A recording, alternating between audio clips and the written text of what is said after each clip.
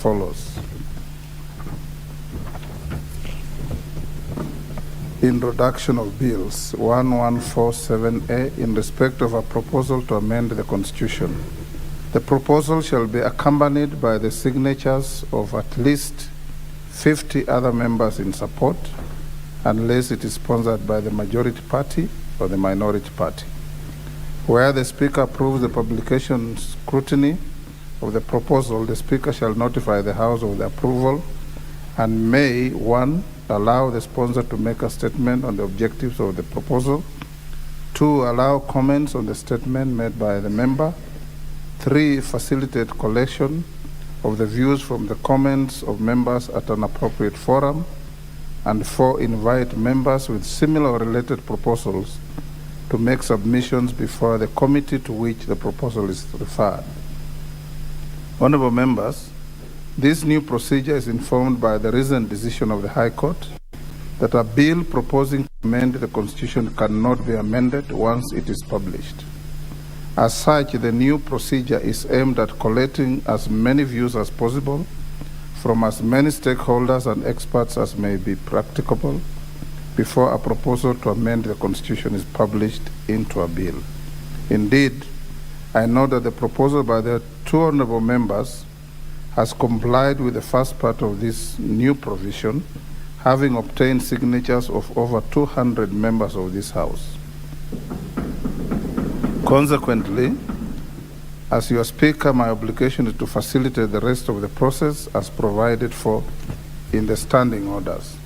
In this regard, honorable members, and in keeping with the requirements of the standing orders, I wish to notify the co-sponsors that the member for Matungulu and the member for Kishugu, on Tuesday, the 2nd November 2022, I will accord you an opportunity of not more than 20 minutes each to make statements on the proposal in the House. The statements should outline the contents and objectives of the proposal. During the same sitting, in order to facilitate the initial stage of collation of members' views, I will also allow the House to make general comments on the proposals. Thereafter, I will refer the matter to the Select Committee on the National Government Constituency Development Fund or issue other directions in view of the comments that will be made by the members on the proposal. Honorable members, in the meantime, the Clerk of the National Assembly is hereby directed to circulate the legislative proposal to all members. Thank you.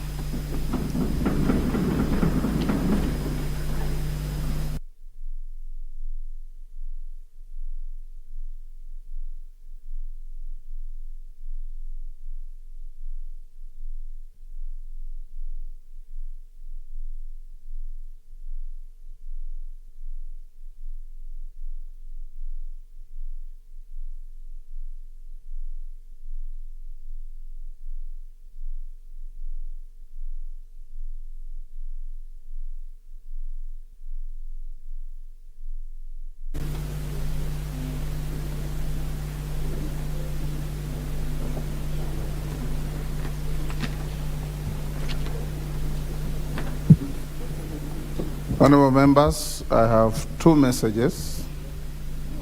The first one, the approval of a nominee for appointment as the Inspector General. Honorable members, pursuant to the provisions of Standing Order number 42.1, I wish to report to the House that I have received a message from His Excellency the President regarding the nomination of a person for appointment as the Inspector General of the National Police Service. Order, honorable member.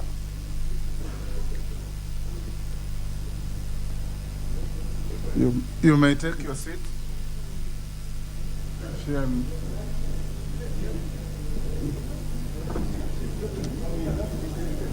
In the message, order, honorable members, in the message, His Excellency the President conveys that in excess of powers conferred by Article 245(2)(a) of the Constitution and Section 12(2) of the National Police Service Act 2011, as read together with Section 5 of the Public Appointments Parliamentary Approval Act 2011, he nominates Engineer Japheth Kome Njebere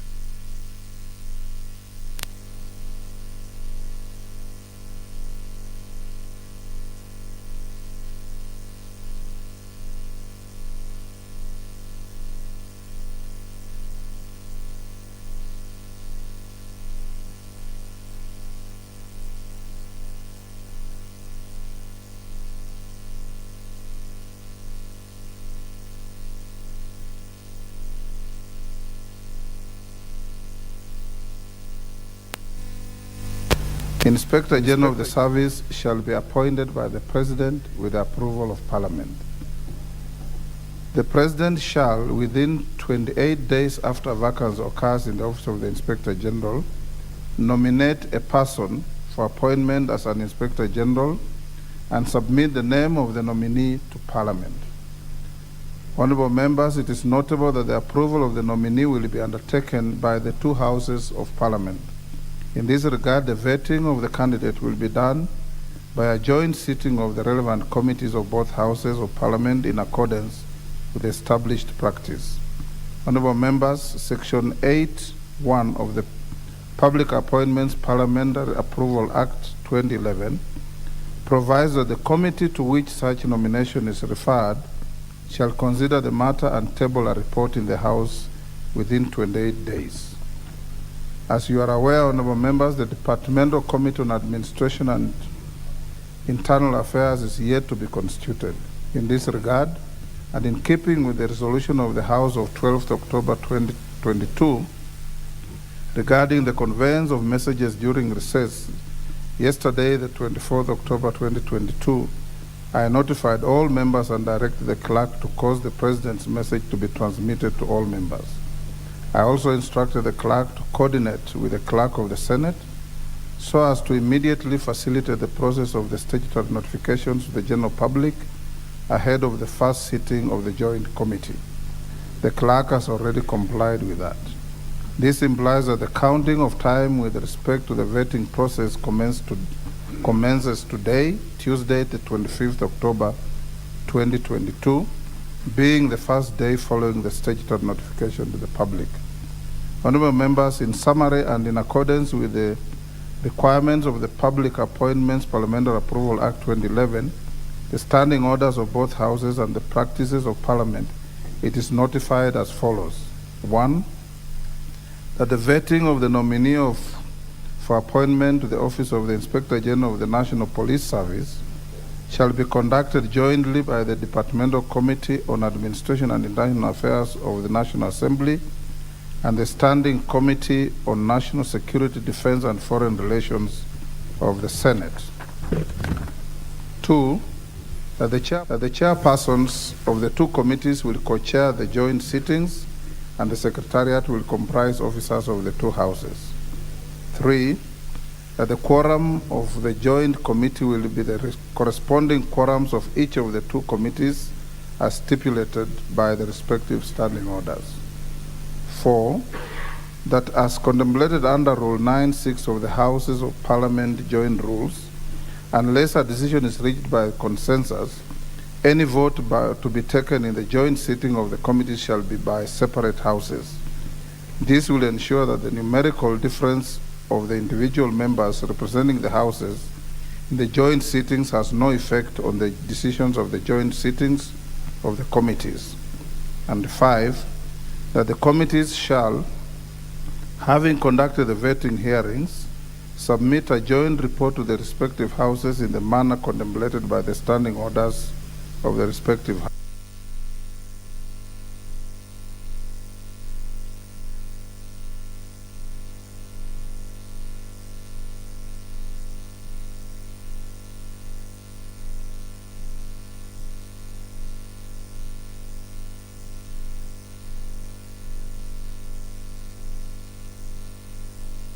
Thank you. Members at the bar, you may take your seats.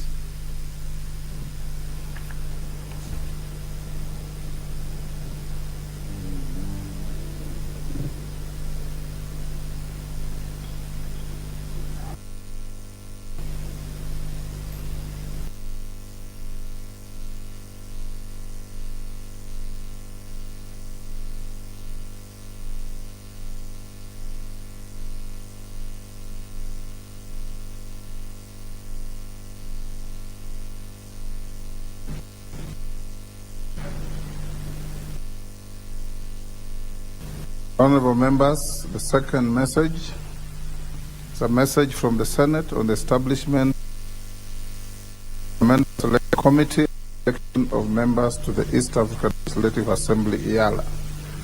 Honorable members, pursuant to the provisions of Standing Order 41 of the National Assembly I wish to take the House a message from the Senate regarding the establishment of a joint parliamentary select committee on the election of members to the East African Legislative Assembly. The message conveys that the Senate on Tuesday, 18th October 2022, appointed the following 7 senators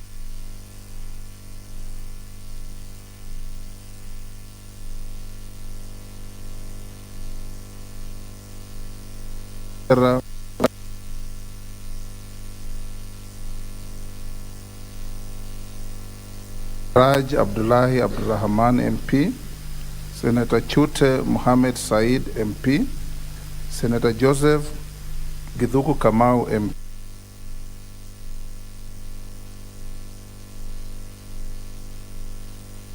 You will recall that October 2022 of its members to the joint committee. The membership of the National Assembly by the member for Kipipiri constituency, the Honorable Wanjiku Muhia MP. This means that the Joint Committee on Election of Members to the East African Legislative Assembly, EALA, conducted the African Legislative Assembly election of members of the Assembly Rules 2017. I therefore urge the co-chairpersons of the Joint Committee to urgently proceed to facilitate the process of nomination of Kenya's representatives to the East African Legislative Assembly as required by the said rules, informed of the progress of the matter. I thank you. Next order. Order number 4, petitions. Order number 5, papers.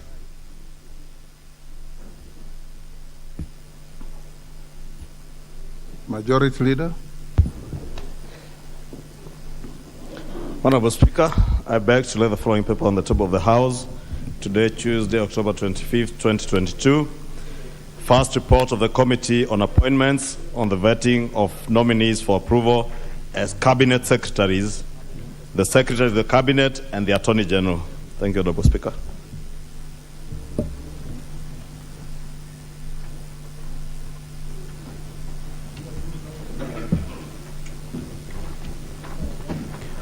Order number 6, notices of motion. Majority Leader. Honorable members, you'll notice that we now have a supplementary order paper that we will use to guide our proceedings from now henceforth.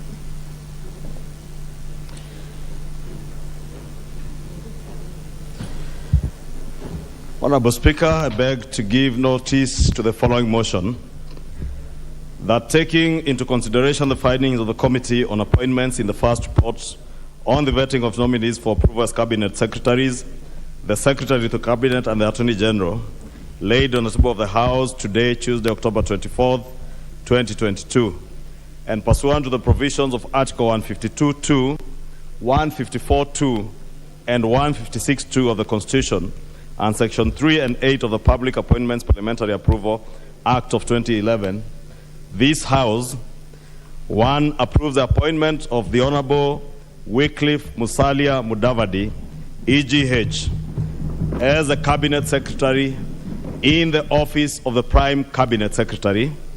2, approves the appointment of the Honorable Justin Bidan Muturi Njoka, EGH, as the Attorney General. 3, approves the appointment of Honorable Aden Bare Duale, EGH, MP, as a Cabinet Secretary for Defense. 4, approves the appointment of the Honorable Dr. Alfred Nganga Mutua, EGH, as the Cabinet Secretary for Foreign and Diaspora Affairs. 5, approves the appointment of the Honorable Alice Mudhoni Wahome, MP, as the Cabinet Secretary for Water, Sanitation, and Irrigation. 6, approves the appointment of the Honorable Professor Kithure Kindiki, EGH, as the Cabinet Secretary for Interior and National Administration. 7, approves the appointment of the Honorable of Professor Njuguna Ndungu, PhD, CBS, as the Cabinet Secretary for National Treasury and Planning. 8, approve the appointment of the Honorable Aisha Jumwa Karisa Katana as the Cabinet Secretary for Public Service, Gender and Affirmative Action. 9, approve the appointment of Mr. Davis Kimutai Chirchir as the Cabinet Secretary for Energy and Petroleum. 10, approve the appointment of the Honorable Moses Kuria as the Cabinet Secretary for Trade, Investment and Industry. 11, approve the appointment of the Honorable Onesimus Kipchumba Murkomen, EGH MP, as the Cabinet Secretary for Roads, Transport and Public Works. 12, approve the appointment of the Honorable Roslinda Soipan Tuya, CBS and MP, as the Cabinet Secretary for Environment and Forestry.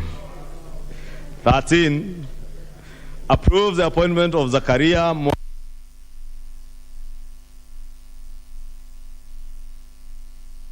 and Urban Development. 14, approve the appointment of Ms. Susan Nahumicha Wafula as the Cabinet Secretary for Health. 15, Meveka Linturi as the Cabinet Secretary for Agriculture and Livestock Development. 16, approve the appointment of Mr. Eliud Okech Owalo as the Cabinet Secretary for Information Communications and the Digital Economy. 17, approve the appointment of the Honorable Ezekiel Machogu Ombaki, CBS, as the Cabinet Secretary for Education. 18, approves the appointment of the Honorable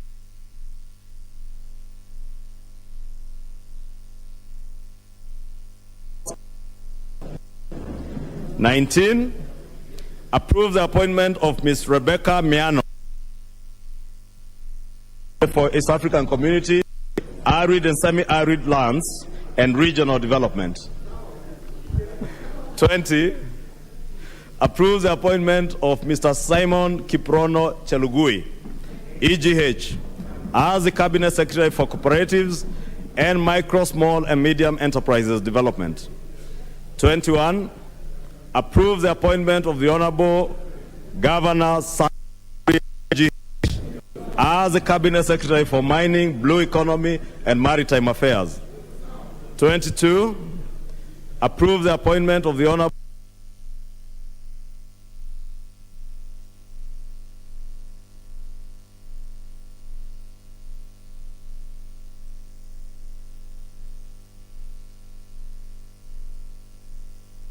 CBS as the Secretary to the Cabinet, and 24, rejects the appointment of the Honorable Penina Malonza, GW, as Cabinet Secretary for Tourism, Wildlife,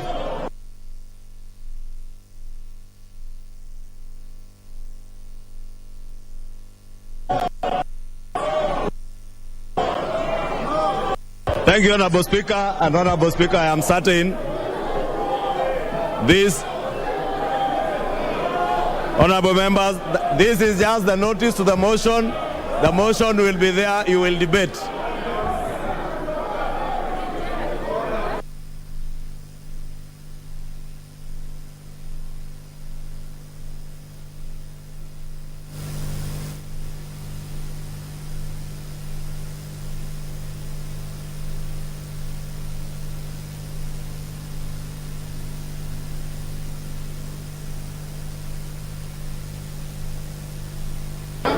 Order, honorable members. Honorable members, that is just but a notice of motion. Can we have order? Order, honorable members. That is just but a notice of motion. Each one of you is going to have time to debate, to ventilate on this motion, and eventually each one of you will vote on this motion. And you have the right to vote the way you want. I didn't hear you mention the Attorney General. Did you? You did. Honorable members, will now proceed as follows. Order, honorable members. Order. We'll now proceed as follows. If you look at your supplementary order paper, the Honorable Elsie Muhanda, if she's in the House, will be called upon to reply to her motion, whereafter a question will be put. After that, the Honorable Titus Hamala MP will be called upon to move his motion, but this motion will only be debated up to 3:30. I'm giving you time, honorable members, to pick the committee report, have a look and read through it, and at 3:30, I'll call the majority leader to move the motion whose notice has just been given. Whatever strong views you have on any of the nominees, I urge you to observe parliamentary decorum and dignity and debate the motion, and you will vote on it at the end of the debate, which shall be tomorrow. So we have time to debate this motion from 3:30 to the closure of business today, and tomorrow for the better part of the morning, whereafter you'll be given an opportunity. And I encourage you, the power of your vote is greater than the loud voice that you may give on the floor of this House. Because at the end of the day, it's the power of your vote that matters more than the manner in which you vigorously express yourselves through loud voices. I encourage us as a House to debate matters soberly and carry the dignity as representatives of the people of the Republic of Kenya, with the power to choose or reject whatever comes before you. And that is the power nobody can take away from you. Thank you. Yes, Honorable Junet.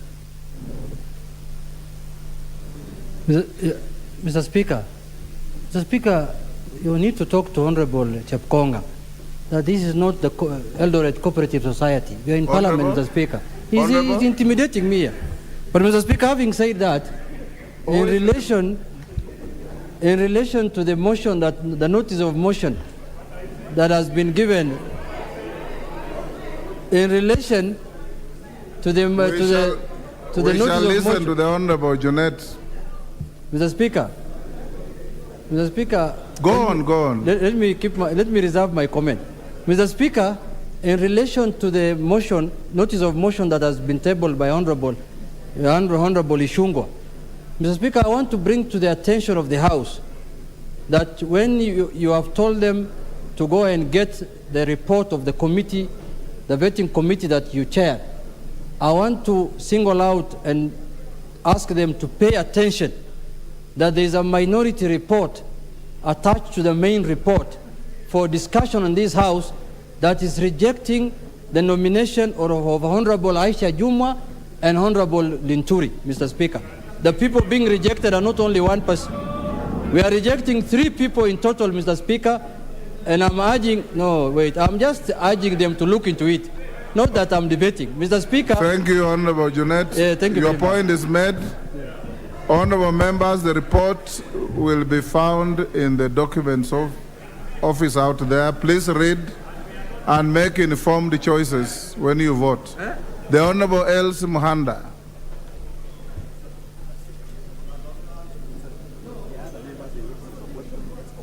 Oh, Honorable Elsie, you hold on. There are other notices of motion before we come to you.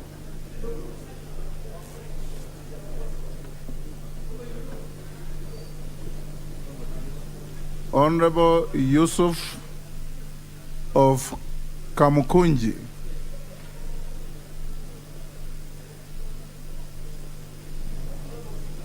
Honorable Yusuf is not in the house.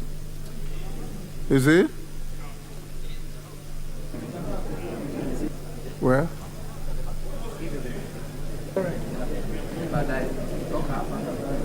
Can you give the Honorable Yusuf the mic to give notice of a motion?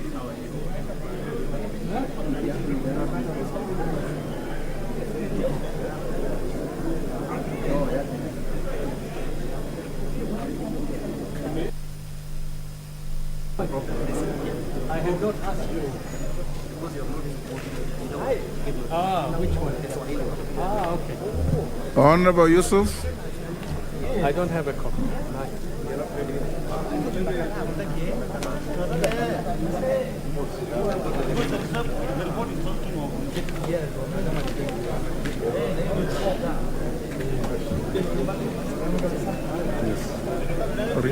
Yes.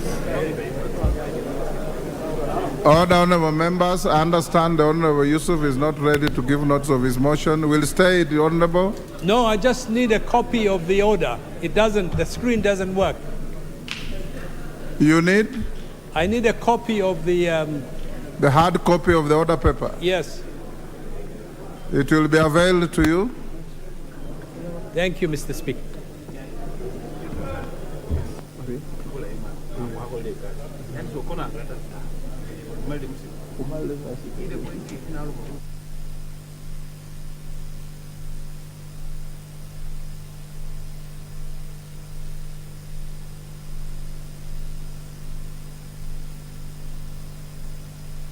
Honorable Yusuf, you gotten the order paper?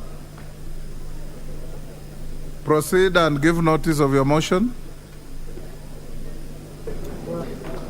Asante Bwana Spika kwa kunipatia fursa hii ya kupendekeza arifa ya hoja ya kubuniwa kwa Baraza la Kiswahili la Kitaifa.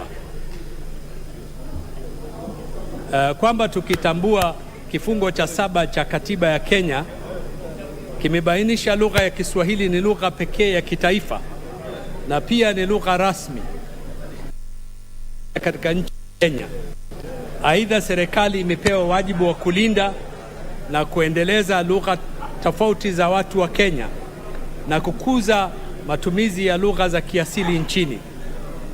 Tukitanabahi kwamba Kiswahili ni mojawapo rasmi moja ya nchi za Afrika na pia kifungo cha 119 na kifungo cha 137 ya mkataba wa waanzilishi wa Jumuiya ya Afrika Mashariki vimewajibisha dola za Afrika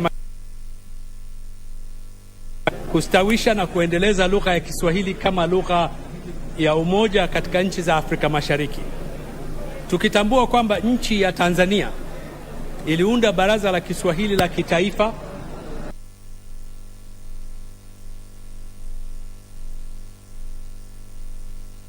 la Zanzibar Bakiza katika mwaka 2004 kwa madhumuni ya kukuza, kuimarisha na kuendeleza mbele lugha ya Kiswahili katika Tanzania bara pamoja na visiwa vya Zanzibar.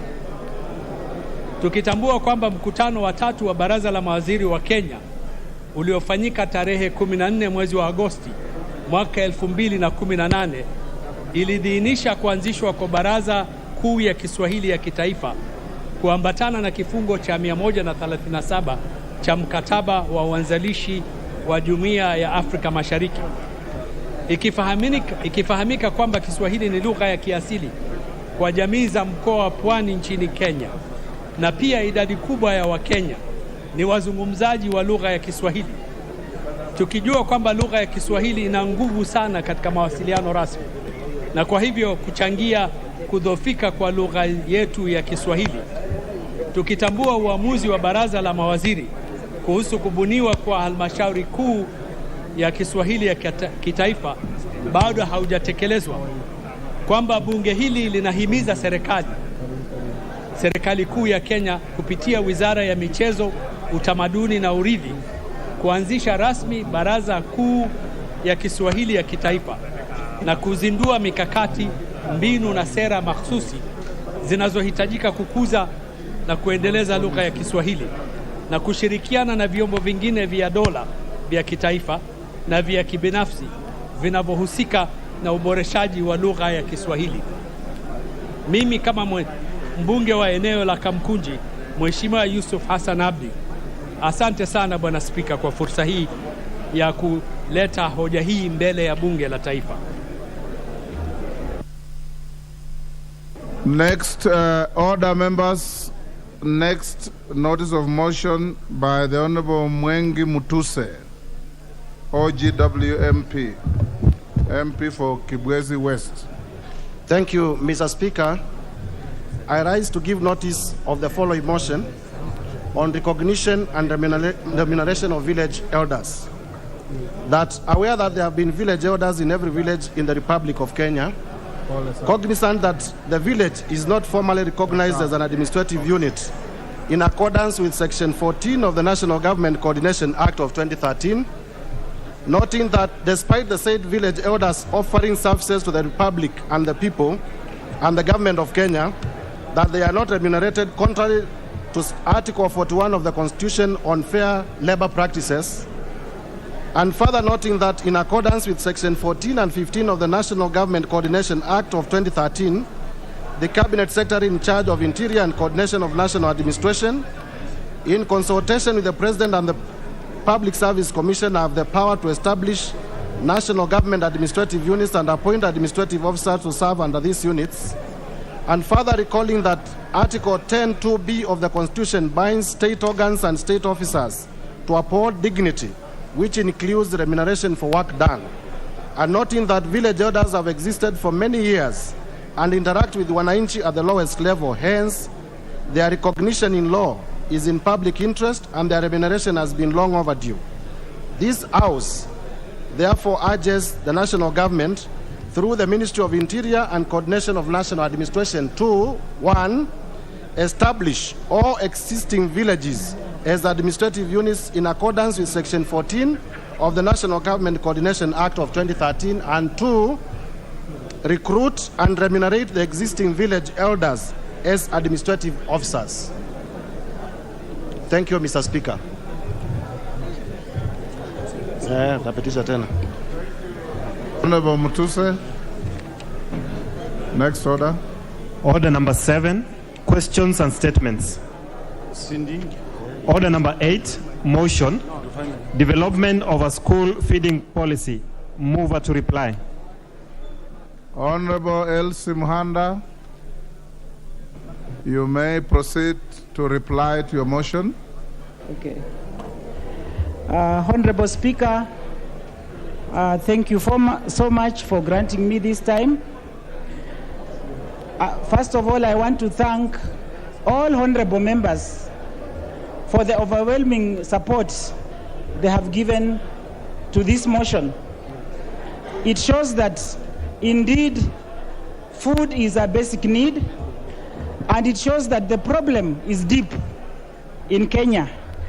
And before I finalize my right of reply, Honorable Speaker, I beg to donate 1 minute to Honorable Mary Emase, Honorable Engineer Nzengu, Honorable Catherine Omanyo, Honorable Charity Gadhambi, Honorable Zambia, Honorable Malulu Injendi, and Honorable Kombe. 1 minute each before I finalize, because I only have 10 minutes. So, Honorable Speaker,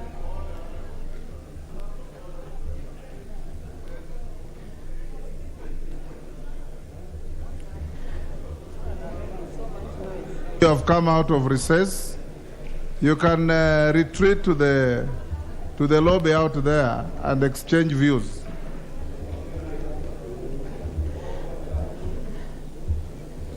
Honorable Speaker, I was just begging, because of the overwhelming support and interest this motion has raised. Honorable Speaker, we went on even past 9 o'clock. So I was begging Honorable Speaker to donate 1 minute each to 6 members, Honorable Speaker. Go ahead. The first one. Honorable Mary Emase. Mary Emase, 1 minute.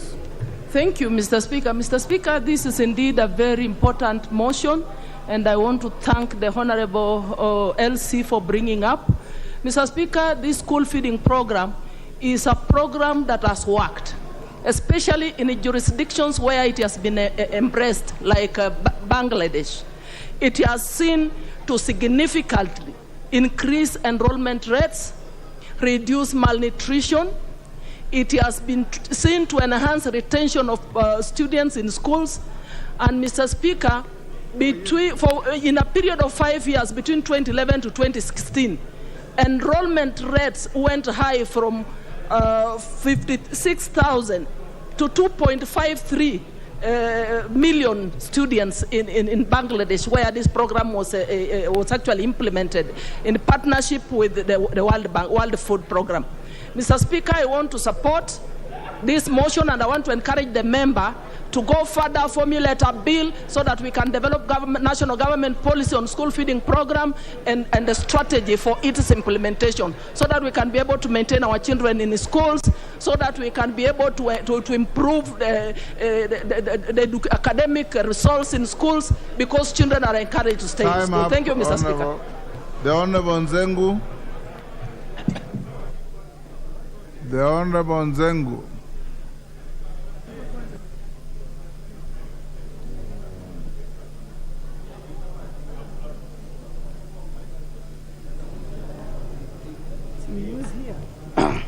Thank you, Mr. Speaker. I want to first, from the onset, thank Mheshimiwa Honorable Elsie for giving me 1 minute to add my voice on this motion on school feeding program. And in supporting this motion, I want to indeed underscore the importance of school feeding program, because some of us are in this parliament and got our education, because those years when we were young in primary school, we used to get feeding in the schools. Those who were there during the Moi era, the school milk program, and very many people who come from areas like where I come from, have been able to get their education through support from school feeding program. So I support. Thank you. The Honorable Gadambi. Thank you, Mr. Speaker, sir. Allow me to thank you, Honorable Elsie, for coming up with a very good motion. Mr. Speaker, sir, it is good also to remember in this country right now, we are suffering drought in different corners of this country. We have students who are not going to school, Mr. Speaker, sir, because there's a lot of problem on matters of food insecurity. Therefore, Mr. Speaker, sir, I stand to support the motion, because some of us come in some constituencies where some students cannot go in school. Mr. Speaker, sir, as I stand here, I come from Joro constituency, where I have some wants, where some students cannot attend schools because of lack of food. Therefore, Mr. Speaker, sir, I'm standing here to support the motion, because when we make sure that there is a feeding program in the school, we are also emphasizing on healthy diets. Next, the Honorable Zambia. Thank you, Honorable Speaker, for the opportunity. Let me first thank my God for making me get back to this parliament, and I thank my family, together with my constituents, for making me being elected the second time to serve them. I'll be very brief to support this motion. I had the opportunity to serve in the Education Committee in the last parliament, and I remember very well that we passed a budget of around 2 billion for school feeding program. What I am urging the government is that we should move very fast to settle and disperse those funds to the schools before they close. That is, all the other areas all the schools were considered. So I think it is the best time now for the government to release those funds so that we can keep the students in school. Thank you, Honorable Speaker. The Honorable Malulu Injendi. Thank you, Mr. Speaker. I want to congratulate LC for this motion. It is really timely. Mr. Speaker, I remember myself, those who sat for the CPE exams. We had a milk program in our schools, 1970s, which actually enticed some of us to remain in school because every day we were taking milk. So I second this motion that is timely for most of the Kenyans, because I know what's happening in most of our schools. Currently, parents are paying money to have this program in their schools, and those parents who are not able to pay, Mr. Speaker, it is so embarrassing, it is so dehumanizing that those students, pupils who have not paid, are kept in the field, not eating, whereas those who have paid eat. So this is really timely. Thank you. There is a point of order. Yes, Mheshimiwa. Give the honourable member the mic. Mr. Speaker, I rise on point of order in line with Standing Order number 107C to just inform you, because the Speaker has no eyes and has no ears, that the level of consultation in the House is too disruptive for us to follow the proceedings of the House. Thank you, sir. Indeed, honourable members, I did already say that you are conversing in too loud voices, making it difficult for those interested in the debate to follow. Try and lower your tones in your conversations. Malulu Injendi, have you finished? So, Mr. Speaker, if this program can be taken over by the government, that we have a systematic way of ensuring that there's food in schools, I know most of our pupils will remain in school, they will be held in school and they will study. And most of the families that suffer are families from the poor families. And interestingly, these are the families that bear bright children. Thank you, Mr. Speaker. The Honorable Kombe.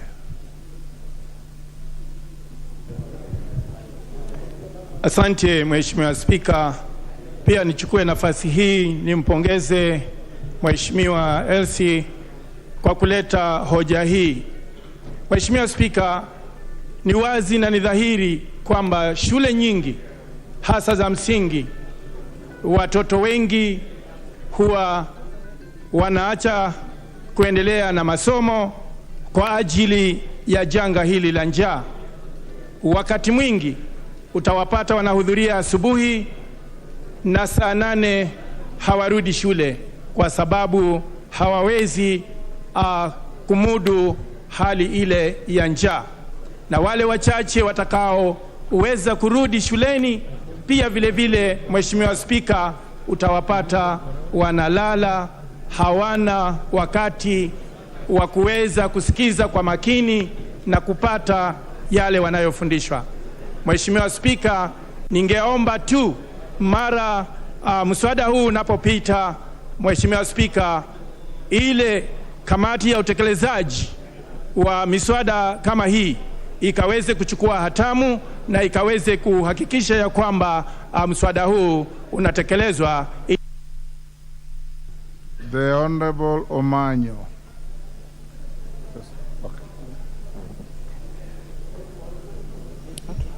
Thank you, Mr. Speaker, sir.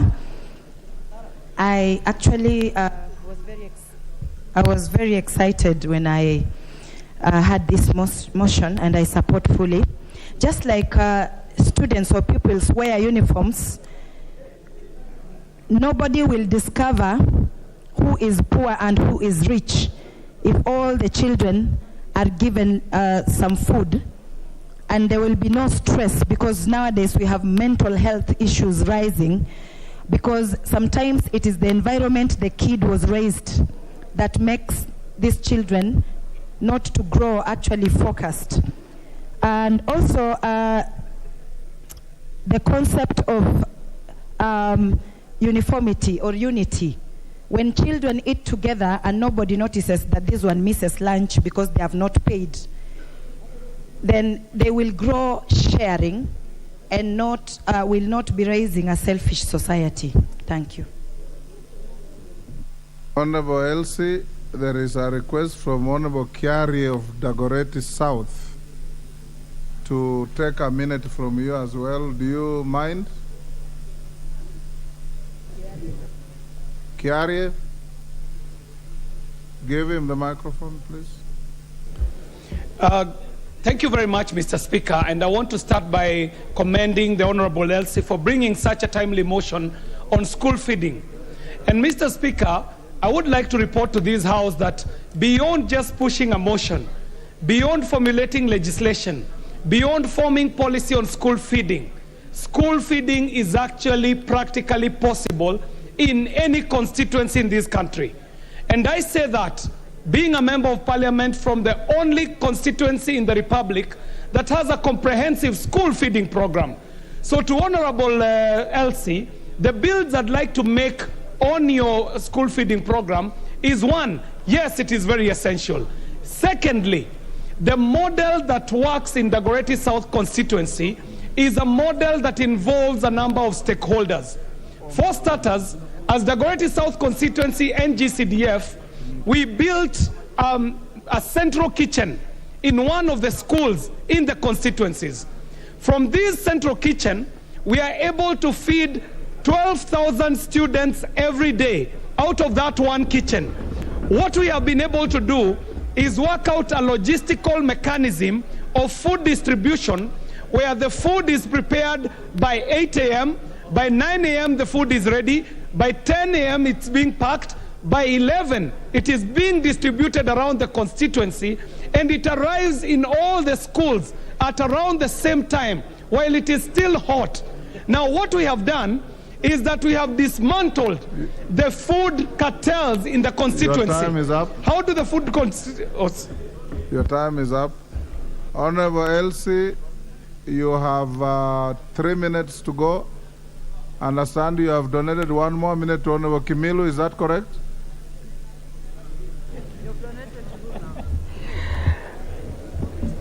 Yes, Mr. Speaker. Honorable Kimilu, when he finishes, you now close your debate. Thank you, Mr. Speaker, for giving me this opportunity. And I want to thank Honorable Elsie for a very important and timely motion, because, Mr. Speaker, as we are speaking now, most of the school children are not attending school due to lack of food. Mr. Speaker, I think this is a very, very important motion, and I support, because I know, as where I come from, Kaiti now, I'm getting calls every day from the parents, teachers, and also the community due to the anger, because, Mr. Speaker, as we are speaking now, the drought is persisting and children are suffering. So I support and thank you, Honorable Mwanda, for a very important motion. Honorable Elsie, now you have 2 minutes to wind up. In winding up, Honorable Speaker, you can see how this motion has a lot of interest, because the situation on the ground is bad, Honorable Speaker. Right now, 3 million Kenyans are hungry. 10 counties are food insufficient. Honorable Speaker, I beg that we take up this matter seriously as a country. I urge the Education Department and all the other agencies to take up the matter, and I propose, members, that this should be an act of parliament, because in Article 53, food is a basic need. A hungry child cannot go to school. So food being a basic need, Mr. Speaker, I urge that this motion, we take it very, very seriously, and all members, we move with it with speed. Thank you, Mr. Speaker. Order, honorable members. Order. I'll now put the question. That aware that school meals are an important safety net for vulnerable children from food insecure households and communities in Kenya, appreciating that school meals have multiple benefits, such as increased school enrollments and attendance, as well as significant and positive contribution to to reducing hunger and improving nutritional intake, noting that primary school completion rates have been found to be higher in schools with meals provided. Thus, school meals remain a core development intervention to support the country's achievements in the education sector. Recognizing that some county governments have adopted direct and community-led initiatives for ECD school feeding programs, concerned that the exercise is not supposed to be a clear policy, is not supported by a clear policy and budgetary framework, and does not support pupils in primary and secondary schools who form the basic education ecosystem, cognizant of the fact that where school meal programs have been initiated, it has been noted that they encounter different challenges that embed their effectiveness, including insufficient resources due to low budgetary allocation and budget cuts, lack of a school feeding policy, inadequate safe cooking and drinking water, drought and famine, poor food storage, a lengthy procurement process, insecurity and dilapidated infrastructure, among others. This House therefore resolves that the Minister of Education, through the relevant State Department, immediately develops a school feeding policy to cover basic education pupils and sustain the program in order to ensure that children are maintained in schools for effective learning and to improve their well-being. As members of that opinion say aye. Aye. Will those of the contrary opinion say nay? The ayes have it. The Honorable Hamala Titus, MP. Order number 9, motion, a review of teacher development policy. Thank you, Honorable Speaker.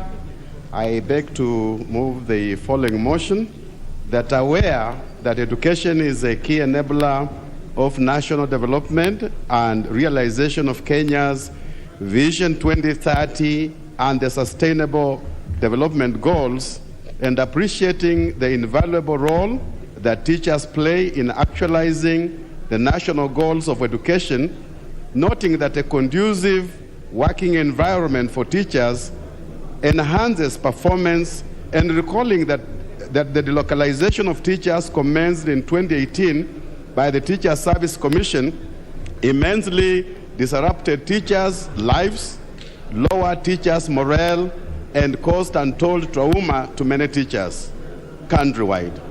Honorable Speaker, concerned that the exercise was not supported with a clear policy framework and was initiated without the participation of teachers or their unions, contrary to Articles 118 and 132 of the Constitution on public participation and involvement of the people in the process of policy making, and cognizant of the fact that the localization of teachers is inconsistent with the United Nations Educational, Scientific and Cultural Organization, UNESCO, teacher deployment practice, which treats education as a culture process conducted within a people's cultural context at the local level.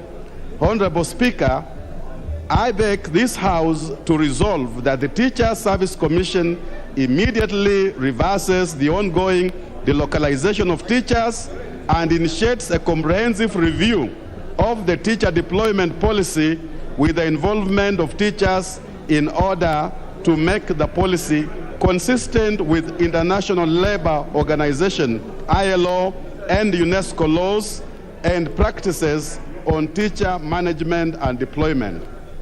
Honorable Speaker, I want to thank God for the opportunity He has given me, and to thank the people of Lurambi for electing me for the second time. And Honorable Speaker, as I move this motion, we are all aware that we have a problem in our schools. Education is what we can give to a country. Our children and generations to come can only be guaranteed when we have a better framework of education. Honorable Speaker, I rise here today to speak on this issue, delocalization, which commenced in the year 2018, whereby without any preparation, without any participation by unions and education stakeholders, Teachers Service Commission began to move teachers from one point to another point. Teachers were moved as animals and not even as human beings. Honorable Speaker, education, as we know, is culture-based. And when I was in school, Honorable Speaker, my teacher began to teach me in this format. Ma, me, mi, mo, mu. Ma, me, mi, mo, mu. Pa, pe, pi, po, pu. You know, because it is culture-based and is local, you can imagine, Honorable Speaker, in my school, in Shibuli, in Butsotso, if I had a teacher from another place with a different accent coming to teach me on how to say ma, me, mi, mo, mu, with their heavy accent or with their light accent, and so the TSC contravened the basic tenet of education, whereby it is local. Teaching is local. Honorable Speaker, we are building and putting in a lot of infrastructure in schools. We pride ourselves on how many schools we have built as members of parliament. We build story buildings, but we forget that if the welfare of the teacher is not taken care of, that story building is no good. A teacher who's taken good care of, a teacher whose welfare is taken care of, can post good results, Honorable Speaker, even if they are teaching under a tree. We have invested heavily and immensely. Honorable Speaker, I pray you protect me from, there is a lot of talking. Proceed. It's relatively low now. Honorable Speaker, I'm forced to lift my voice of the bishop. I've heard you talk very loudly in your church, so speak like that. Thank you, Honorable Speaker. I proceed. So, Honorable Speaker, I speak on behalf of so many teachers because, Honorable Speaker, when the localization came in place, teachers' unions were stifled. Life was taken out of the unions of the teachers. Those who were supposed to defend teachers, I will even mention the Honorable Mboko Milemba, who is here and he was in the last parliament. Honorable Speaker, Honorable Milemba could not even speak on behalf of teachers because TSC was sitting on him. TSC was harassing him. Point of order from Honorable Milemba. Thank you, Honorable Speaker.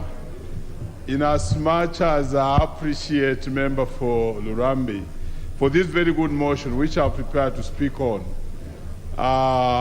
Honorable Speaker, I don't think it's in order to shout my name in Parliament here, remembering that I'm the national chairman of the Teachers of Kenya, and I speak for the teachers when I have to speak for them.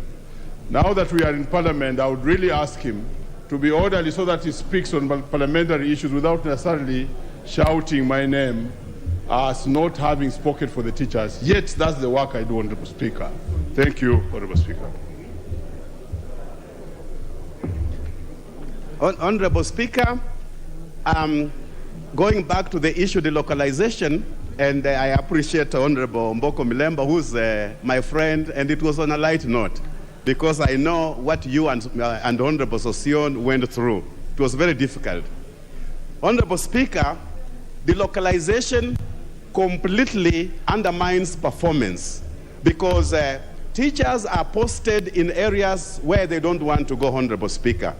In my constituency, I visited a school and I had a conversation with the principal of a secondary school who was asking me why he was posted there, and it was not even me who took him there. Teachers are demoralized because they are plugged from point A, taken to point B without preparation, psychologically. And, Honorable Speaker, we have to realize that teachers are human beings. they have families. You find a young couple, both of them are teachers. One is taken to the west, another one is taken to the east. These teachers suffer from financial constraints because they are not adequately paid by the Teachers Service Commission so that they can be able to fund themselves, rent homes, because separately they are renting homes. Honorable Speaker, when I was growing up, the people who made our society to be a society were teachers. Teachers were the people who are running society economics. Teachers were the employers. Teachers were the great stakeholders. Teachers were the people who would plan for a society, for a community, for a village. Teachers were mostly what I would say guest of honors in any given fundraising in a community. When these teachers are taken out of a community, taken elsewhere, we are not even thinking in terms of their families, that if somebody, a man or a woman, is not stable, a man is worried about the wife is married about the husband. For example, you take out somebody who is over 50 years, remove them from their station of work, take them elsewhere. This is a man who has been operating in his home. This is somebody who has his cow. This is somebody respected. Now you've taken him to live behind shops in a single room, cooking for himself. A grandfather, a grandmother. You find a man has been removed from Kakamega, taken to Siaya, taken to Eldoret, taken to Kambani. Where they have gone, they have to rent a room. Honorable Speaker, Teacher Service Commission has broken marriages. Teacher Service Commission has destroyed families. And this is very important for us to realize that when families are broken, a country or a nation is broken. Family is the fabric that holds a country together. Honorable Speaker, you find a man who's 58 years has gone in another county. When they arrive there, he has to cook, he has to fend for himself. Very soon a young woman will find his way in the life of this old man. This man will begin a new year, a new family, just 2 years to retirement. And it's not because it is something this man wanted to do, but circumstances, the challenges of cooking, the challenges of looking for vegetable, going to the posho mill, has now distracted a once stable family. You go to homes and you discover some of the homes and houses, they now look like museums because they've been deserted. Honorable Speaker, if we are thinking about service delivery and performance and excellence in education and having quality education, we must think about the welfare of the teacher. A teacher, yes, we know teachers can teach anywhere. And as Kenyans, if you are employed by the government, you can work from any station in this country. But as we realize, when we look at EALA and UNESCO laws that are governing teaching and as a practice, it is supposed to be local. It is supposed to be culture-based. And Honorable Speaker, it's been a hell on earth for teachers since 2018, since the inception of delocalization. And of course, Honorable Speaker, this exercise was undertaken by the Teacher Service Commission without any consultation, without any participation, which abuses the Constitution, because we know very well that public participation is key to any reform, is key to any policy making, it is key to any implementation, that before we implement, before we make a lot of changes, we have to consult, we have to talk to stakeholders. Honorable Speaker, I beg this House to consider this issue of delocalization. We do not want to do what I would say a plastic undertaking. We have to do something holistic, whereby we make sure our teachers are not living in fear. Our teachers are not working in an environment where they're thinking, this is October, I don't know where I'm going in January. And Honorable Speaker, we do not want a situation whereby the Teacher Service Commission are treating teachers as if they are just objects of work. Teacher Service Commission ought to respect teachers, ought to treat teachers as human beings. Teacher Service Commission has to respect families. Teacher Service Commission has to realize that it's not just about deployment and sending teachers to work, but the welfare of the children, the learners, the students. Because, Honorable Speaker, if a teacher is teaching in an environment that is hostile, for example, you find there is a principal that has been removed from a school, then the other principal, when the principal comes in, the community rejects that principal. So that principal cannot land in that station because perhaps the principal that was there was performing. So this new one that has been brought, there is a history of non-performance. Honorable Speaker, I have seen schools where parents have marched to the school to evict the head teacher, to evict the principal, and the pupils were cheering. It was like a political rally. And I'm just asking myself, what are we putting in our children? What kind of investment are we making in our children if we can't teach our children how to respect, how to view their teachers? Teachers are humiliated because they are not accepted. Honorable Speaker, it will take a delocalized teacher even a year just to learn the local language, to learn the culture. Of course, we know that English and Kiswahili are the national languages. But, Honorable Speaker, our tribal languages, our mother tongue, the first language we speak in the rural villages, way back in the rural constituencies, they still help us to develop a child. Because a child who has been raised by a mother and a father who never went to school, maybe perhaps the only language they speak is their mother tongue. And so you find that a teacher who has been delocalized has to take a lot of time to learn the culture, to understand how things operate and how they can become effective. Honorable Speaker, this is a very important motion because it is going to end delocalization.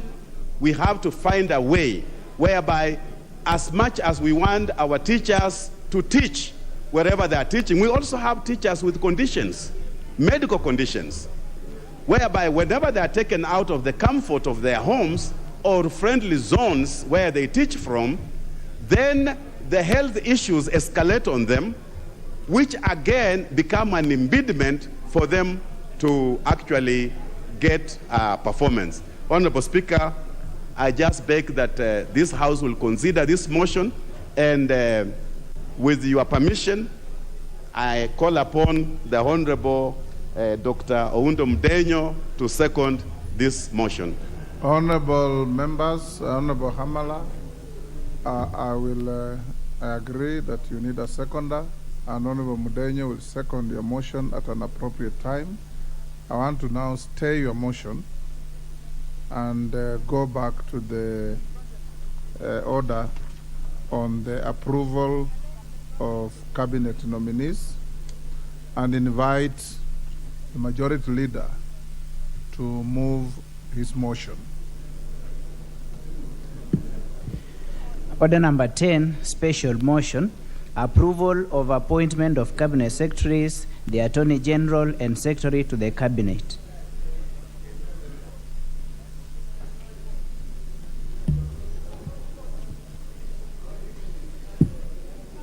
Thank you, Honorable Speaker. The sergeant and the sergeant at arms and his staff are distributing the reports. Try and get the reports to as many, if not all members, as quickly as you can. We can make do with what we have. Go ahead, Majority Leader. Thank you, Honorable Speaker. Honorable Speaker, I beg to move that, taking into consideration the findings of the committee on appointments in its first report on the vetting of nominees for approval, as Cabinet Secretaries, the Secretary of the Cabinet, and the Attorney General, laid on the table of the House today, Tuesday, October 24, 2022, and pursuant to the provisions of Article 152.2, 154.2, and 156.2 of the Constitution, and Sections 3 and 8 of the Public Appointments Parliamentary Approval Act of 2011, this House, 1, approves the appointment of the following persons as Cabinet Secretaries. 1, the Honorable Wycliffe Musalia Mudavadi, EGH, to the office of the Prime Cabinet Minister. 2, the Honorable Professor Kithure Kindiki, EGH, as Cabinet Secretary, Ministry of Interior, National Administration. 3, Professor Njuguna Ndung'u, CBS, as Cabinet Secretary for National Treasury and Economic Planning. 4, the Honorable Alice Muthoni Wahome, as Cabinet Secretary, Ministry of Water, Sanitation and Irrigation. 5, the Honorable Aden Bare Duale, EGH, as a Cabinet Secretary, Ministry of Defense. 6, the Honorable Rebecca Miano, MBS, as Cabinet Secretary, Ministry of East African Community, the ASALs and Regional Development. 7, the Honorable Alfred Nganga Mutua, EGH, as Cabinet Secretary, Ministry of Foreign Affairs and Diaspora Affairs. 8, the Honorable Aisha Jumwa Karisa Katana, as Cabinet Secretary, Ministry of Public Service, Gender and Affirmative Action. 9, the Honorable Moses Kiarie Kuria, as Cabinet Secretary, Ministry of Trade, Investment and Industry. 10, the Honorable Roslinda Soipan Tuya, CBS, as Cabinet Secretary, Ministry of Environment and Forestry. 11, the Honorable Onesimus Kipchumba Murkomen, EGH, Cabinet Secretary, Ministry of Roads, Transport and Public Works. 12, Mr. Zakaria Mwangi Njeru, as Cabinet Secretary, Ministry of Lands, Housing and Urban Development. 13, Ms. Susan Nahumicha Wafula, as Cabinet Secretary, Ministry of Health. 14, the Honorable Franklin Medeka Linturi, as Cabinet Secretary, Ministry of Agriculture and Livestock Development. 15, the Eliud Okech Owalo, Cabinet Secretary, Ministry of Information, Communication and the Digital Economy. 16, the Honorable Ezekiel Machogu Ombaki, CBS, as Cabinet Secretary, Ministry of Education. 17, the Honorable Davis Kimutai Chirchir, as Cabinet Secretary, Ministry of Energy and Petroleum. 18, the Honorable Ababu Namwamba, EGH, as a Cabinet Secretary, Ministry of Youth, Youth Affairs, Sports and the Arts. 19, Mr. Simon Kiprono Chelugui, EGH, as Cabinet Secretary, Ministry of Cooperatives and Micro, Small and Medium Enterprises Development. 20, the Honorable Salim Mvuria, EGH, as Cabinet Secretary, Ministry of Mining, the Blue Economy and Maritime Affairs.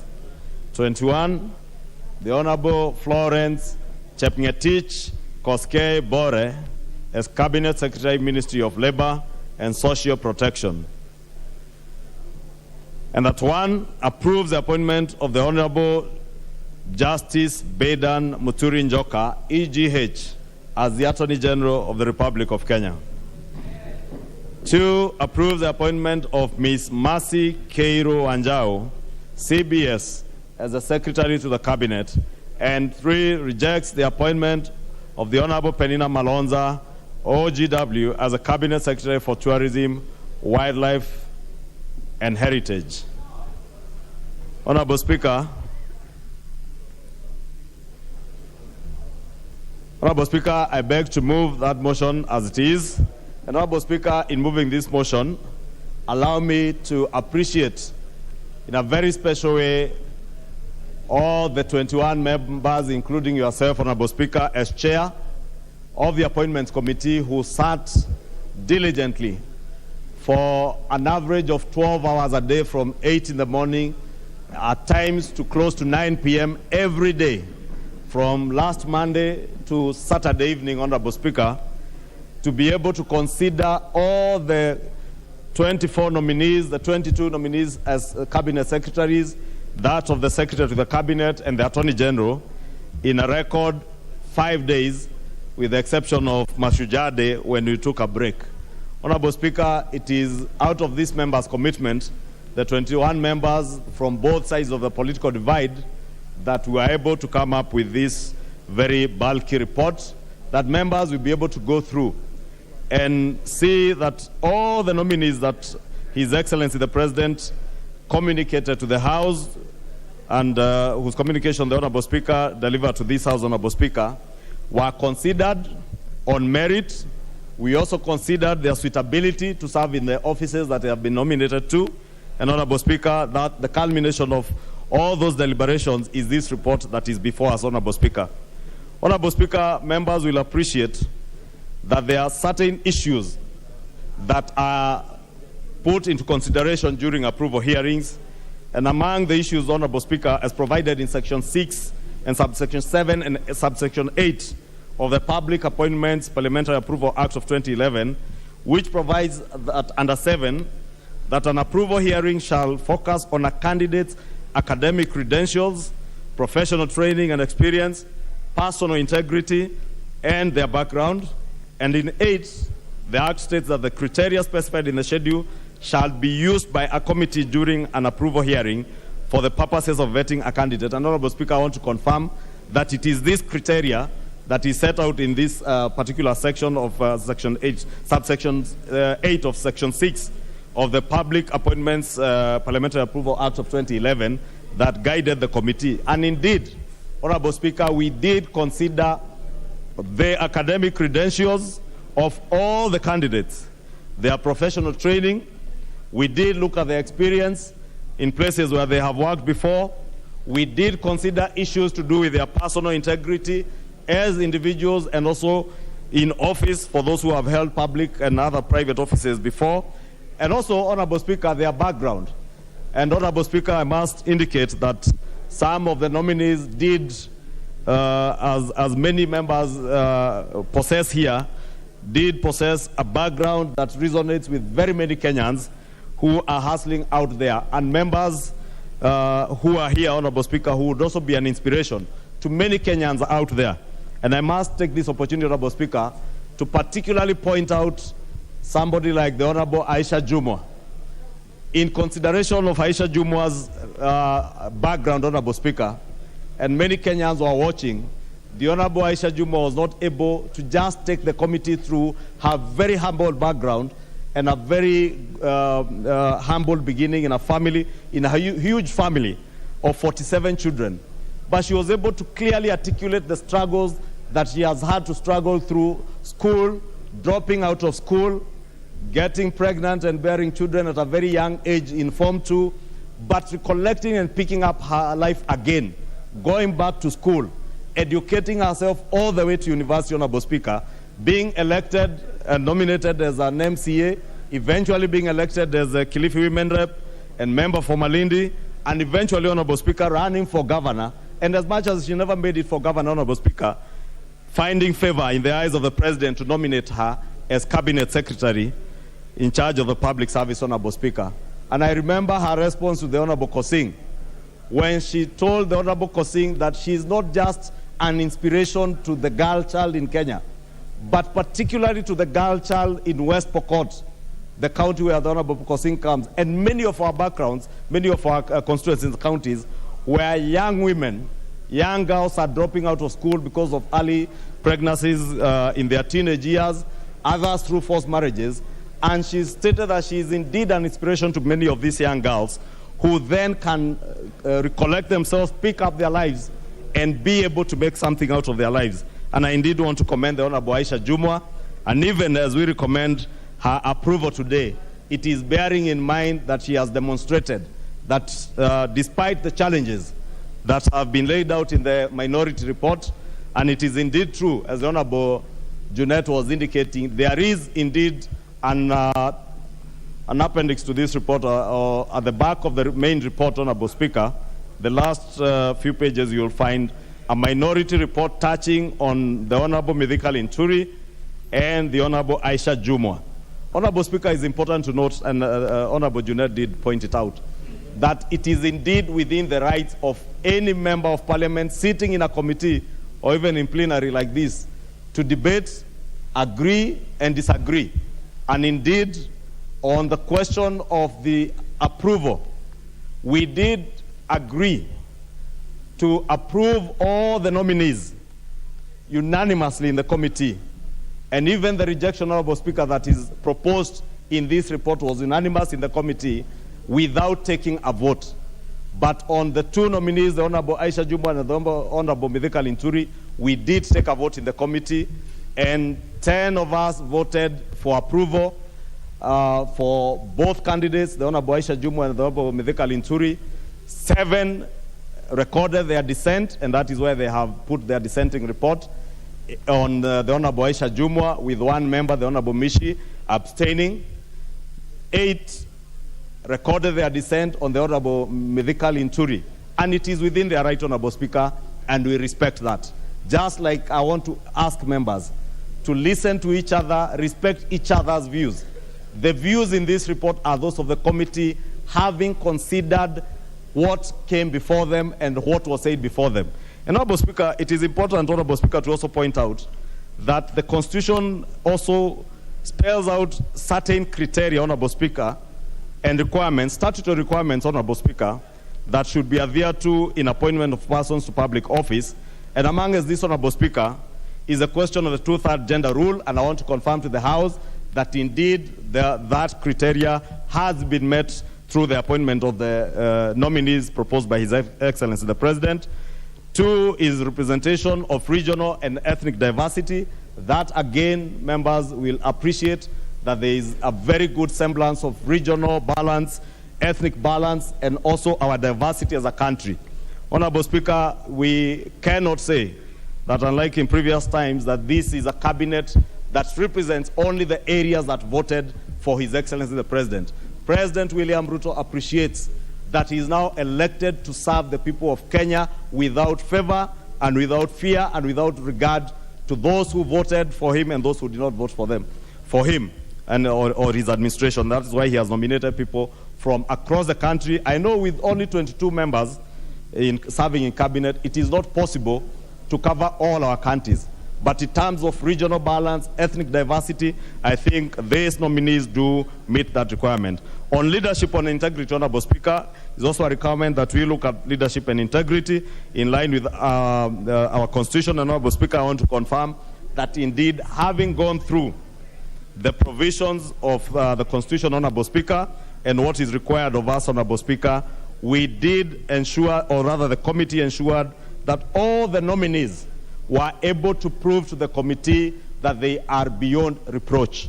Honorable Speaker, I want to emphasize, Honorable Speaker, the need for all our nominees to prove that they are beyond reproach, Honorable Speaker.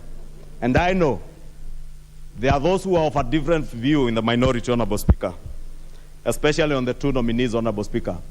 But all the matters, Honorable Speaker, that were conversed in the committee, Honorable Speaker, both on Aisha Jumwa, Honorable Speaker, there are charges that have been leveled against the Honorable Aisha Jumwa, and indeed affidavits were even filed against Aisha Jumwa, against Mithika Linturi, 1 against Professor Njuguna Ndung'u, and the committee was able to consider all these petitions and memoranda that were filed by members of the public in line with the constitutional provisions to allow for public participation. And indeed, the people of Kenya did not just exercise their right to public participation by submitting memoranda to the National Assembly to be considered as we vetted these people, but they also participated in the actual vetting of these nominees. Since the fourth estate, Honorable Speaker, as we thank them and appreciate the work that they did to cover the proceedings from morning to all the way to late in the evening, Honorable Speaker, through the fourth estate, Honorable Speaker, and our media agencies and media companies, Kenyans were able to participate in the vetting. And I must appreciate millions and thousands of Kenyans who supported the committee, vetted these nominees together with us, and would even send in questions by SMS and WhatsApp, and some, Honorable Speaker, by even making calls over lunchtime, putting specific questions to nominees, and I'm sure many of the committee members were able to represent their people by asking some of the questions that members of the public wanted to be put to these nominees, Honorable Speaker. And it's in great appreciation that our country has come of age, that Kenyans now are very conscious of what is going on in their country. And I'm sure, Honorable Speaker, last week, from 8 in the morning to 8 p.m. in the evening, Honorable Speaker, many Kenyans were glued to their TVs, watching and participating in the vetting exercise. And I'm sure even as we seek to approve these nominees, Honorable Speaker, they will agree with many of us and many Kenyans that indeed these are nominees who have passed the test of time, Honorable Speaker. Honorable Speaker, without delving onto the issue that have been raised in the minority report, Honorable Speaker, the area where we could not agree between us and those who are in the minority, Honorable Speaker, was more ideological than anything else, Honorable Speaker. Because there are those of us who believe that in line with our Constitution, Honorable Speaker, every Kenyan has the right to assume, or rather to carry the presumption of innocence until you are proven guilty by a competent court of law. And it is indeed true, Honorable Speaker, that the Honorable Aisha Jumwa has been charged in court, but there is no court in the Republic of Kenya that has passed any judgment on the Honorable Aisha Jumwa, on the Honorable Mithika Linturi, and indeed, Honorable Speaker, it is worth noting that the criminal case that had been leveled against Honorable Mithika Linturi, or Senator Linturi, was actually withdrawn by the office of the DPP, Honorable Speaker. I know those in the minority, Honorable Speaker, did observe that the Honorable Linturi, without prompting from anyone, volunteered information to the committee that he had another close to 35 cases in court. But he was emphatic that none of those cases that he's prosecuting in court, or the cases that he has in court, are criminal in nature. They are all civil cases. And therefore, Honorable Speaker, it was with that in mind that we thought, those of us in the majority, and I want to beg with this House to agree with the majority, that these two nominees are presumed innocent until they are proved guilty in a competent court. And since that has not happened, Honorable Speaker, it is only right that we give them the benefit of doubt, and in line with our statutes, Honorable Speaker, and our Constitution, should any of them, even those who have no cases in court, Honorable Speaker, should any of these nominees ever be found guilty of any criminal offense, Honorable Speaker, it is within the powers of this House to impeach and recall that cabinet secretary. And indeed, we did put that question to one of the nominees, whether if they were to be found guilty, they would be willing to take responsibility.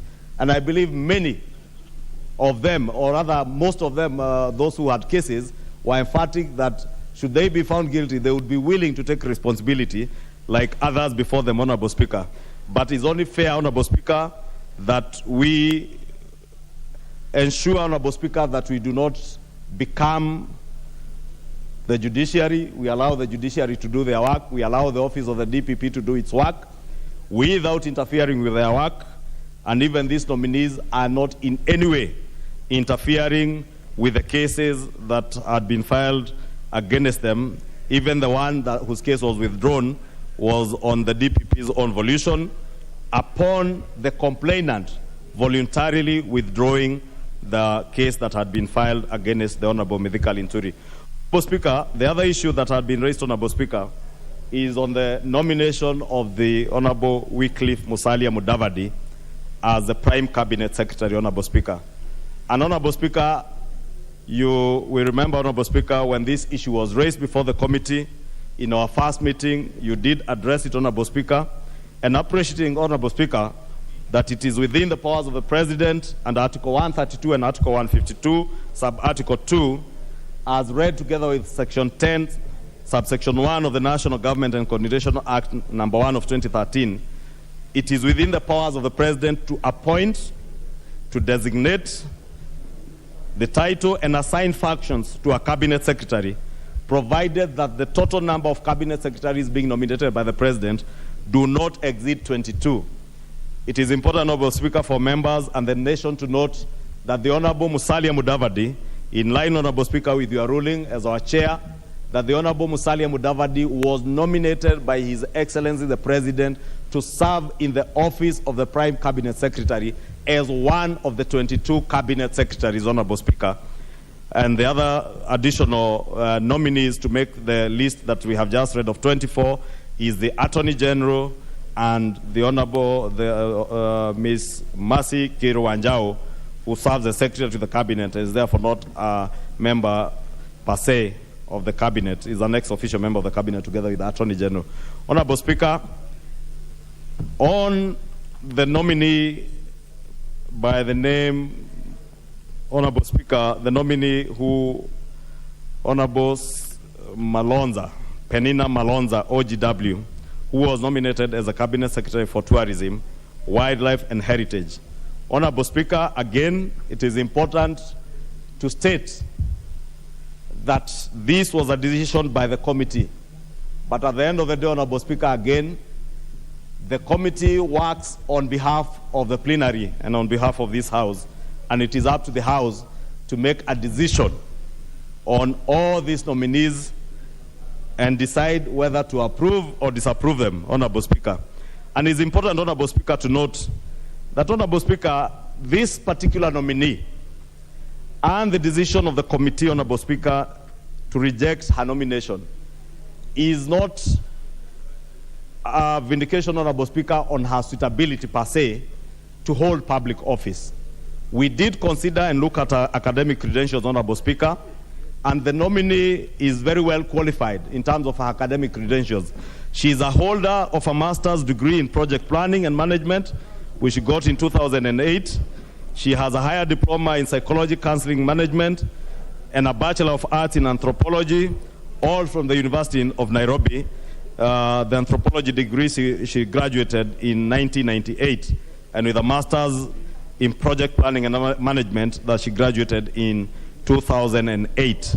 1998 for undergraduate and 2008 for her master's degree. And she has also undertaken several short courses, Honorable Speaker. It's also important, Honorable Speaker, to state that the nominee did meet all the requirements of Chapter 6 of the Constitution on leadership and integrity, having obtained her clearance certificate, just like all the other nominees, including the Attorney General and the Secretary of the Cabinet, did obtain their clearance certificates from EACC, KRA, from the Directorate of Criminal Investigations, the Office of the Registrar of Political Parties to state whether they are active members or officials of political parties, and the Higher Education Loans Board. Honorable Speaker, it is also on record that this particular nominee, Ms. Penina Malonza, has not been charged in any court of law in the past 3 years.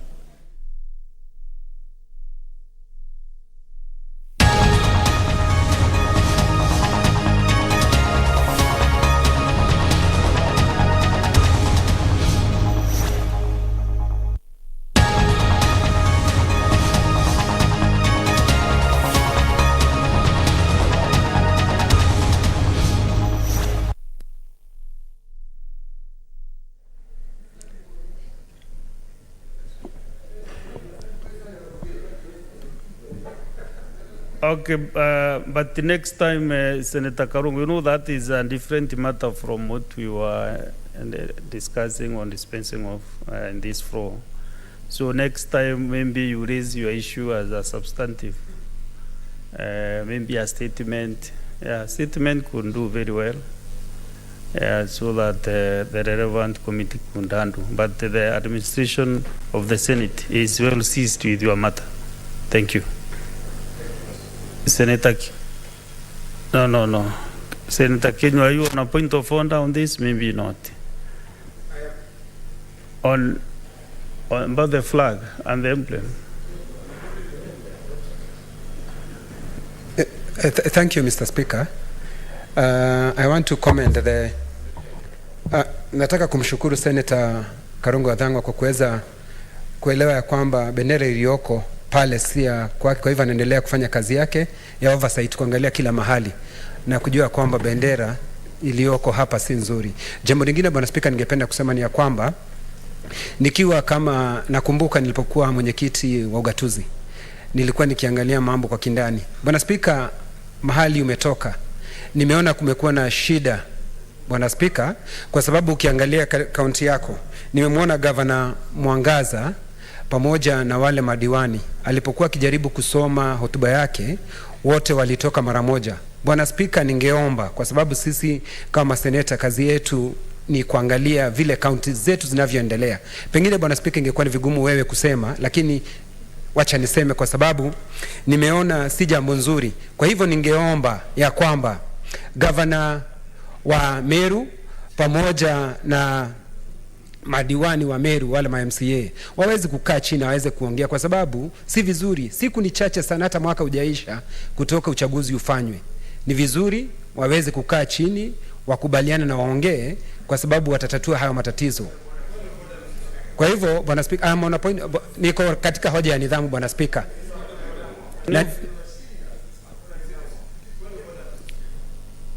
Mr. Speaker, Bwana Speaker, niko katika hoja ya nidhamu na Senator Olekina anaelewa sana umemaliza kushinda mwingine yote. Kwa hivyo Bwana Speaker, mambo ya Meru yanapaswa yaangaliwe kwa kindani, waweze kuketi chini na waweze kuelewana Bwana Speaker.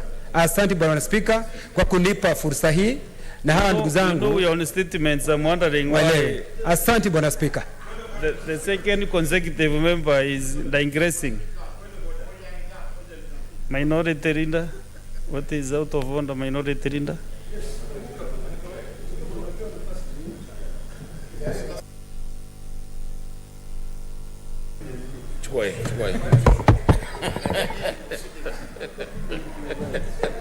Bwana Speaker. Hujapewa. Dispatch. Bwana Speaker, nilikuwa nataka kuuliza kama ni haki ndugu yangu Kinywa kuweza kuleta mjadala ama hoja ingine ambao haihusikani kabisa na hoja ya nidhamu. Umemsikia alivyokuwa akiongea, na mimi nataka uamuzi wako Bwana Speaker. Kama hiyo aliyokuwa akiongea ni hoja ya nidhamu ama ni mambo ya Meru. Kama ni mambo ya Meru, anatakana alete mswada maalum alafu tutajadilia. Asante Bwana Speaker. Asante sana kiongozi walio wachache. Na Seneta Kinywa, unajua umefuata mwiko wa seneta wa Kiambu. Amefanya makosa, unaendelea kufanya makosa zaidi, na wewe ni kienyeji, ni mwenyeji si kienyeji, wewe ni mwenyeji bwana. Kwa hivyo we proceed with the statement from Senator for Vihiga County.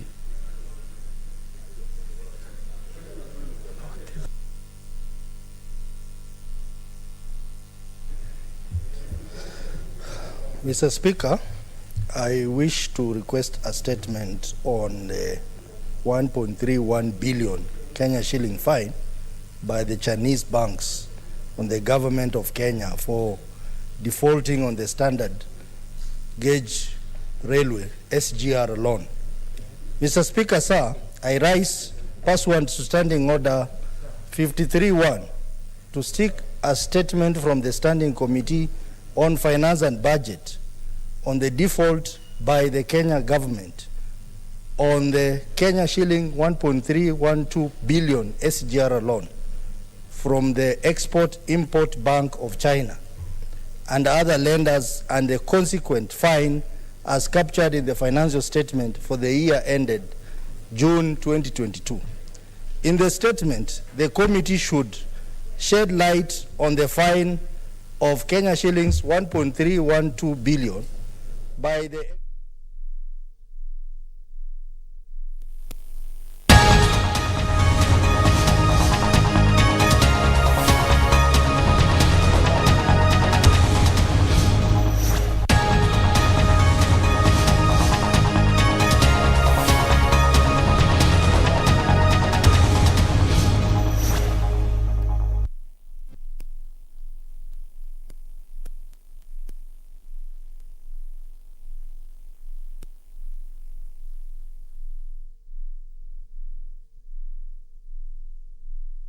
His Excellency the President has indicated when he addressed this House, Honorable Speaker, that he intends to ask the House, and he did request the House, to consider amending our standing orders, Honorable Speaker, to allow these cabinet secretaries to appear in this House, Honorable Speaker, right where you are, Honorable Speaker, next to you, in the civil servants bench, Honorable Speaker, to be able to answer questions and statements from members of Parliament and from Kenyans, Honorable Speaker, so that as the people's representatives, we are able to hold all these cabinet secretaries to account to ensure that they are serving the interests of the people we represent in the offices that they hold, Honorable Speaker. Let me just take this opportunity, Honorable Speaker, even as I beg honorable members to approve these names, Honorable Speaker, to just state it to the cabinet secretary nominees. God willing, if you are approved, let us not witness the hubris, the arrogance that we witnessed under the cabinet secretaries that served in the previous regime. They must appreciate that they have been bestowed the honor to serve in high office, to serve the people of Kenya. And as they come to this House, they must appreciate they are coming to appear before the people's representatives. When a cabinet secretary is called to come and answer a question in this House, he is not coming to answer to the Honorable Junet Mohammed or the Honorable Roko, member for Mbere North. You are answering a question to the people of either Suna East or the people of Mbere North, not the honorable members. And therefore, we do expect, Honorable Speaker, that we shall treat them with the decorum and respect that they deserve. But they must treat the people of Kenya with higher respect and answer to questions and statements that are of concern to the people of Kenya without the arrogance we saw in the last regime.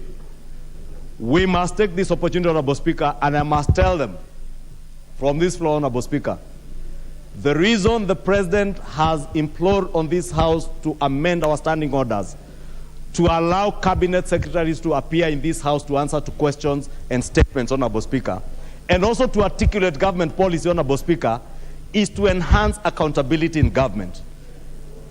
President William Ruto, as I said the other day, Honorable Speaker, does not need to speak about corruption.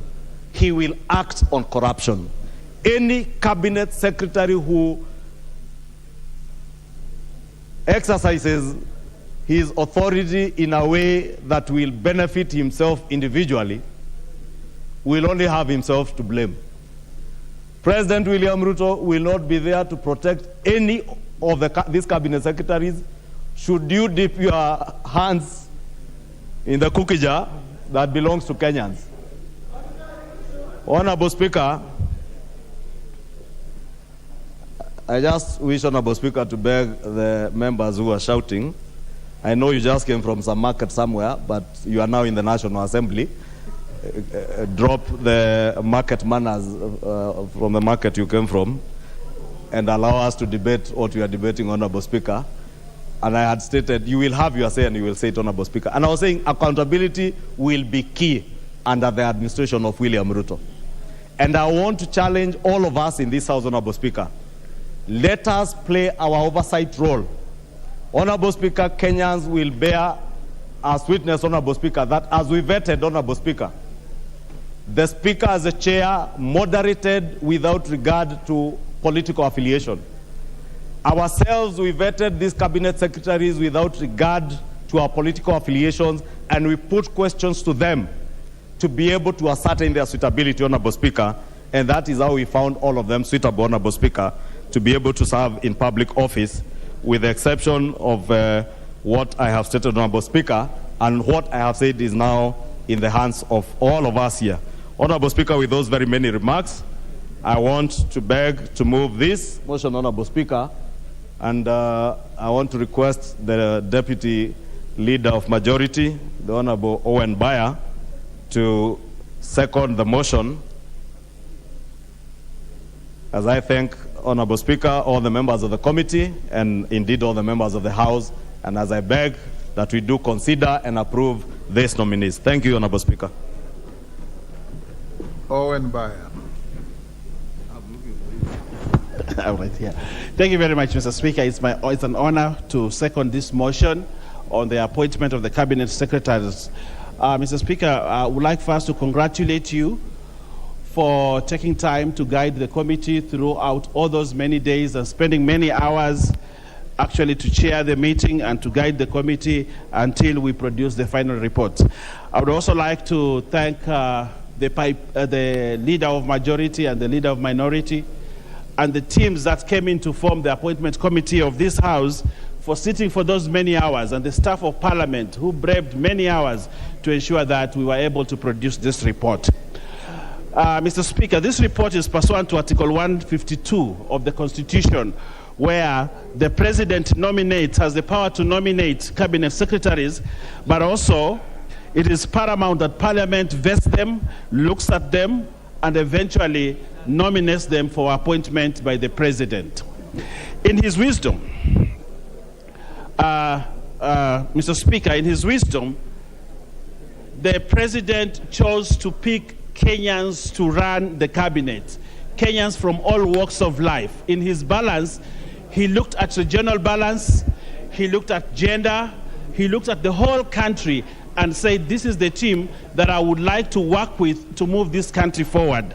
Honorable Speaker, when you look at the cabinet that President William Ruto appointed, he put everybody there. He looked at politicians, gave them some slots. He looked at technocrats, gave them some slots. So when we were vetting them with the perspective and the prism that these are Kenyans from a different walk of life and they would present themselves differently at the vetting table. And therefore, Mr. Speaker, when the appointments committee looks at them, what law do they use? They use the Public Appointments Act, which is an act that allows us to look at certain aspects. What is their education background? Do they qualify in terms of their diversity?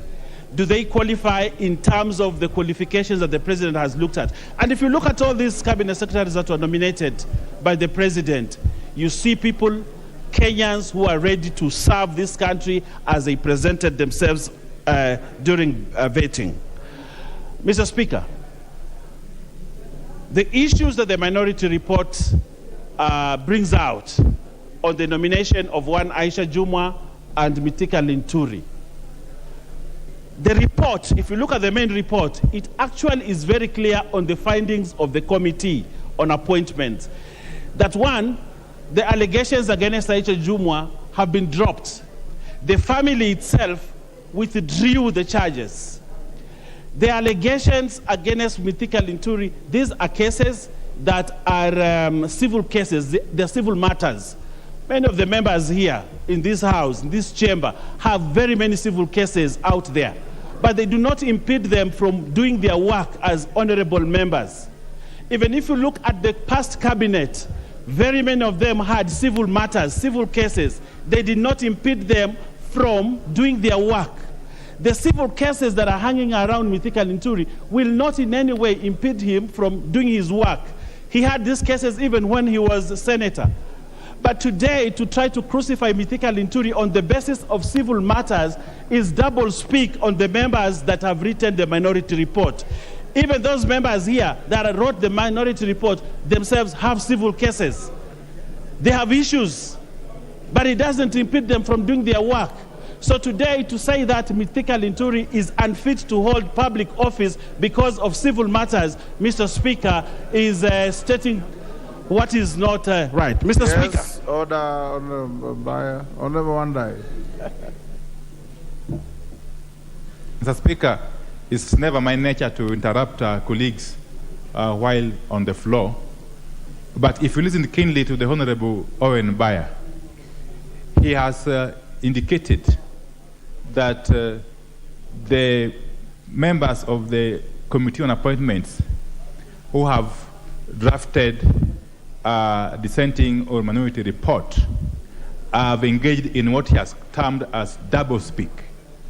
Mr. Speaker, I find that to be totally offensive and unparliamentary. So would you kindly ask Mr. Honorable Owen Baya to remain true to the calling of a parliamentarian and stick to the issues at hand and observe utmost decorum. Yeah, thank you. Thank you. Honorable Owen, I will stick to... is entirely within the competence of any member of any committee. Thank you. To dissent and write a minority report.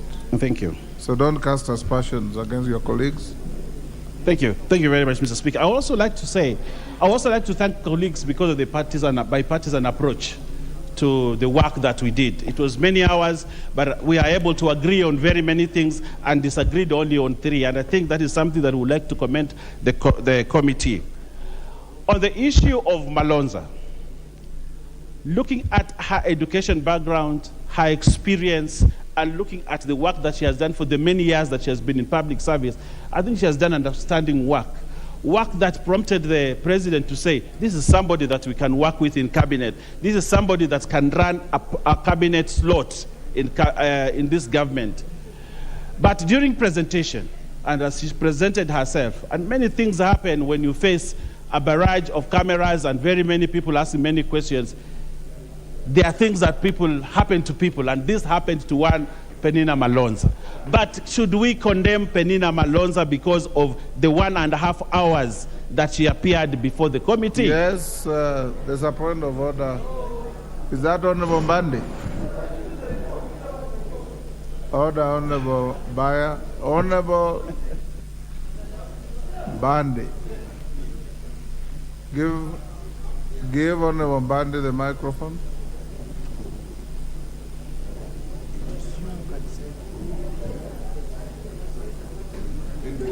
Thank you. Mr. Speaker, really it wasn't my intention to interrupt Honorable Owen Baya, who was moving, or rather seconding the motion. But Mr. Speaker, there is a procedure of moving and seconding motions in this House. We should not entertain where the mover and the seconder are moving the motion and they are like opposing the same motion. If the committee has agreed or has made a decision on rejecting a candidate or a nominee, then how does it come about that the same members, actually the mover and the seconder, are talking like they are faulting their own report, Mr. Speaker? It is confusing this House. Leave it to us, we will know what we will do with it. If we feel, like I am sure many of us feel, that there is no way we are going to reject one member out of 24, we are going to approve them all. But you are the same people who have rejected, so don't give excuses. Don't look good. You have rejected that lady called Malonza. Please don't look good. Live with it, move the motion, second it properly, then leave it to us. Mr. Speaker, I find it completely out of order. You've made your point. Thank you. Owen, you've heard the sentiments. We will savor.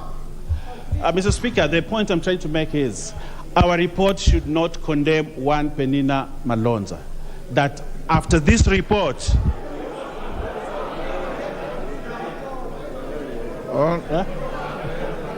Yes, Honorable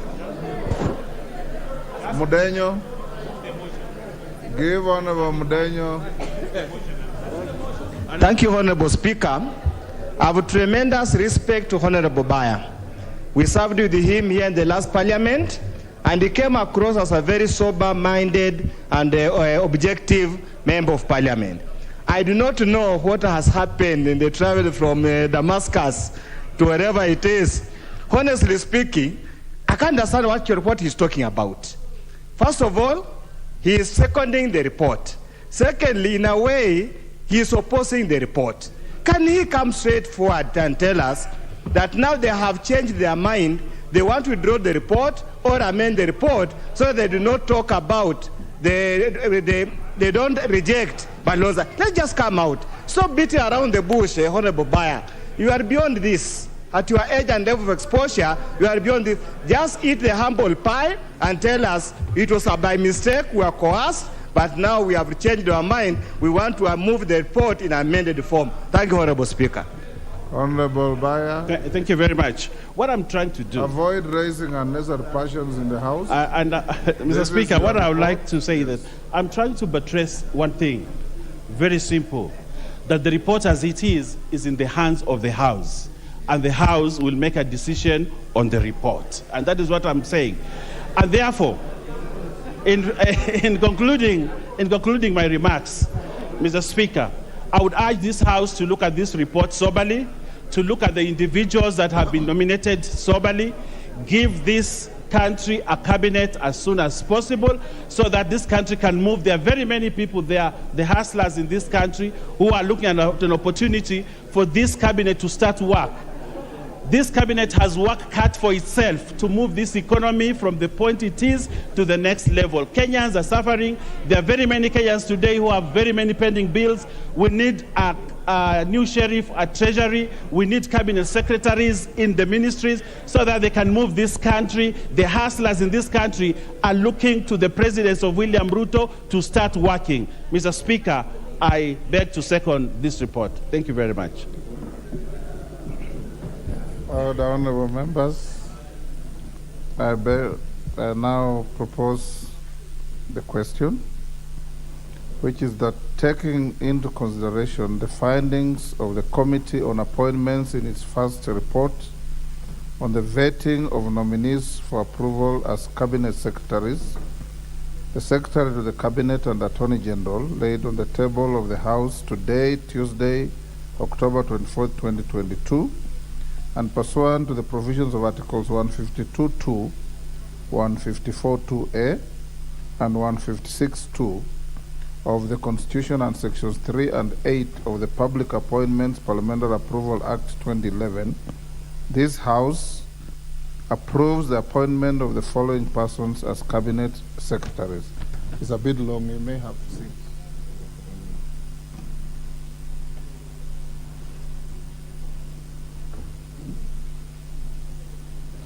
One, the Honorable Wycliffe Musalia Mudavadi, EGH, Office of the Prime Cabinet Minister. Two, the Honorable Professor Kithure Kindiki, EGH, Cabinet Secretary, Ministry of Interior and National Administration. Three, Professor Njuguna Ndungu, CBS, Cabinet Secretary for National Treasury and Economic Planning. Four, the Honorable Alice Mudhoni Wahome, Cabinet Secretary, Minister of Water, Sanitation and Irrigation. Five, the Honorable Aden Bare Duale, EGH, Cabinet Secretary, Minister of Defense. Six, Ms. Rebecca Miano, MBS, Cabinet Secretary, Minister of East African Community, the ASALs and Regional Development. Seven, the Honorable Alfred Nganga Mutua, EGH, Cabinet Secretary, Minister of Foreign Affairs and Diaspora Affairs. Eight, the Honorable Aisha Juma Karisa Katana, Cabinet Secretary, Minister of Public Service, Gender and Affirmative Action. Nine, the Honorable Moses K. Kuria, Cabinet Secretary, Minister of Trade, Investment and Industry. 10, the Honorable Rosalinda Soipan Tuya, CBS, Cabinet Secretary, Minister of Environment and Forestry. 11, the Honorable Onesimus Kipchumba Murkomen, EGH, Cabinet Secretary, Minister of Roads, Transport and Public Works. 12, Mr. Zakaria Mwangi Njeru, Cabinet Secretary, Minister of Lands, Housing and Urban Development. 13, Ms. Susan Nahumicha Wafola, Cabinet Secretary, Minister of Health. 14, the Honorable Franklin Mithika Linturi, Cabinet Secretary, Minister of Agriculture, Livestock Development. 15, Mr. Eliud Okech Owalo, Cabinet Secretary, Minister of Information, Communication and Digital Economy. 16, the Honorable Ezekiel Machogu Ombaki, CBS, Cabinet Secretary, Ministry of Education. 17, Mr. Davis Kimtai Chirchir, Cabinet Secretary, Minister of Energy and Petroleum. 18, the Honorable Ababu Namwamba, EGH, Cabinet Secretary, Minister of Youth Affairs, Sports and the Arts.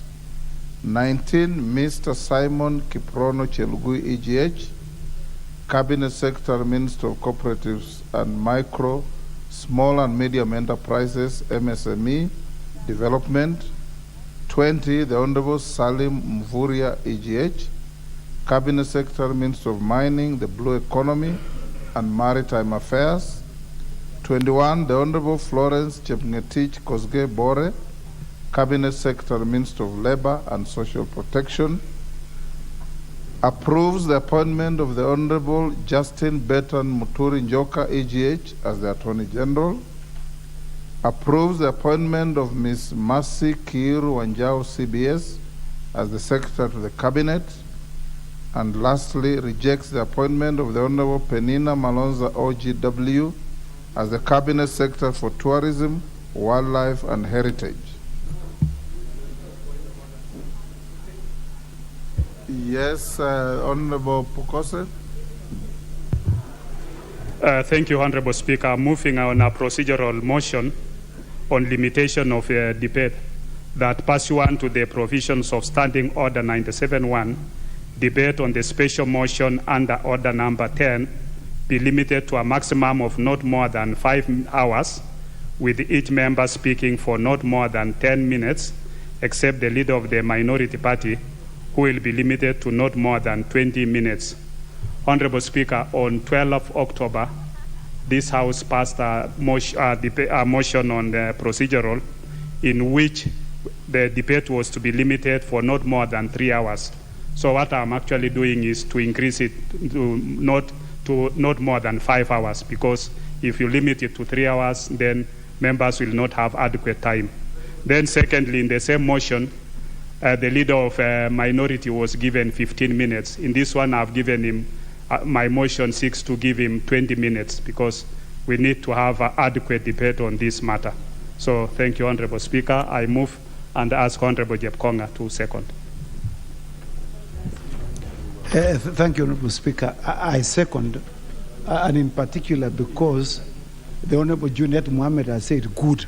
So the motion itself must be good. Thank you, Speaker. Honorable members, I propose the question that pursuant to the provision of Standing Order 97-1, debate on the special motion under Order Number 10 be limited to a maximum of not more than 5 hours, with each member speaking for not more than 10 minutes, except the leader of the minority party, who will be limited to not more than 20 minutes. Can I put the question? Is that the mood of the House?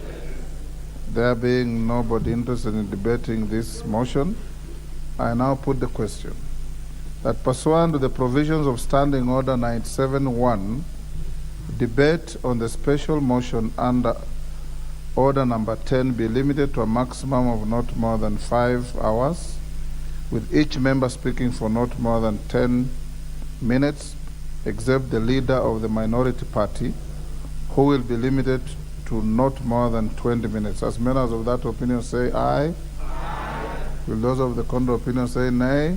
The ayes have it. Which means, honorable members, that we now can debate this motion in the direction I gave to tomorrow, and I'll give the first opportunity to the leader of the minority party. Thank you, Mr. Speaker, for giving me this chance to make a few comments on this motion. Mr. Speaker, I want us to recognize as a House that this is one such moment when we are being called upon to exercise our mandate as provided for under the Constitution.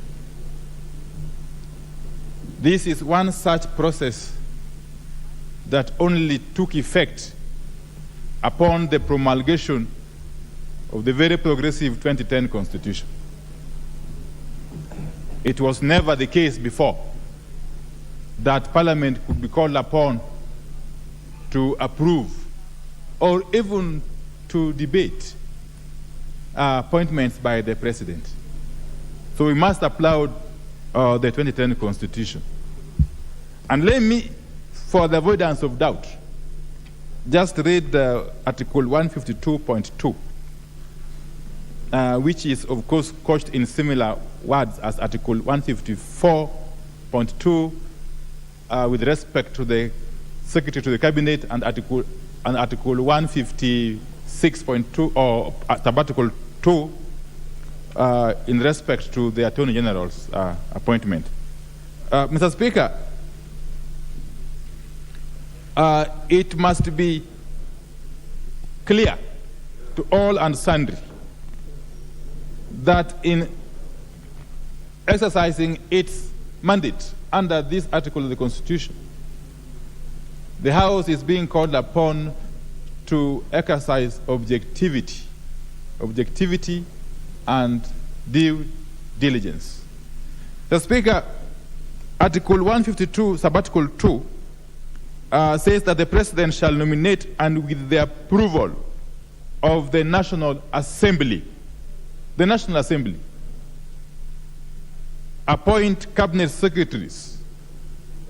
It means, therefore, Mr. Speaker, that without a doubt, that the appointment of cabinet secretaries by the President cannot be complete unless and until such approval or such appointment is approved by this House. That is the duty we are being called upon to perform this afternoon and probably tomorrow morning. Mr. Speaker, the standing orders, of course, takes cue from the Constitution and provides for the mechanisms of undertaking this approval exercise. And that is what the Committee on Appointments has just completed. That's the reason why we have got this report before us this afternoon. Mr. Speaker, let me say this for starters. That under the Constitution of Kenya 2010, the standards of ethics and morals that are expected of those who occupy public offices have been elevated so high,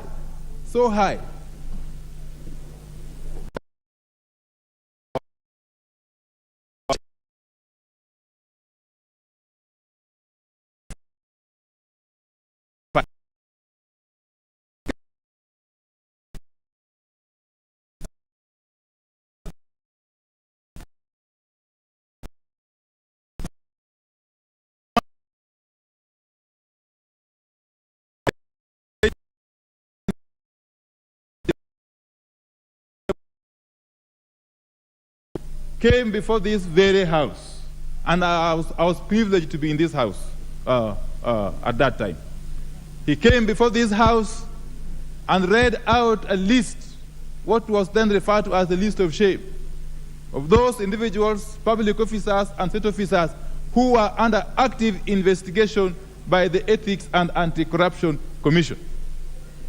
And subsequent to the reading of that list, these public and state officers were asked to step aside.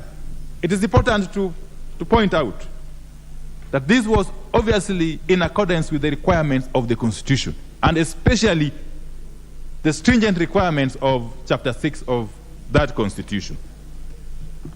The Speaker, if you go to the Anti-Corruption and Economic Crimes Act, you will find that once a public officer or state officer has been charged with corruption or economic crimes, he or she shall be suspended with effect from the date of the charge until the conclusion of the case. The Speaker.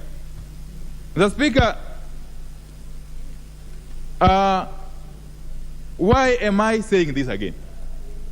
The Speaker, it is important that when you seek to occupy a public office, and indeed a public office as high as that of a cabinet secretary, you must like Caesar's wife, be beyond reproach. There are no two ways about it. There can be no two ways about it, Mr. Speaker. And that is the basis upon which you will come to appreciate the fact that a minority of the members of the Committee on Appointments did write a minority or dissenting opinion, especially on two nominees. That is the Honorable Mithika Linturi and the Honorable Aisha Jumwa. Mr. Speaker, the Committee on Appointments did a rigorous job and with utmost objectivity. And indeed, on cases where we agreed, there was no wasting of time. I have cases in point. The case of the Honorable Professor Kindiki Kiture, the Honorable Kipchumba Murkomen, and the Honorable Aden Duale, who for sure left us with no doubt whatsoever that they were capable of exercising the mandates under the dockets to which they had been nominated. And unanimously, we approved their nominations or appointments. The Speaker. The Speaker, on the matter of the Honorable Mithika Linturi, if you go to the report, you will, at page 18, paragraph 17,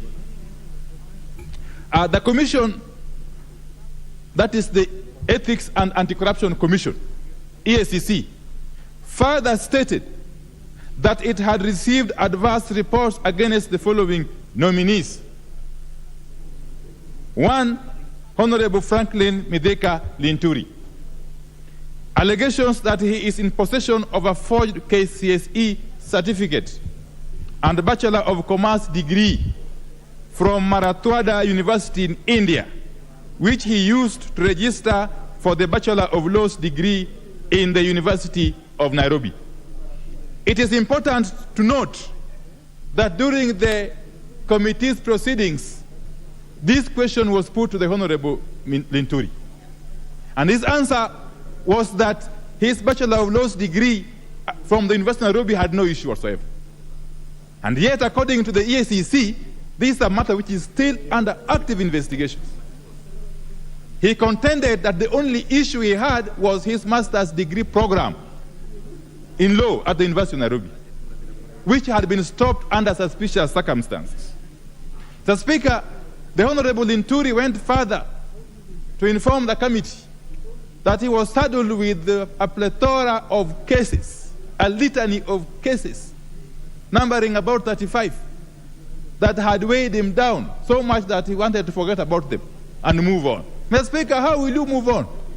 How do you move on when you have got active cases against you in court? When we approve you to be a cabinet secretary with all these cases, how would you move on? And yet Kenyans expect you to go and serve them from the office to which you have been appointed. That was our difficulty with the Honorable Mithika Linturi.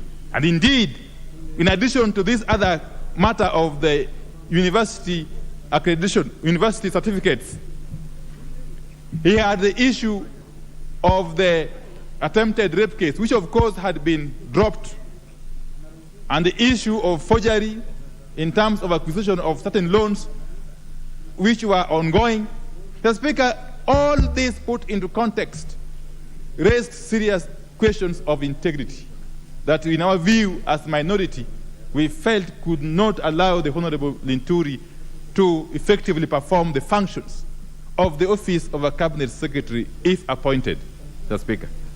On the issue of Honorable Aisha Jumwa, it is a matter of public notoriety that the Honorable Aisha Jumwa, up to this afternoon, is still facing an active case of murder. Up to this afternoon, Mr. Speaker.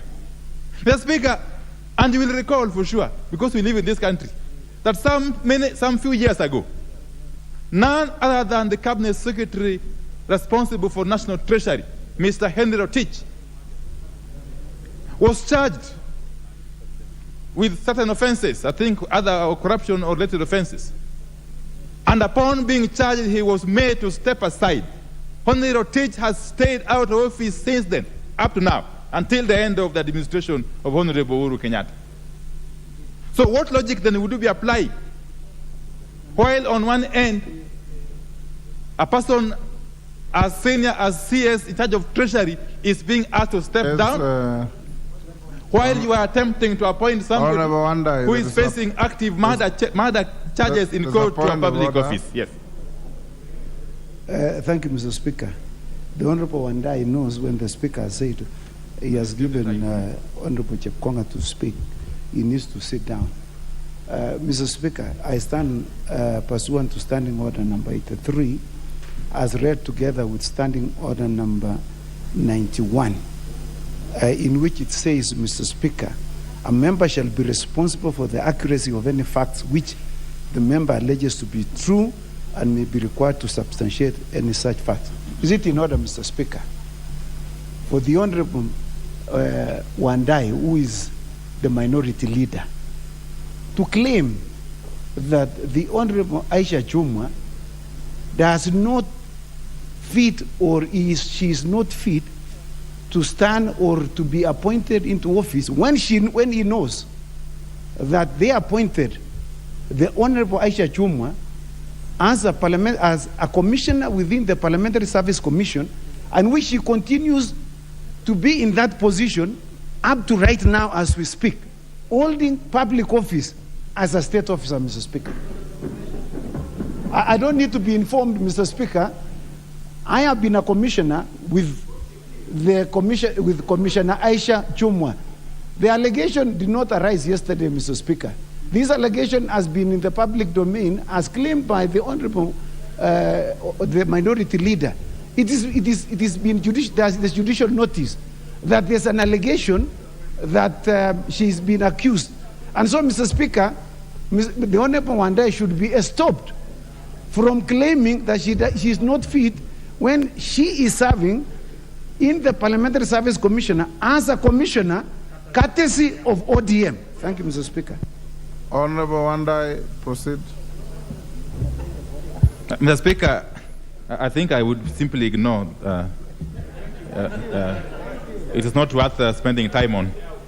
Yeah, Mr. Speaker, I know I've been here long enough now, Mr. Speaker. Yeah, Honorable Chepkonga took some break. If you have ignored, then don't refer. Mr. Speaker, what am I saying? What I'm saying is that we must not apply double standards. You cannot, on one hand, demand of a public or state officer to step aside once they are charged in a court of law, while on the other hand, be proceeding to appoint people to state or public offices while they are facing criminal offenses in court. That can only happen in Kenya, Mr. Speaker. And I want to invite this House. I want to invite this House not to give approval to such an adventure. Yeah, we cannot allow this House to take the country backwards, Mr. Speaker. Mr. Speaker, the Honorable Musalia Mudavadi. Mr. Speaker, at the commencement of the sittings of the Committee on Appointments, I did raise issues, of course, about the constitutional and legal status of the office of the Prime Cabinet Secretary, on which you ruled. And of course, we have to accept the ruling, Mr. Speaker. The committee has gone ahead to approve, therefore, the Honorable Musalia Mudavadi's appointment, but with a rider. And the rider is contained in page 39, page 40, chapter 8, or part 8. If you go down there, the last sentence on that page, in its deliberations, after the approval hearing of the nominee, the committee observed that it may be necessary to establish a legislative framework to further elaborate on the roles and functions of the office of the Prime Cabinet Secretary. That is the committee in its wisdom, making a pronouncement of monumental effect that this office, if left the way it is, could in essence turn the Honorable Mudavadi into an idle cabinet secretary. It could easily turn him into something I want to mention, into an errand boy, sort of. That this House, together with the executive, needs to move with speed and create a legislative framework for this office to function effectively as that of a cabinet secretary. Otherwise, you end up having the Honorable Musalia Mudavadi, whom we really respect, sitting idly and trying to look for roles to perform, trying to get some roles from the Deputy President, some roles from the President, some roles from the CS for Interior. That is not going to be good for this country and for the person of the stature of the Honorable Musalia Mudavadi. So the committee has duly recommended that in a short while, that legislative framework needs to be established for this office to be anchored properly in law. Mr. Speaker, as I conclude, this House is being called upon to rise to the occasion. To rise to the occasion and not to be seen as a mere rubber stamp. This House cannot be a mere rubber stamp. It could not have been the intention of the framers of the Constitution that this House would be a mere rubber stamp to pass through nominations that have been brought to it by the President. There's a reason as to why the framers of the Constitution established, especially Article 152, Sub-Article 2, that the President will not have a free pass, will not have an open check, that this House would act as a safeguard to address issues of suitability, issues of integrity, and all other issues surrounding each and every nominee to the high office of Cabinet Secretary.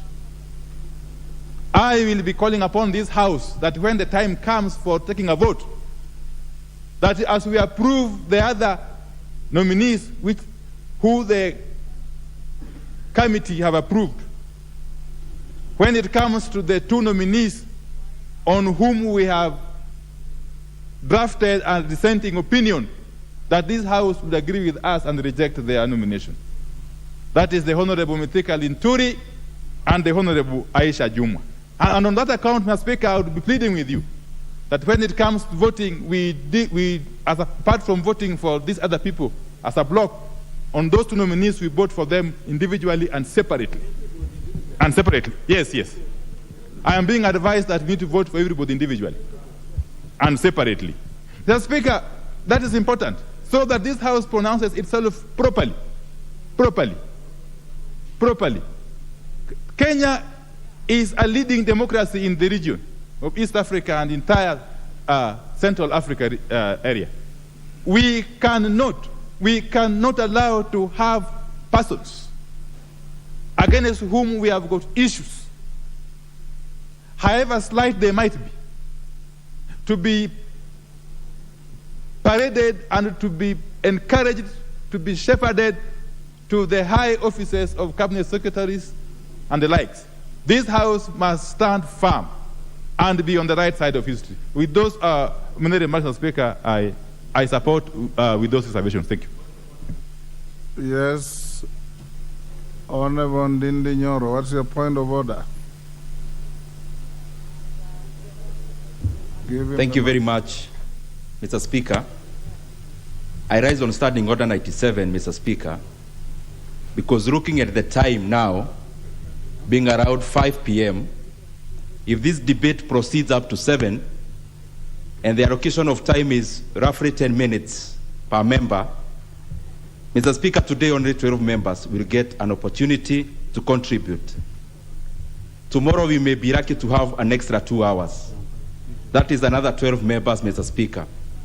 And therefore, I'm seeking your indulgence, Mr. Speaker, that we reduce the time per member to around 5 minutes per member, so that we have as many members as possible contributing to this motion, Mr. Speaker, because as it is now, we'll actually have fewer members speaking than the cabinet secretaries that have been vetted by the Committee on Appointments. Mr. Speaker, I seek your indulgence. We'll come back to that, Honorable Ndindi. Let's hear a few members within the allocated time. Honorable Osoro.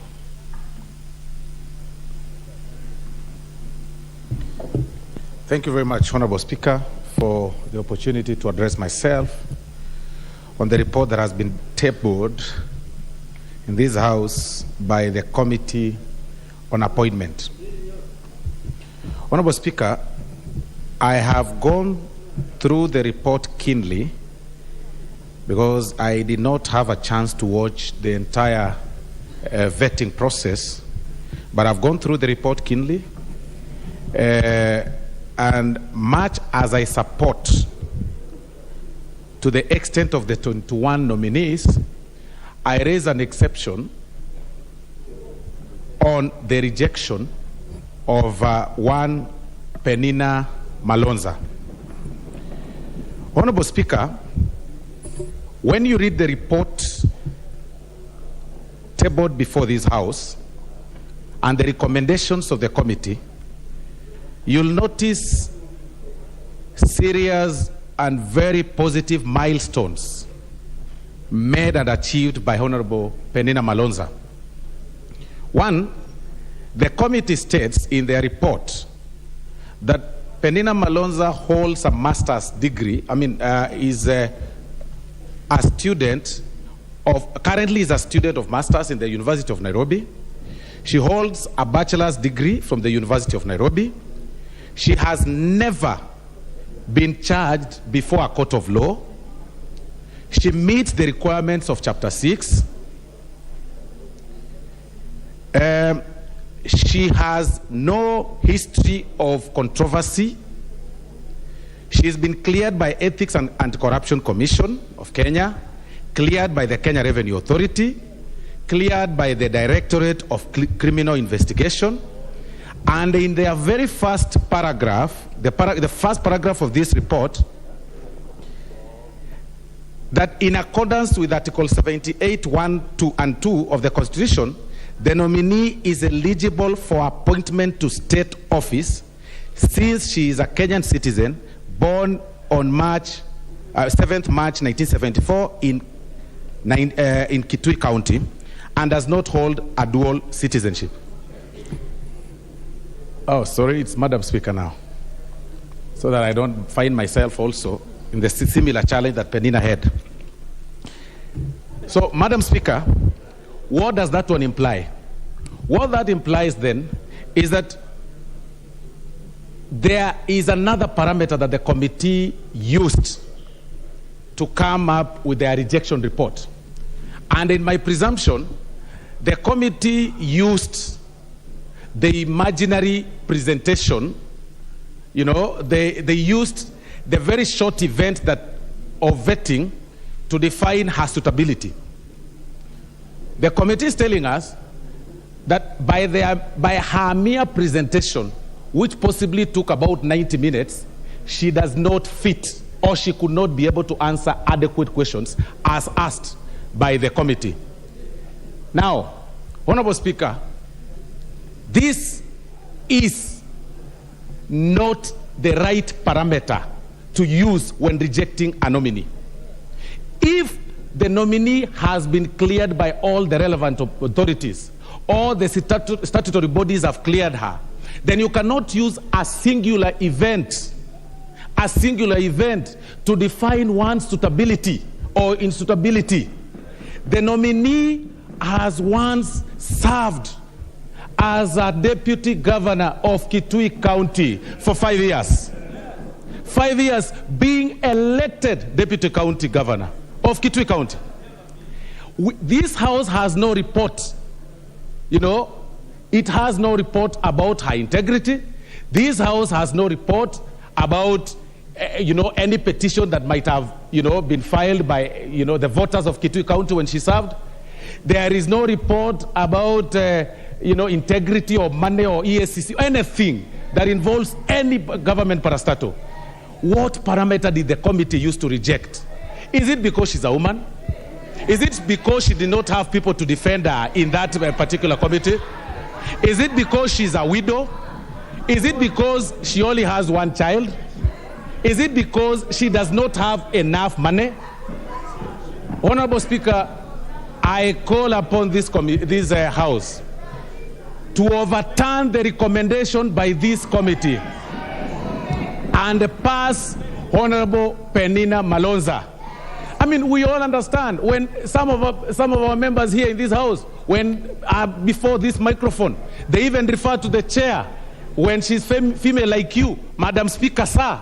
Does that define their suitability, their insuitability not to serve as members of parliament in their constituencies? I mean, it is normal for one to be a stage fright. It's a singular event. And we understand that the definition the committee might have used is possibly her way of expression. But not every person is an actor. Yeah. Not every person is able to speak before cameras. She knew that she was live before TV. Really, she knew that. And it is normal for any person to have anxiety. It is normal for any person to develop a bit of some stage fright. It is normal for any person at least to also get scared, especially when you have people like Honorable Junet looking at her straight in the eye and she gets scared.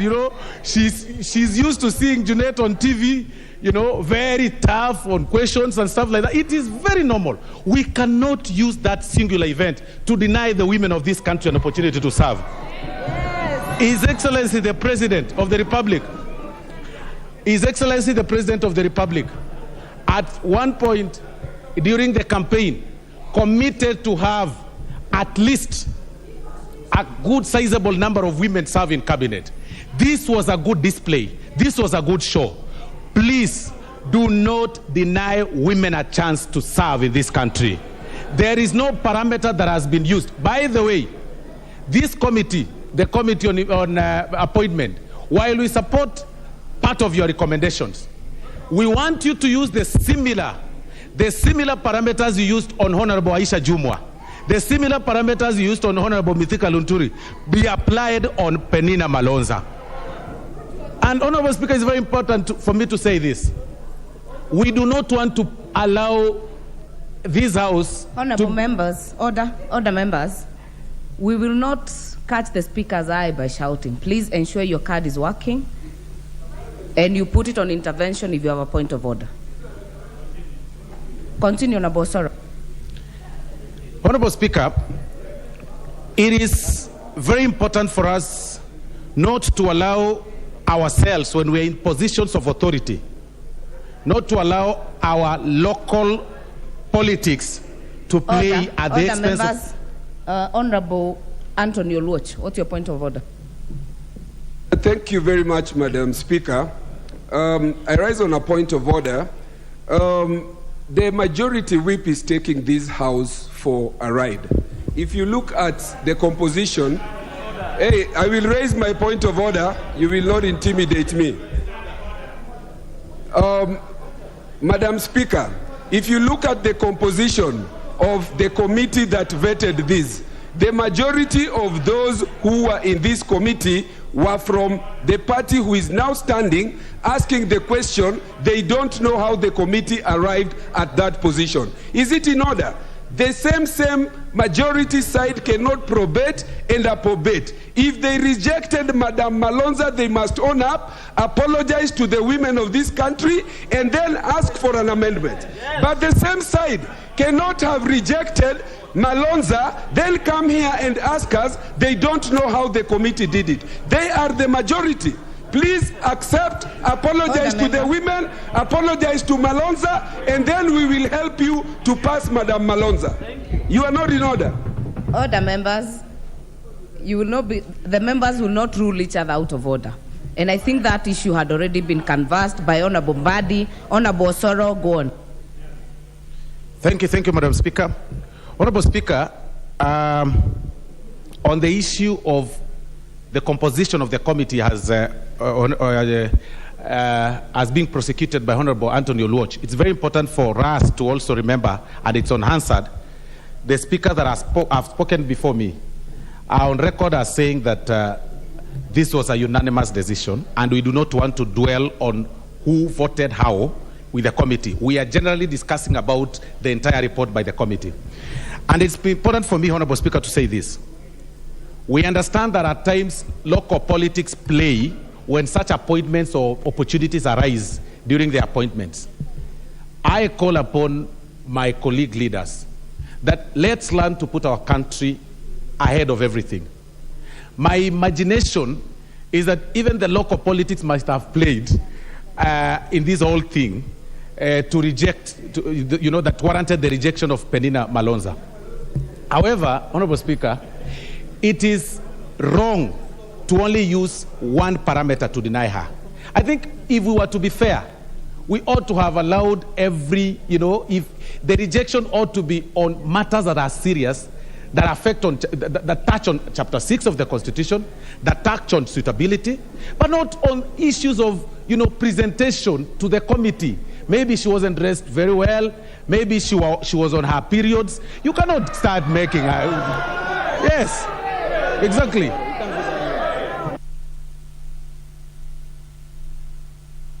Your time is up. Your time is up. Your time is up.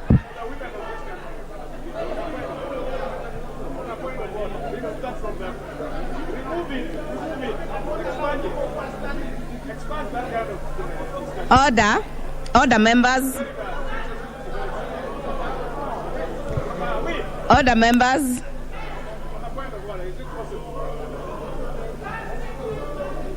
Order, members.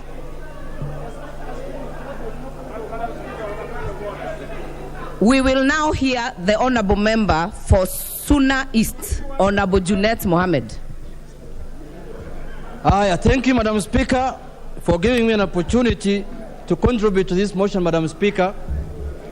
Madam Speaker, I'm a member of the appointment committee that vetted the nominees, Madam Speaker, and we had taken a lot of our time to make sure that, Madam Speaker, we look into this matter in a very into a very good perspective, Madam Speaker. Madam Speaker, why we were doing that is because this is the highest decision-making organ of the country, Madam Speaker, the Cabinet of the Republic of Kenya. Madam Speaker, if I may give my views on what was presented before the committee, Madam Speaker, and in accordance with the report that we have made as a committee, Madam Speaker. Madam Speaker, the Constitution is very clear. The Constitution says that this country, when appointments are made, we must look into issues of regional balance, we must look into ethnic balance, and we must look into issues that can bring cohesion in this country, Madam Speaker. Madam Speaker, if you look at this appointment of these ministers, Madam Speaker, we have a cabinet now consisting of 24 members, Madam Speaker. 24 members. And if you look at the composition of this cabinet, Madam Speaker, of these 24, the region where the president comes from, Madam Speaker, 4 ministers come from there. Including the president, there are 5 in the cabinet. The region where the deputy president comes from have 8 ministers, Madam Speaker. Including him, there are 9. If you put 9 plus 5, there are 14. And the total number is 24. All the other parts of the country has only 10 cabinet ministers, Madam Speaker, ambayo wametupiwa kama kuku na tupiwa mahindi, Madam Speaker. Madam Speaker, this is when will a Turkana be a minister in this country? When will Borana be a minister in this country, Madam Speaker?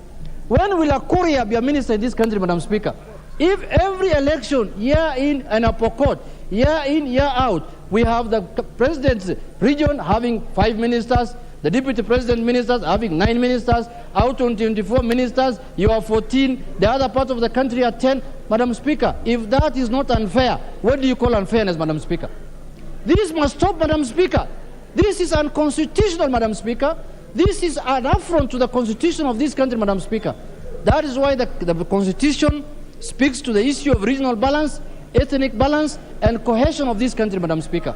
First, Madam Speaker, on that note, this appointment lacks the constitutional merit that it requires for it to govern this country, Madam Speaker. Secondly, Madam Speaker, we have vetted the members.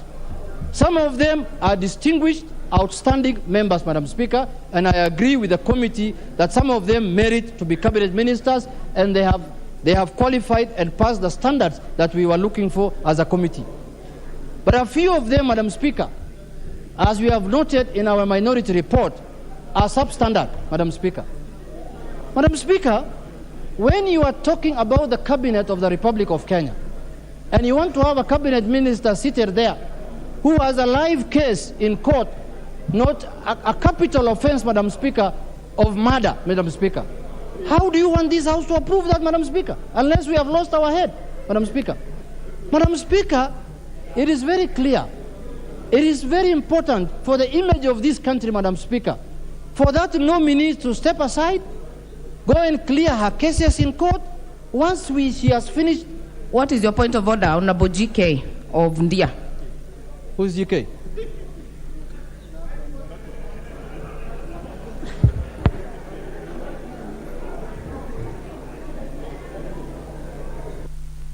Clerk, please give Honorable George Karaoke the microphone.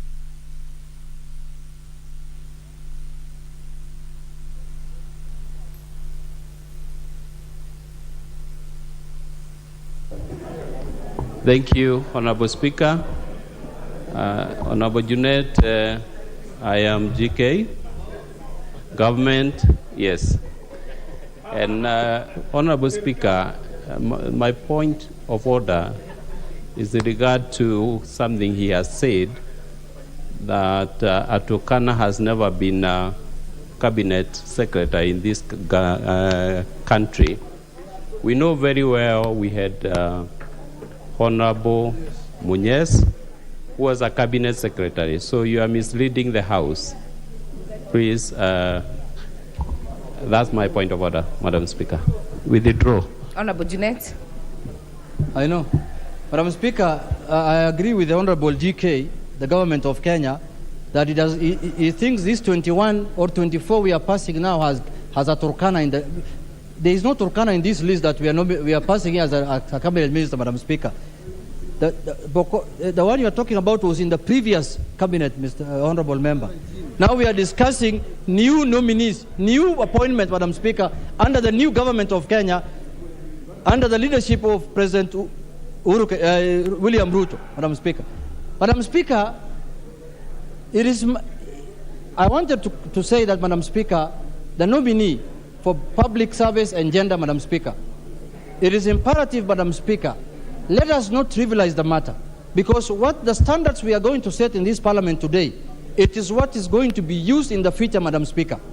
If we approve a nominee today who has a case in court, who has a live case in court, Madam Speaker, of murder case, a capital offense, Madam Speaker, tomorrow anybody can be brought to this House with any kind of cases, Madam Speaker, and passed, because you will have set the standard that one time the Parliament of the Republic of Kenya passed a nominee with a murder case, Madam Speaker. And I'm not judging anyone. We cannot say she's guilty of the offense or she's not guilty of the offense. That is the courts to decide, not us, Madam Speaker. We need to let the court do their work, let the court judge her, acquit her, or convict her, Madam Speaker. Then from there, we can make a decision as a House, Madam Speaker, whether that person is fit to hold the office of a cabinet secretary, Madam Speaker. Madam Speaker, look at the world democracy, Madam Speaker. Look at developed countries, Madam Speaker. Look at the democracies that we borrow from, Madam Speaker. Leave alone being charged in court, Madam Speaker. When even allegation is put against you, whether they are true or false, until you clear your name, until you are told to step aside. Madam Speaker, public officers who are in office, Governors who have been charged in court were barred from their offices, Madam Speaker. Public officers who were taken to court were all told to leave office, Madam Speaker. What is the moral authority we have as a House to pass today in the floor of this House, Madam Speaker, a cabinet secretary who has a case in court, Madam Speaker? Madam Speaker, the other nominee that was rejected unanimously by the committee is Honorable Madam Malonza. Madam Speaker, I don't want to speak like the way my colleague spoke here, whether she's a female, whether no. We were not looking at gender. Madam Speaker, we were looking at the suitability and the competence of that individual to hold that high office of a cabinet secretary, Madam Speaker. And if, in the eyes of the committee felt that the person did not stand up to the requirement of that office, Madam Speaker. What is out of order, Honorable Makali Mulu? Yeah, thank you very much, Honorable Speaker. Honorable Speaker, I didn't want to disturb my colleague and friend, Honorable Junet, but I think when he says that they were not looking at gender, that is unconstitutional. The Constitution demands that they must consider gender as one of the key factors when looking at these things. Thank you very much. Honorable Madam Junet. Speaker, Dr. Makali is somebody I respect highly. But Madam Speaker, the reason of our failure was not because of our gender. That's what I meant. And if that gender is not suitable for that office, Mr. Speaker, there are many qualified Kamba women, Mr. Speaker, in this country who can hold that office. She's not the only Kamba in Kenya. So, Mr. Speaker, I was just saying she was not disqualified based on her gender. Let us not bring the gender card on the table now just because she's a female lady, a female nominee who has been rejected by the committee, Madam Speaker. So, Madam Speaker, what I want to say is that Parliament is being watched by Kenyans, Madam Speaker. Parliament is being tested. This country, this Parliament has a destiny with the people of Kenya, Madam Speaker, on the approval of these nominees. Kenyans want to know whether we are a conveyor belt. Kenyans want to know whether we are a rubber stamp, Madam Speaker, for the executive. We must stand up and tell the executive they are wrong when they are wrong. There are many Kenyans who are qualified that they can bring back to this House, Madam Speaker. There are over 30 million Kenyans who can do the job of a cabinet secretary, Madam Speaker. It's not only me and you and others who have been nominated, Madam Speaker.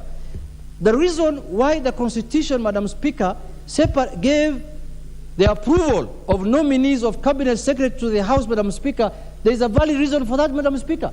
Look at what happens in the United States, Madam Speaker.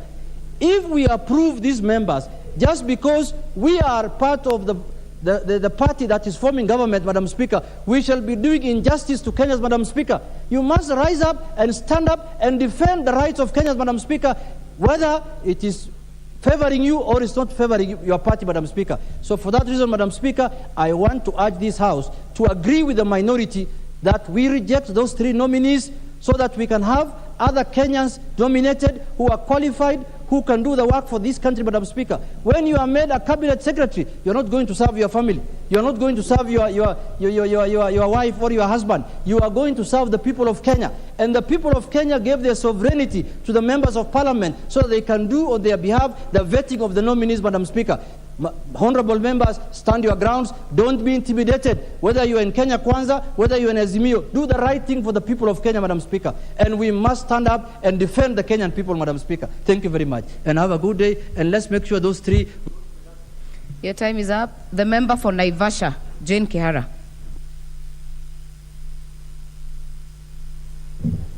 Thank you, Madam Speaker, for this chance. First and foremost is to congratulate the team, the select team that was interviewing these nominees. They did a good job. I wish to congratulate all of them.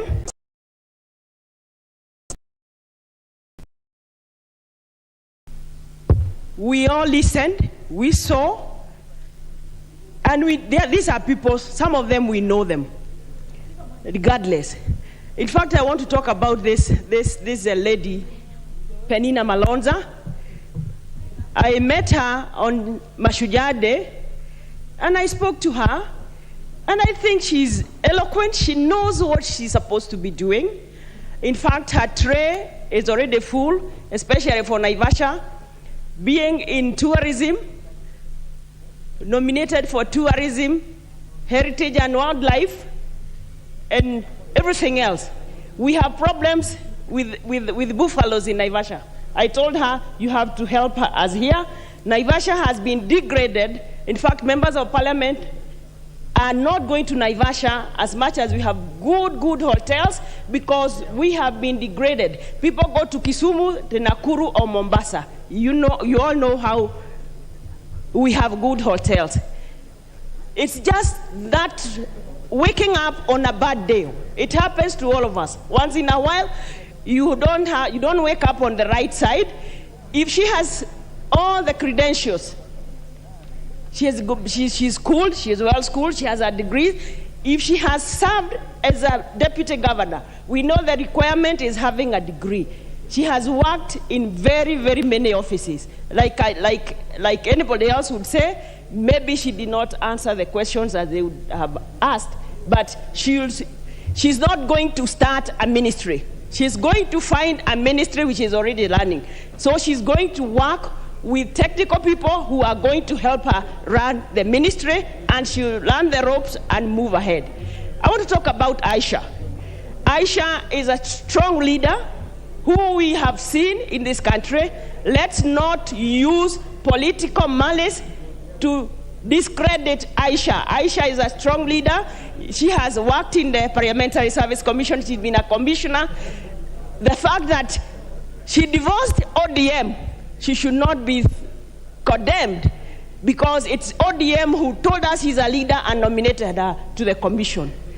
Honorable Mudavadi, Honorable Wadai, for heaven's sake, telling us that Honorable Mudavadi is going to be an errand person, an errand boy. We know he has worked in this country. In fact, he has been a vice president of this country. He has been a minister for finance. He cannot be an errand person. So he is able to do the work and supervise the ministers. Madam Speaker, it's upon this House to pass these nominees. You have CDF committees members. You are not going to get a person who is not going to help you perform your role. So the president nominated the people he thinks are going to help him deliver this country, remove it from the economic... Honorable Jeanette, what is out of order? Madam Speaker, this is a House of Record, Madam Speaker. You see, Madam Speaker, this report was done by a parliamentary committee called Appointments Committee, Madam Speaker, chaired by the Speaker, Honorable Moses Pasika Wetangula. Madam Speaker, is it in order for the Honorable Member to say that we are victimizing Aisha because she was a member of ODM? Now who's victimizing Malonza? Is it Kenya Kwanza because she was removed by the whole committee who are members of Kenya Kwanza and Azimio? Does it mean that Malonza was also victimized by Kenya Kwanza? Madam Speaker, those parochial way of debating can divide us, Madam Speaker, and we are ready for it. Honorable Jean Kiara, continue. I think I'll continue because, in fact, this lady may have feared Jeanette because of the way she asked questions. Maybe that's why. Because from her papers, from her credentials, she has served in many offices, she has worked in many offices, she has been a deputy governor, she has gone to school. So I think she just feared those remarks that usually are made by Honorable Jeanette. Mr. Speaker, Madam Speaker, we don't need to be mean. We don't need to be mean just because the nominees have come from the president who maybe you did not support. I think we need this. We need to have a government running. We are waiting for these people to go to offices, so we start running to their offices because there are so many needs that we need for our people. Like I said, Malonza, I'll run to her for our Naivasha being degraded. I'll go to her office because of the buffaloes we have. I know I'll go to Linturi because we need seeds for our farmers. So this is something that we should do away with, get the government running, and we all start running to those offices because we need to serve the Kenyans who elected us. With those very, very many remarks, I don't need to say much. I only need to say we need to pass this report and reject the dissenting one. We pass every nominee so that they sit in the office. And especially Madam Malonza. Thank you. Member for Endebess.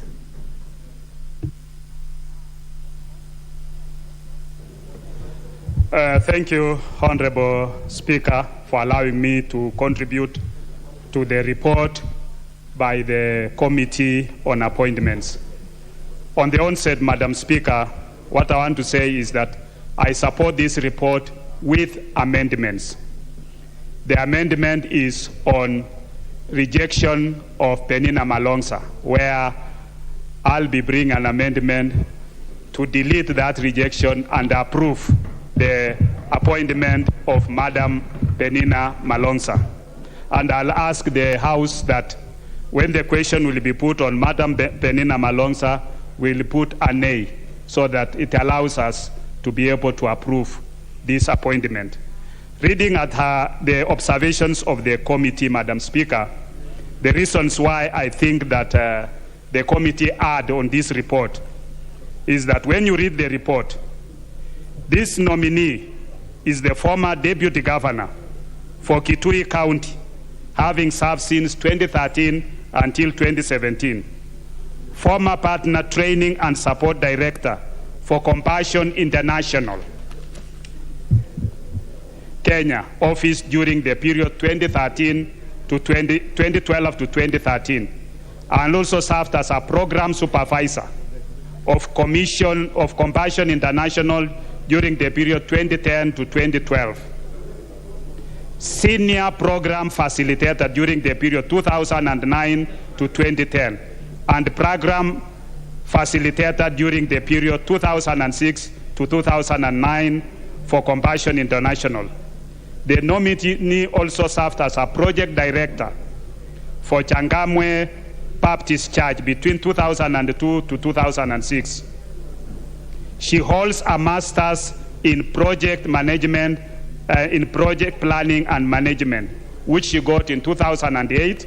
She has a higher diploma in psychological counseling management, which she got in 2007, and a Bachelor of Arts in anthropology from the University of Nairobi in 1998. Madam Speaker, when you look at this CV and you look at the recommendation of the committee, where the committee in number 7 observation says that the nominee did not demonstrate knowledge of topical, administrative, and technical issues touching on the Ministry of Tourism, Wildlife, and Heritage.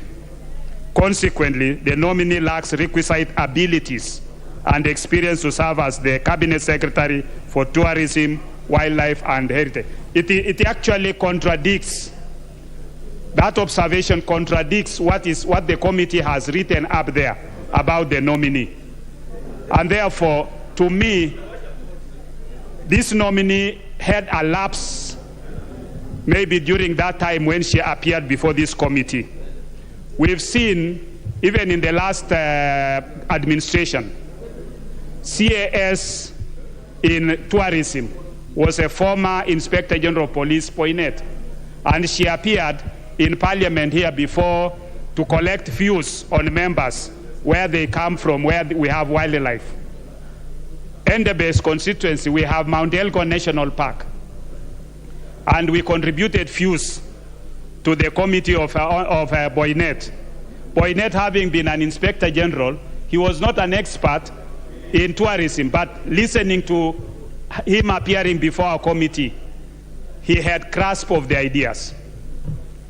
Also, having been an examiner in the past, we've seen students coming before examiners. And when they appear before the examiners, at times they get blackout because of the fear of the unknown. And as a good examiner, you can tell this student, have a seat, give him even a cup of tea or a glass of water, allow the student to rest, Then after that, you examine, and you'll find that this student is able to pass. So for me, I think she was not given adequate time. The committee, I watched that interview on 19th at 2:30 p.m. And I think the committee continued bumping questions to her. To me, as a doctor, the committee should have even given her time to rest and give her time to assess. Somebody who has an anthropology degree, somebody who has a master's degree, somebody who has been a senior position of management, surely you end up with an observation that she does not demonstrate knowledge of topical, administrative, and technical. Even you, if any of you had to appear before me for questioning on medical issues, all of you would not have knowledge of topical, administrative, and technical issues. So for me, I think this lady deserves to be given a second time. On the dissenting report by the minority party, on Honorable Aisha Jumwa, I was just reading 411, and it says the family has actually withdrawn the case of murder against Honorable Aisha Jumwa this afternoon. And I think the DPP is in the process of having that case to be withdrawn. So the allegations that we are making here against Honorable Aisha Jumwa, I think they are overtaken by offense. And having been also a member in this house, she was cleared by all the agencies to contest, even as a governor for Kilifi County. If she was given to be a position to contest for Kilifi County, if she had succeeded, because she almost succeeded as a governor for Kilifi, if she had succeeded as a governor, she would be serving as a governor for Kilifi County. So I don't see it in merit, the argument that she is not fit to be a cabinet secretary. Similarly to Honorable Mithika Linduri. Mithika Linduri was contesting as a governor for Meru. If Mithika Linduri had succeeded as a governor for Meru to be chosen by the people of Meru, he would be a governor now. So we must give them let the due process of law take its effect. When you refer to the case of the former administration, in which a list was read in this house on March 2015, many of those cabinet secretaries were victims of circumstance, because up to today, none of them has been taken to a court of law and proved to be guilty of any offense that they were read in this house. I think at times we should not use the law to demonize. We should not use our positions to cark other people or to destroy other people's careers. This house should not be used to destroy anybody's career. And more so, Penina Malonza. I urge this house that when I bring the amendment on Penina Malonza, we support. And why we cannot bring it now is that in Article 56.1, 56.2, you cannot negate, in the opinion of the Speaker, a motion that is been put. So we need to be able to reject that amendment, that motion by the committee, and be able to bring an approval for Penina Malonza. With those few remarks, I support with amendment. Member for Kathiani, Honorable Robert Mbowe. Thank you, Madam Speaker, for this opportunity. Madam Speaker, I think when I listen to a lot of members making contribution on this motion, maybe what we need to ask ourselves is, why is it the Kenyan National Assembly, as per the Constitution 2010, has been given an opportunity to vet all nominees by the President of the Republic of Kenya? I mean, listening to some of the arguments, Madam Speaker, it would probably, there are people who have the opinion that the President should probably just appoint and people go to office. Or people send CVs and they are looked at in an office and people are sent to office. The vetting process is supposed to give this house, where we serve, an opportunity to be able to go through the credentials and the abilities of these members so that we can make an opinion. So, Madam Speaker, I want to say that we cannot say we are wrong or we are right. We are expressing an opinion, which is what the Constitution envisages. And this House must also reach that point where we can stamp our authority. Because we have been in this House, this is the third time. But it is unfortunate that this House, many times we are actually used as a conveyor belt.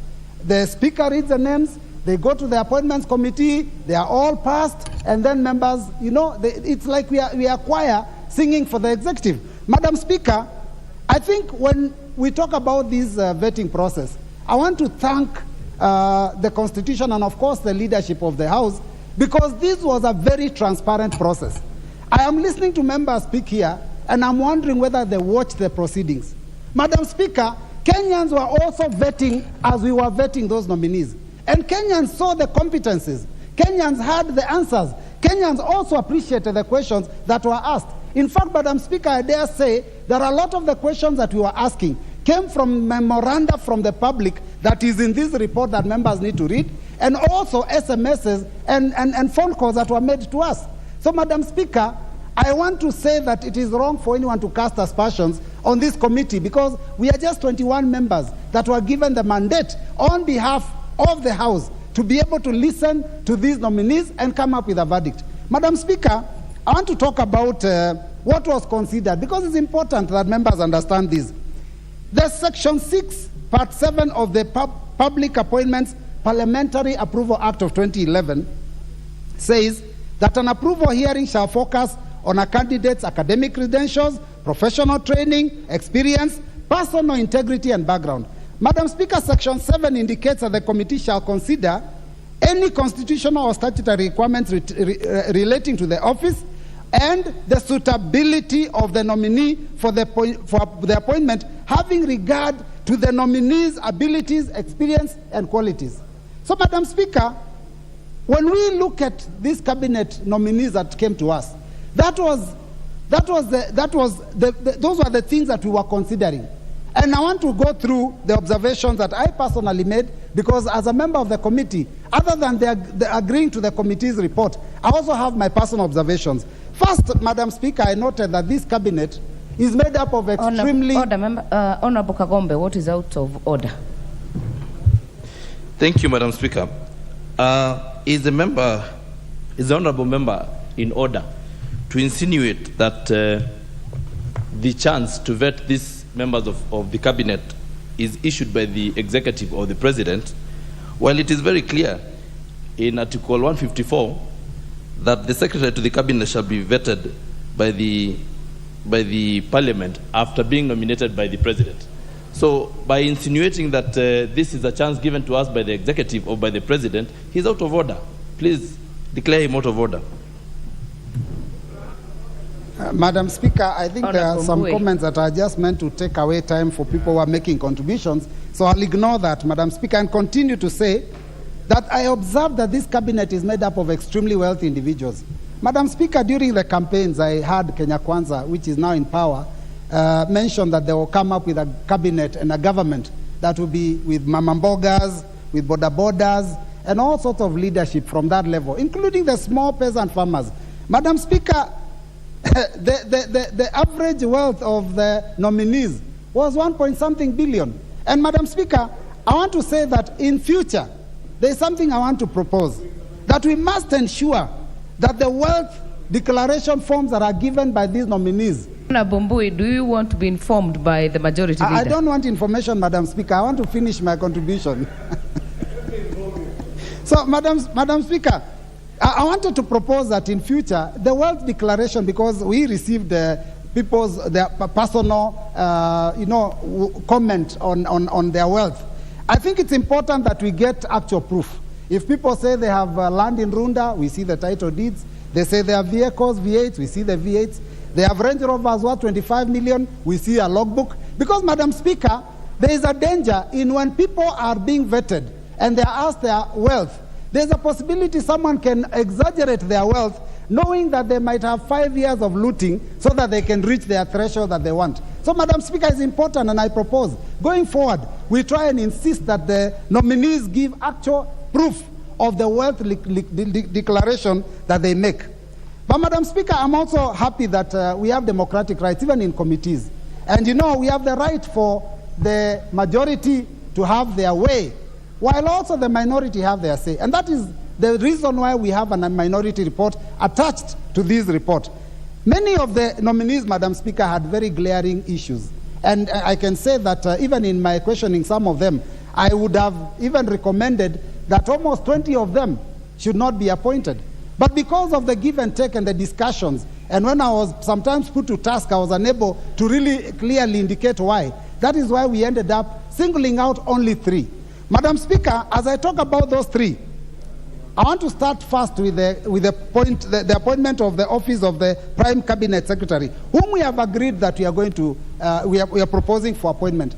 But Madam Speaker, the position of Prime Cabinet Secretary was one position that we had a lot of questions about. And of course, as a committee, we have kind of agreed at the end that we will establish, legislative framework so that we can elaborate the roles.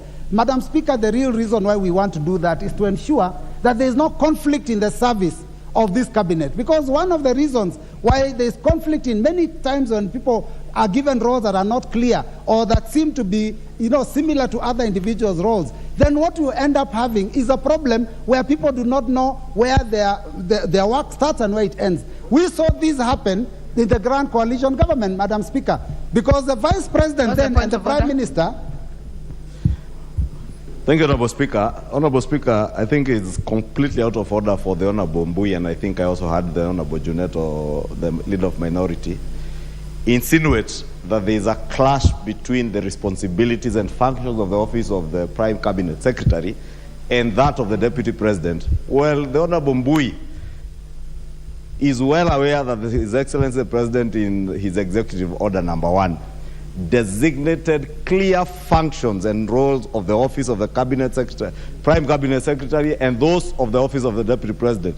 Indeed, unlike in the handshake government that the Honorable Mbui was very excited to be affiliated to, because he was not even part of the handshake. He was just affiliated and hanging around there with his party leader, Honorable Speaker. There were no clear definitions of what even the Deputy President would do. That is how the Deputy President in the former regime ended up being a candidate of the opposition party. And your candidate in Azimio ended up being Uhuru Kenyatta's project. Honorable Mbui is completely out of order to be misleading the country. What you are doing is misleading the country, Honorable Speaker, that there is no clear distinction on the functions. And through that executive order, that distinction was cleared, and Honorable Mbui, you should not mislead the country. Madam Speaker, you must give me an extra 10 minutes, which he has just wasted here, giving a lot of hot air, Madam Speaker, because I really don't think that what he was standing on is a point of order. He was trying to inform me, and I think, let me say I stand guided, because that will make him hold his horses. Madam Speaker, on the 3 nominees that we rejected, 1, Aisha Jumwa. The certificate of good conduct from the DCI, Madam Speaker, came out indicating that all the nominees were clean except her. And they clearly indicated, the certificate of good conduct indicated that she has 2 cases. One was a murder case that is yet to be determined. The other one was conspiracy to commit corruption, which is also undetermined. Madam Speaker, surely, when do we start as a nation, as a country, as a continent, to take political responsibility and step aside when we are named for and charged with major offenses? So, Madam Speaker, I think on that particular one, we are not condemning her because she's not been charged yet. I mean, she's not been convicted. But it only makes sense that she steps aside until these cases are heard and determined. Because what would happen if she's appointed today and tomorrow she's convicted of murder? What would happen, Madam Speaker? So I think on that one, it is just taking political responsibility. On the matter of Franklin Mithika Linturi, Madam Speaker, every Kenyan had.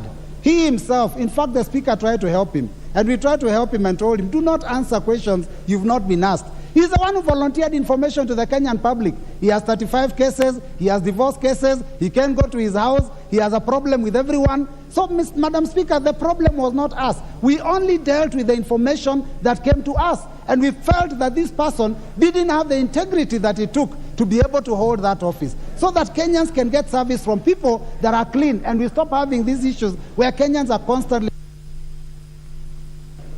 Your time is up. Your time is up, Honorable Mbui. We will now hear Honorable Onesmus Ngogoyo, Kajiado North.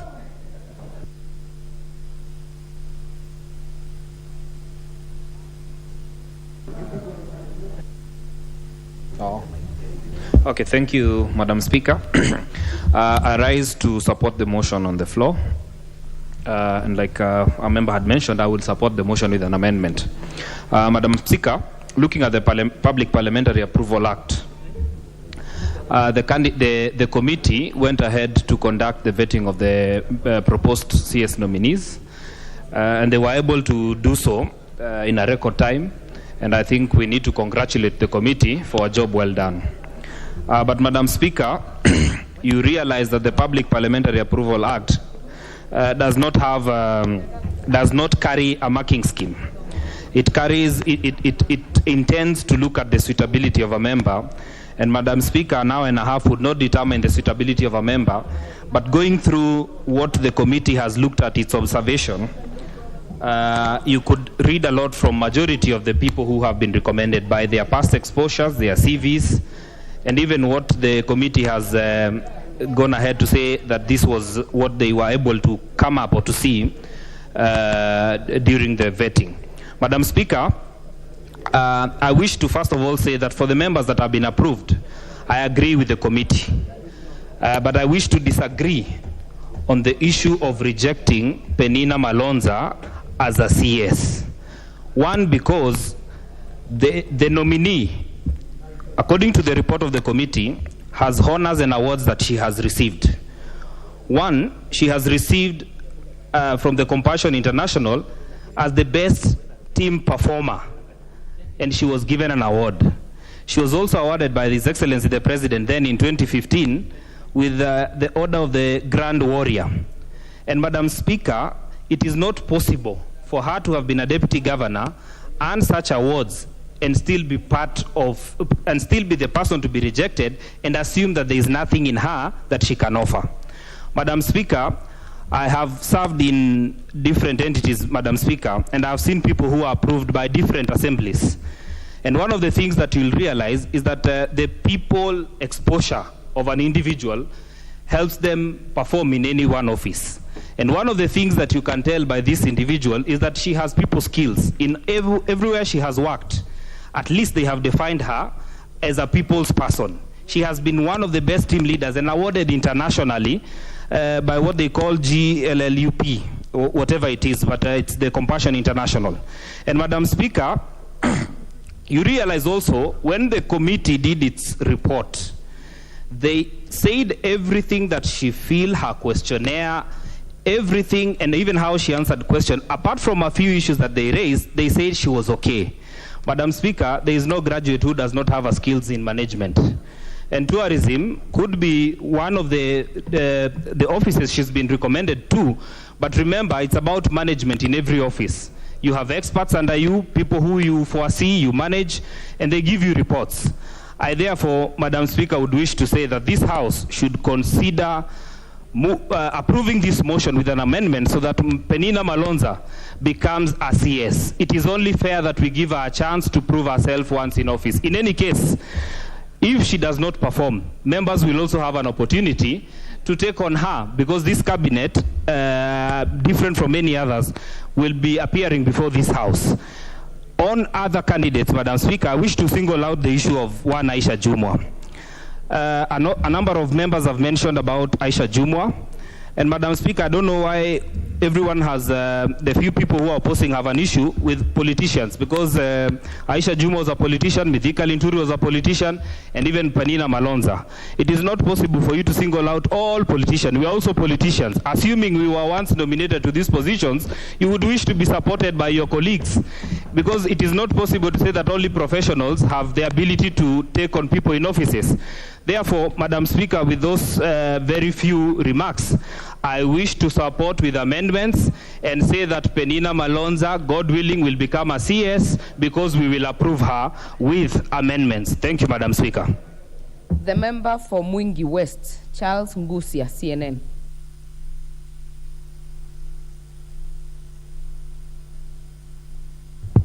Thank you, Madam Speaker, for the opportunity given to me, Madam Speaker. Let me take this opportunity before even commenting on the report on the committee to congratulate His Excellency, Dr. Samoei Ruto, for seeing it wise actually to give the Kamba community 3 CSs. Madam Speaker, the previous administrations have really sidelined us, but this time round, I am happy for the appointment, so congratulations on that. And we have to give credit where it is due. Madam Speaker, I've gone through the report very quickly, and I took some time actually to watch some of the nominees, and let me begin by saying that we can't disagree on what the majority have agreed, Madam Speaker. Madam Speaker, on the issue of my sister, let me declare the interest. Penina Malonza comes from my county, and when she was deputy governor, she really performed. Compassion International right now, it is doing so much in our county, and she was awarded as the best performer in that NGO, and she has exhibited many good characteristics of leadership. When you take work experience, tick. When you look at academic credentials, tick. When you look at leadership skills, when she was deputy governor, tick. On what basis are we discrediting my sister? I am begging this house, the members of this house, to pass Madam Penina Malonza's appointment very soon so that she can begin. And we are tired of waiting for this. The vetting has taken too long. Kenyans need to start working, and we can't work if the executive arm is not fully constituted. So, Madam Speaker, I don't have much to say. I am defending Penina Malonza is the CS of tourism. I know she is going to perform because she has performed before, and no doubt this will be the best CS in our country. With those few remarks, I support. The member for Mandera East, Hussein Weitan.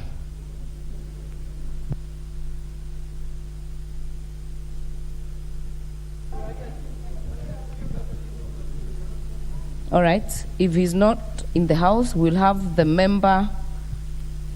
nominated member, Dorothy Kiara.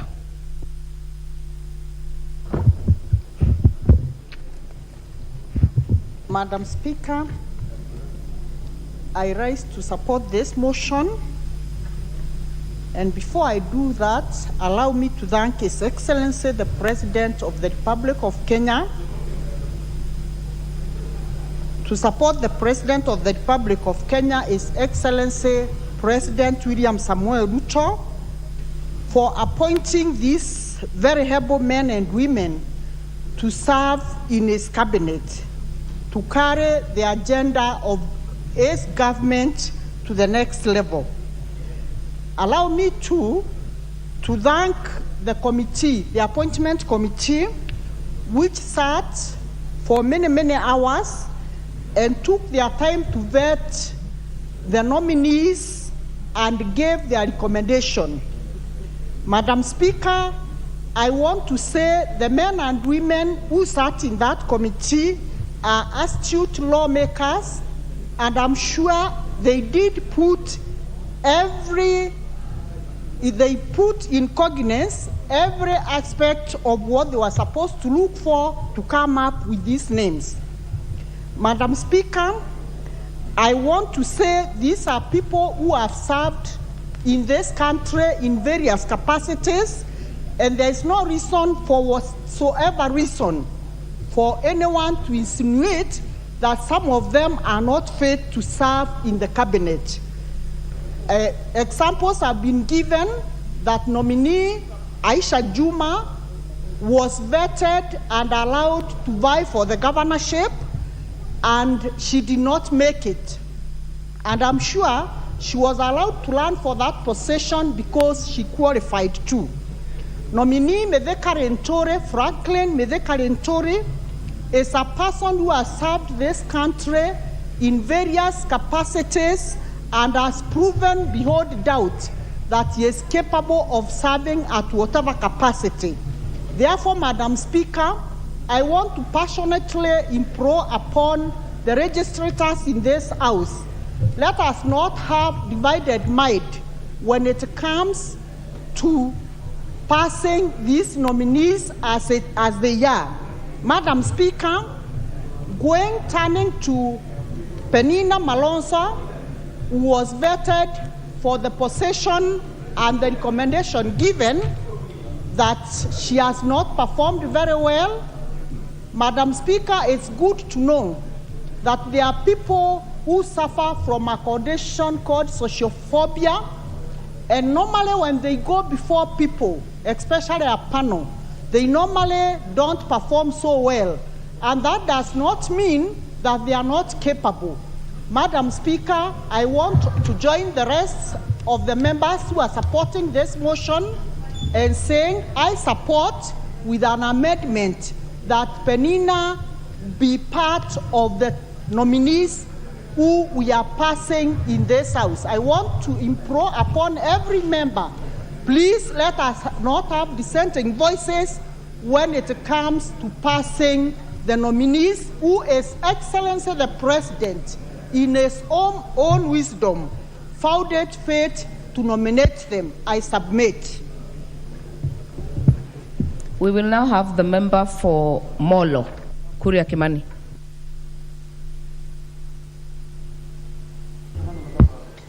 Thank you very much, Honorable Speaker. And it's very good to see you, Madam Speaker, on the chair today. It's a great celebration for the great people of Nakuru County. Madam Speaker, I would like to start by weighing in on the issue of a person nominated to a position of cabinet secretary or to any other government position where they have an ongoing court case. Madam Speaker, on the record of this House, on the July of 2018, we held a debate on the nomination of one Ben Chumo, who was nominated by His Excellency the former President to be the chairperson for the Salaries and Remuneration Commission. Madam Speaker, this House rejected the candidate Ben Chumo on the basis that he had an ongoing corruption court case, an active ongoing corruption case. A few years later, Madam Speaker, and to be specific, last month, the director of the DPP withdrew the case against Ben Chumo. As a result, Ben Chumo was condemned for 4 years without a job. His reputation was tainted. He lost a chance to be the chairperson of the Salaries and Remuneration Commission, even when he was not guilty of the offenses that he was accused of. In the report, Madam Speaker, the DCI was accused of not responding to 4 letters sent to them between October of last year and May this year. As a result, Madam Speaker, for a mistake not his own, for some just malicious damage, we lost 4 years of this career civil servant, Madam Speaker. Are we going to do the same to the nominees that have been nominated to the various positions just because there is an ongoing court case, even before a court ruling has been ruled saying that they are guilty, Madam Speaker? If we do that, then the easiest way to ensure that no person is approved at this House will just to start a fictitious court case against that particular candidate. And therefore, as long as someone has leveled allegations against you and taken you to court, then you'll be cast to hold any government position in this country. And for that, this House cannot do that. Madam Speaker, we welcome for the first time the nomination to the cabinet of one Zachary Njeru from Nakuru County. We note, as the leaders of Nakuru, that this is the very first time we have a fully fledged minister from Nakuru City and County. Our friends from Azimio were purporting that this man is not qualified. But you have seen a person who have risen from being a nominated councillor. Even before he became councillor, we have seen somebody born in Bodeni, one of the slums in Nakuru town, who went to a district day school, Nakuru Secondary School, went all the way to university, became a councillor, became even a sub-county administrator. And this is a person that understands the real issues of housing in this country, especially because of where he is born. The perception you have of the housing sector being an issue of the rich will be brought to rest by this nominee for housing and public works, Madam Speaker. Because this is someone who understands what it means to be brought up in the slum. This is a person who understands when the president says that we are going to have, like that project he was launching today in Kibera, of people paying only 2,500 shillings a month as mortgage and them ending up owning that house, Madam Speaker. I listened to our people here, especially condemn the one Penina Malonza, the Honorable Penina Malonza, and saying that she's not qualified for this position just because, in their view, she did not perform in a particular way at the interview. But on the contrary, Madam Speaker, we have had people speaking very fluent English, speaking big vocabularies. But when those matters were brought to account or were brought to test, it was just opaqueness and hot air. So, Madam Speaker, therefore, we cannot simply condemn Penina Malomba because she did not perform particularly well at that particular interview.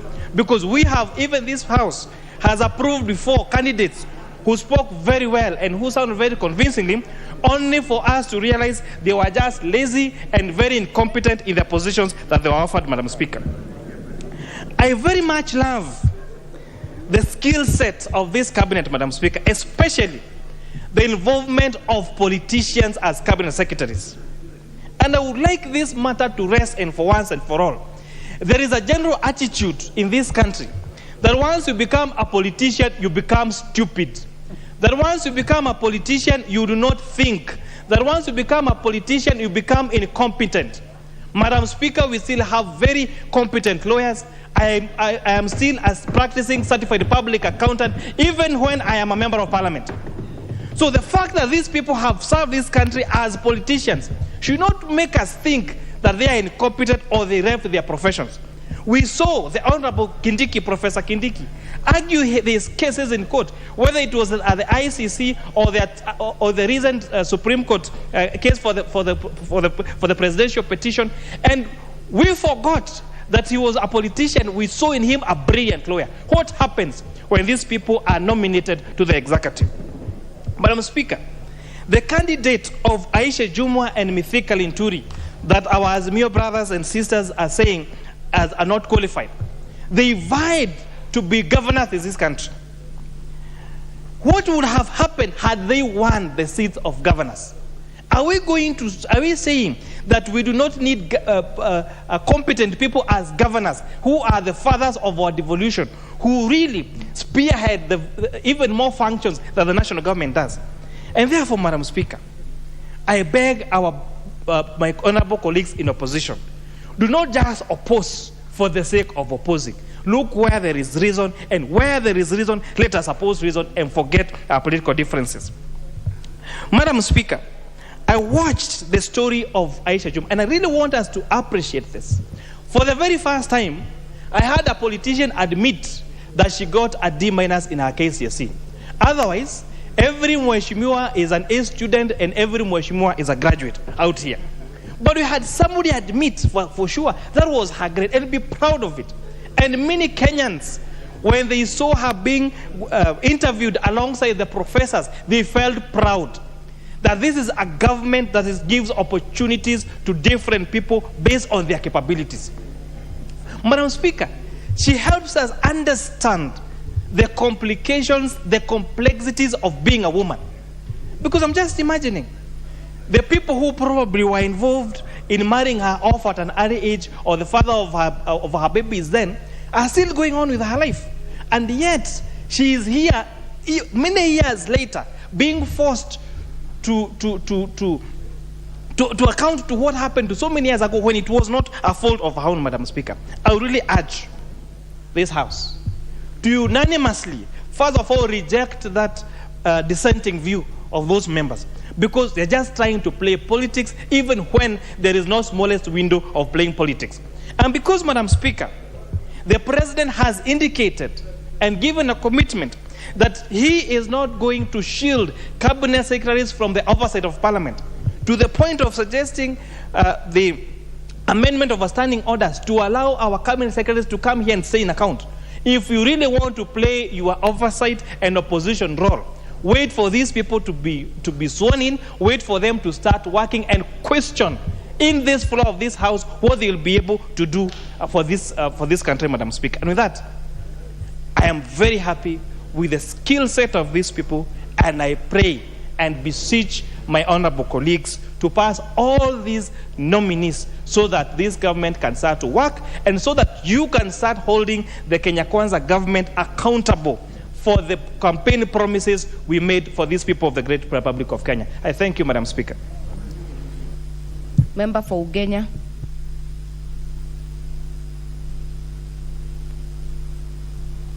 Member for Ugenya, Honorable David Ochieng.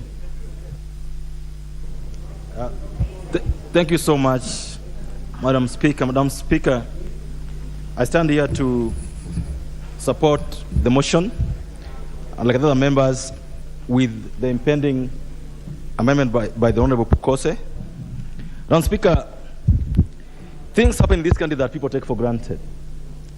There's some time back, a president would just appoint a cabinet, his ministers, and no one would question how they are appointed. But Madam Speaker, in the last week, Kenyans were riveted on their TVs to see for themselves who the president had nominated to become a secretary, Madam Speaker. Madam Speaker, I want to thank the committee. I personally was very glad to watch my colleagues asking these nominees very probing questions, questions that made Kenyans understand and know the kind of persons they were, questions that made Kenyans understand and know whether they were fit for the office, and above all, questions that made Kenyans understand whether the cabinet is going to understand, the cabinet that we're going to have is fit to serve. Madam Speaker, I'm personally very happy with this cabinet for one reason, that in my 2 terms in Parliament, with cabinet secretaries that were not former members of Parliament, Madam Speaker, we served as MPs. If you would go to a ministry, ask a minister for some support on a road or on a water issue or on a police matter, but the ministers, because they're not being politicians, had no clue, sometimes very dumb, about people even sleeping hungry. I remember at the time I went to a minister to ask for seed for planting, and he asked me, why do you need seed in your constituency? Why can't they buy themselves? Madam Speaker, we've had ministers who don't understand that Kenyans in this country, some of them cannot afford basic items like food, can't afford basic items like shelter, Madam Speaker. But I'm happy because in this cabinet, more than half of them, Madam Speaker, have served with us in this parliament. They have been MPs or senators, Madam Speaker, and they come from constituencies. They have served people through election, Madam Speaker. I'm certain that they will understand the needs and requirements of our people, Madam Speaker. And that's why, for colleagues who've been in this House that we're going to pass today or tomorrow, Madam Speaker, we want to ask them not to forget where they have come from. Because the reason they've been chosen, in my opinion, Madam Speaker, is that they're able to understand the pulse of the nation, Madam Speaker. Madam Speaker, I had a single issue that I wanted to ask my colleague Wendai and Junet. When they were asking the Honorable nominee for trade, I thought I would hear questions about Kikomi in Kisumu. I thought that I would hear questions about the fish industry in Kisumu being revived, Madam Speaker. And I'm hoping that the nominee for blue economy, nominee for fisheries, the Honorable Mvurya, when passed, is going to spend his time in trying to ensure that the fish we produce in the lake, their processing, Madam Speaker, is done at the lakeside so that people from that part of the country get jobs because of the lake, Madam Speaker. Madam Speaker, I'm hoping that when we pass the nominee for trade and investment, the Honorable Kuria, that we will have our Kikomi being rejuvenated, that we'll have cotton industry in Nyanza being rejuvenated. Madam Speaker, these are the things that I am hoping, and I'm hoping that the nominees are listening, that my friend, the Honorable Kipchumba, will ensure that the road network in this country is distributed, like he said during the vetting process, that they will be distributed fairly per constituency. And Madam Speaker, this House must hold the nominees to their words.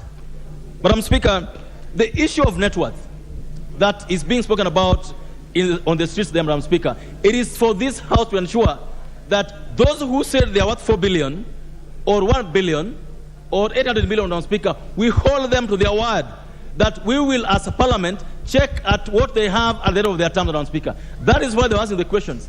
The questions being asked about it was not about, today or tomorrow. It's about, we'll be checking in the next 3-4 years what these nominees are worth, whether they are doing the jobs for Kenyans or they have gone there to amass for themselves, Madam Speaker. Madam Speaker, as with any system that's presidential, Madam Speaker, it is important to note that before the President nominated these nominees, Madam Speaker, he considered their competences. He considered their abilities. I'm sure that he even had a conversation with them on the dockets they have been placed at. And that's why I have an issue, especially with the rejection of Madam Malonza.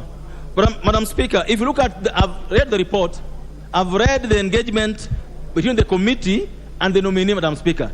And there's nowhere, first of all, where the committee puts a marking scheme, that this is what our marking scheme is about the competence of a nominee.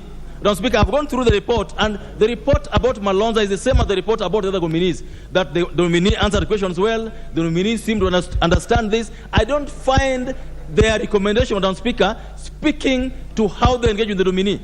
There's nowhere in that report, Madam Speaker, where the committee says in the report that the nominee could not answer this question or that. There's nowhere where in the report it says that the nominee answered this question wrongly. There's nowhere, Madam Speaker. And so the observation, in my opinion, does not emanate from the report. In fact, I dare say that the recommendation by the nominee on Madam Malonza is basically baying for blood, Madam Speaker. This is not the time for bloodletting.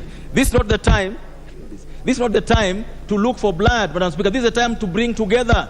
This is a time to unite. This is a time to ensure that our country moves forward, Madam Speaker, and we cannot move forward, Madam Speaker, if you're going to look for wars where there are no wars, Madam Speaker. Madam Speaker, in this country, I must say this, that in this country, in 2013, our current president and the former president were ICC indictees. They ran, we elected them. Madam Speaker, in this House, we have more than 30 MPs with cases in court. They are members of Parliament. That's the truth, Madam Speaker. And so you cannot tell me that because Mithika Linturi has a case in court or Madam Aisha Juma has a case in court, then that is, Madam Speaker, I also dare say with a heavy heart that one of us has been convicted, but he ran, was elected, Madam Speaker, because the Court of Appeal allowed him, because we have put in the law, Madam Speaker, that you are guilty till you are innocent till proven guilty, Madam Speaker. And even after being proven guilty, Madam Speaker, we have said in the Constitution that you must have exhausted all the avenues for appeal. The Honorable Aisha Jumwa, the Honorable Mithika Linturi have not even been tried by any court of law, Madam Speaker. You cannot verify the veracity of the charge, Madam Speaker, and so you cannot hold them on different levels of integrity, Madam Speaker, like we hold others, Madam Speaker. And so any recommendation based on either guilt or perceived guilt, Madam Speaker, of Madam Aisha Jumwa or Linturi, Mithika Honorable, Madam Speaker, for me are misguided. Madam Speaker, as I end, I want to request this House that in my now 10, 11 years in Parliament, what I've seen distinguish a Cabinet Secretary is how they understand the members' needs, how they understand the country's needs, not what papers they have, Madam Speaker. In the past, if you look at the first cabinet, Madam Speaker, the first cabinet of this country in 1963, Madam Speaker, few of them had degrees. Few of them had even worked anywhere, Madam Speaker, but they did so well. And so it would be remiss for this assembly to keep harping on papers. This has papers, this has no papers, Madam Speaker, without the ability, Madam Speaker. We know that some people have served this country so well because of the passion they had for the job. Madam Speaker, the Honorable Michuki, may the Lord rest his soul in peace, did so well as a minister for transport, and I don't think he learned anything. He was an engineer or anything, but he did so well in that ministry, Madam Speaker, that the whole country was saying, bring him back. And so what we as Assembly must do is to ensure that after we pass these nominees, we put them to task. Madam Speaker, I'm so happy that we have a president who is so sober, so ready to work, that these ministers, I'm sure in the next 1 or 2 years, they will be gasping for air. Let's put them to task. Let them work for the country, Madam Speaker. The country is waiting with bated breath, Madam Speaker. We cannot wait any longer. Let's pass these guys. Let them get to work. Thank you, Madam Speaker. Member for Kitui Central, Dr. Makali Mulu. Yeah, thank you, Madam Speaker. Honorable Speaker, I really want to thank you most sincerely for this opportunity. I want to start by really appreciating the appointment committee, Honorable Speaker, for the work they have done. It's not easy. This is the third time I'm witnessing appointment of CSEs in this country as a member of parliament, and I know it's not an easy job.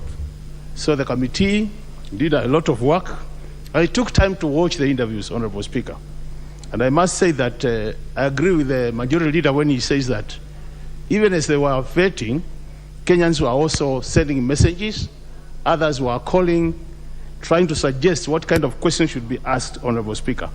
Honorable Speaker, the questions were in a way, structured in a way that you get academic qualifications, issue to do with net worth, issue to do with whether you have a case in court, whether you are a citizen or not.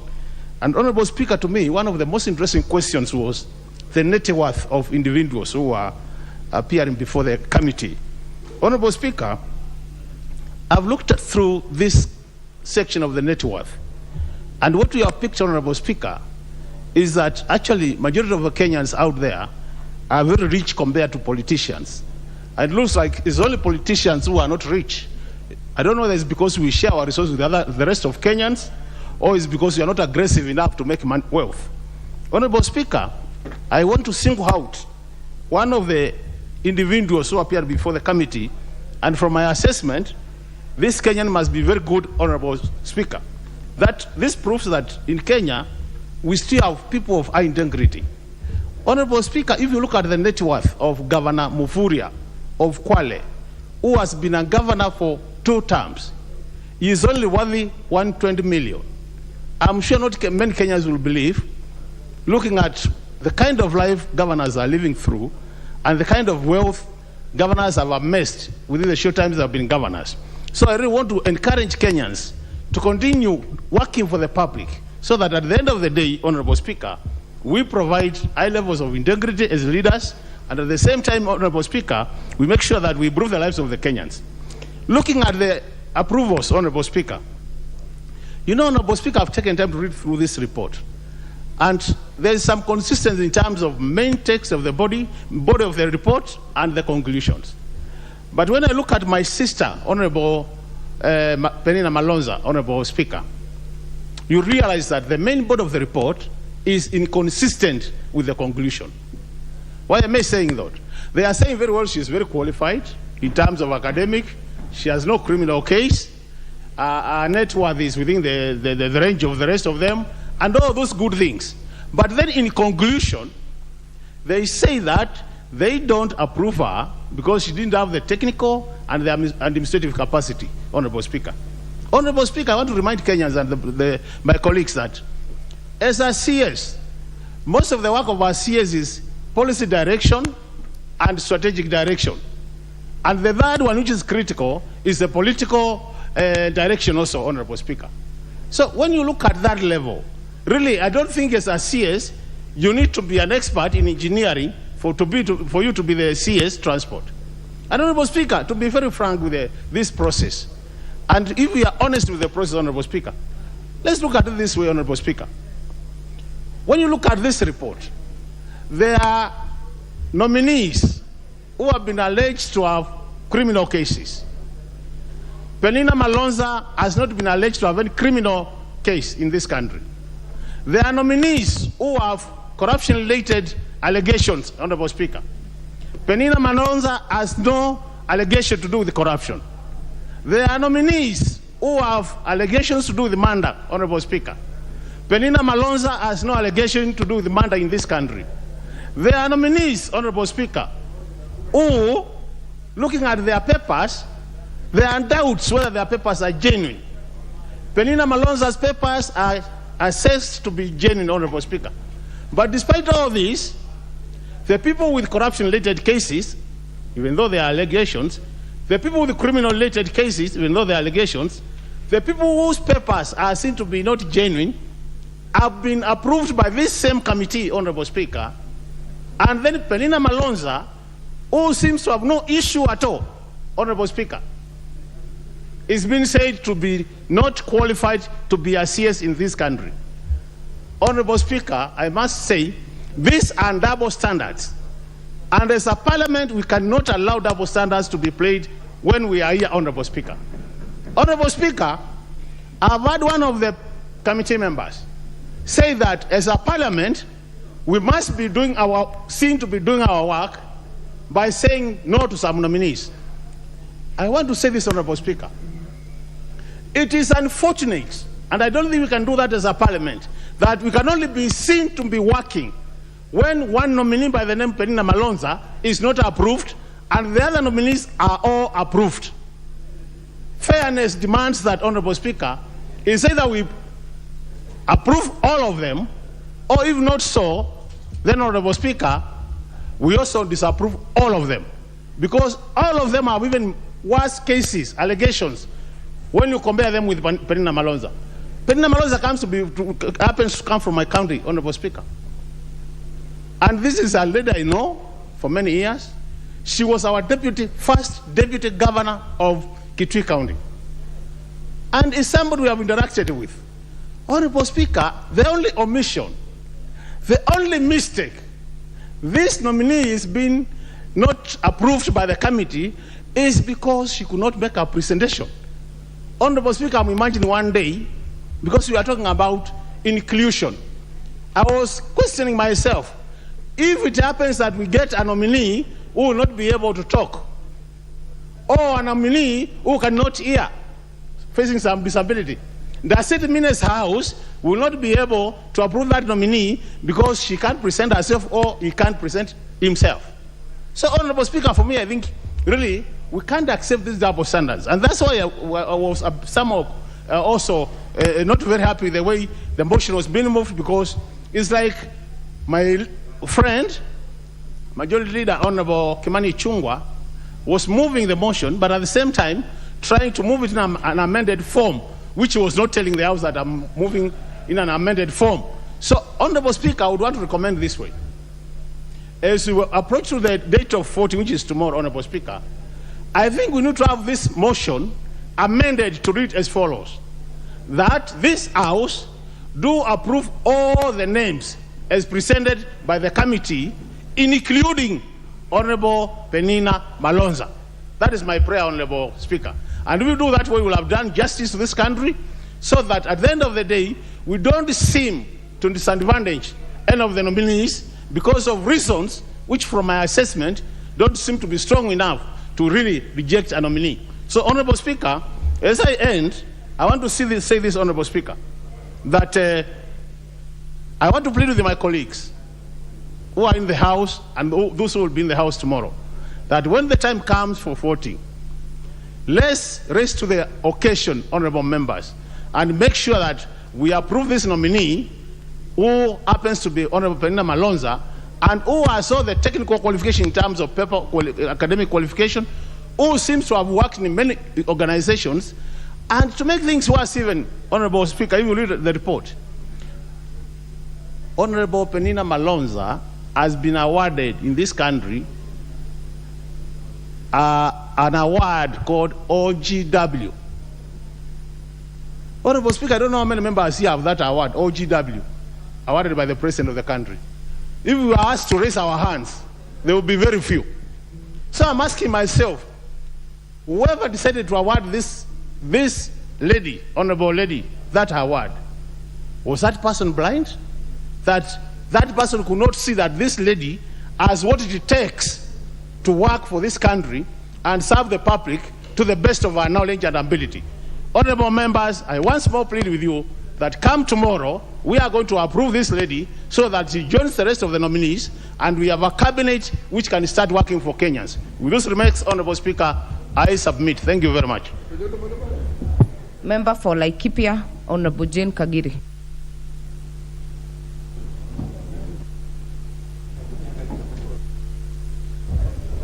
Thank you, Madam Speaker, for giving me this opportunity to contribute to this special motion. Madam Speaker, allow me to start by congratulating the appointment committee for a great job that they did and a noble job to the country and to this honorable house. Madam Speaker, I'll also congratulate all the 24 nominees because it's not a small feat that they were nominated in the midst of more than 57 million Kenyans. Madam Speaker, I support the report from the committee, but with an exception on the rejection of the approval of Honorable Penina Malonza. Madam Speaker, I look at Honorable Penina Malonza as an honorable lady who has grown through the process for her to get where she is today. Madam Speaker, let's remember, Honorable Penina Malonza is the first Cabinet Secretary nominee from Kitui South constituency. Madam Speaker, I have listened to those who have spoken before me as they narrated on her presentation and her articulation of the questions that she was asked. Madam Speaker, being a first from that constituency, we need to give her the credit that she has already achieved that feat. She had no predecessor to teach her or guide her on how to go through the process. Madam Speaker, I also continue to read a lot about Madam Penina Malonza, and I learned that she has been a deputy governor for 5 years, which of course was also achieved through hard work. Madam Speaker, it's also good to mention that having lost the position of deputy governor in the year 2017, Honorable Penina Malonza again vied for the position of woman representative in Kitui County. This, Madam Speaker, can only confirm that this is a determined soul we are talking about and a lady who is going to work for this country. Madam Speaker, away from politics, I looked at Penina Malonza's career progression. This is a lady who has grown from being a facilitator to a supervisor to a senior supervisor and eventually a director. Madam Speaker, thereon she goes to become a deputy governor, and when we look at her career progression, this is a lady who is destined for greatness. From deputy governor, I pray and I believe she'll now go into being a cabinet secretary. Madam Speaker, we look at a lady who holds a bachelor's degree and a master's degree, but she has gone ahead and applied to continue studying another master's degree. Madam Speaker, that talks of a willing learner and a lady who is even going to learn in her new position as the Cabinet Secretary for Tourism, Wildlife and Heritage. Madam Speaker, once in a while we are asked who your classmates were. It is good to confirm that Honorable Penina Malonza received her Order of Grand Warrior Award on the same day that I received mine. So I know she has done an honorable job to this country and she rightfully deserved the award. Madam Speaker, I also read of many acts of charity that Honorable Penina Malonza has done to her community. She has served orphans, she has served women, and Madam Speaker, anybody who lends to the poor lends to God. So let us believe that the prayers from these people are also what have gotten her to where she is today. Madam Speaker, I read on to hear that some of the issues Madam Penina Malonza had was that she could not articulate her answers in the questions she was asked. Madam Speaker, the biggest challenge we have in my community is in regards to human-wildlife conflict and compensation to those who have been affected by those issues. Madam Speaker, when Honorable Penina Malonza was asked that question, her answer was that she should engage the concerned committee to increase budget allocations for her to serve Kenya. That is the right answer that was expected, because whenever we have asked these questions, it is an answer of budget allocations. For me, that was the perfect answer that she should have given. Madam Speaker, as I conclude, I wish this Honorable House takes its time to quickly approve the nominees so that this country gets on moving.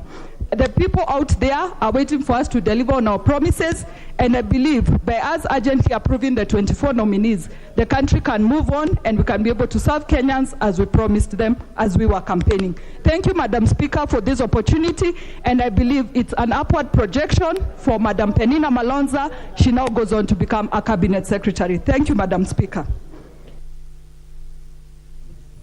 Thank you. I realize we have a lot of interest for this motion.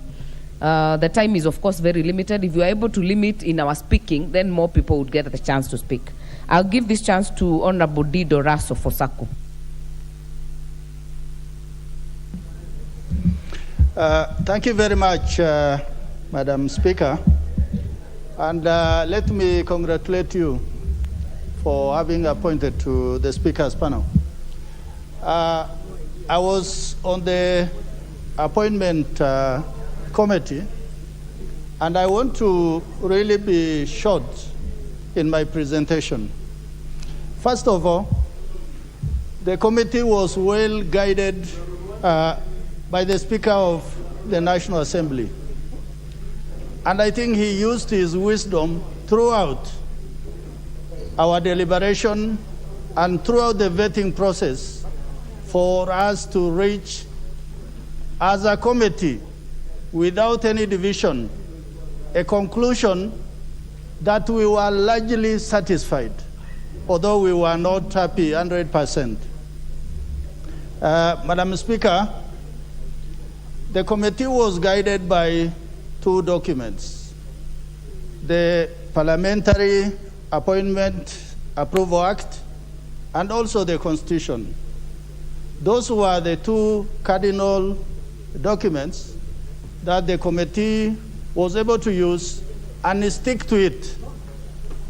So the outcome, as it were, we are hearing about Honorable Malonza, Linturi, also about Asha Juma. I will shortly talk about those three, but I want to confirm to this House that the large majority of almost 20 were able to satisfy the vetting committee. Like the soap opera, the whole vetting was conducted in the glare of public opinion. So whatever the committee was going to come out with, I think to an extent, even many of you who are following the vetting were able to discern that at this point the committee made the right judgment. Madam Speaker, the issue is about suitability and competence. Yes, there is the bit of education, there is the bit of gender, there is the bit of applicability to that job in terms of educational qualification. But the bottom line, the red tick in the box, is does this particular candidate satisfy for the job he or she had been assigned? I must thank the politicians and congratulate them, because 67% of those candidates who appeared before the committee were politicians, and they gave a sound account of themselves, relevant to the appointment, and also showing that they are able to understand the concerns to the people that they have represented for long. Some are senators, others are members of this august House. So for that reason, what we want from them, like the leader of majority said, and I want to agree with him, in the last government, there was a lot of hubris from cabinet secretaries, a lot of chest thumping from the cabinet secretaries. And if they know the powers of this House, I think they must humble themselves to the occasion, and they must humble themselves to the committees of this august House. I must add that we must also congratulate the President. It is my third term in this House, which comes from the great people of Saku. For the first time, these particular cabinet secretaries were almost handpicked and almost the right people to serve the people of Kenya. We have seen the cabinet in the 11th Parliament and also in the 12th Parliament. The difference is we were asking ourselves, who do we pass among this? But in this particular situation, we are faced with a very narrow margin of only 3. I want to talk about Asha Juma. She comes from the minority, marginalized, a lady whose background many of us will sympathize. Although many of us walked to school without shoes, we slept without eating food, but I think Asha Juma's climb to the top is a study in itself, that we must understand that how does somebody who got married when she was an underage, she dropped out of school, but she rose at some point. She was the head of Kilifi County Council as the chair. She became the women rep. She became a single constituency member of parliament. And then she ran for the governor. And she got 70,000 votes. Those are not few votes. Then we come to Mithika Linturi. Mithika Linturi also, he comes from a rural constituency. Although he appeared to have struggled as a hustler to make whatever he did, I think also his background is also meager. He came from a background where he needed a lot of support, where as a young boy he was a herder. So these particular cases that come before the committee makes the committee to deeply reflect on the individual cases. What some of us have said, and I want to say again, Parliament cannot be the judge and the jury. The committee is to give observation and recommendation to the House. The House can accept it, or the House can reject it. The House can modify the report, can amend it. That is the powers of this plenary, rather than the powers that is given to the committee.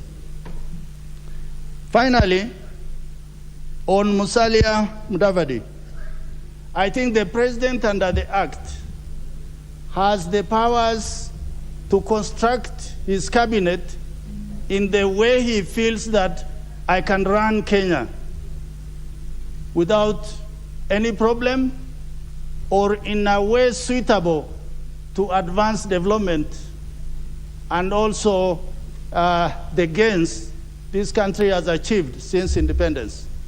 And for that reason, the order number 1 that had come out a few weeks back indicated clearly what is the role of the chief cabinet minister, so that there is no altercation with the job description of the deputy president. So for that reason, I think there is nothing that this House can see as conflict in terms of application of the DP and the chief cabinet secretary. Finally, it is my wish that the House can take time, study the report, and modify what we have given you as a committee, which had no division at all, but we carried it in magnanimity and without any division. Thank you, Honorable Speaker. Member for Samburu West.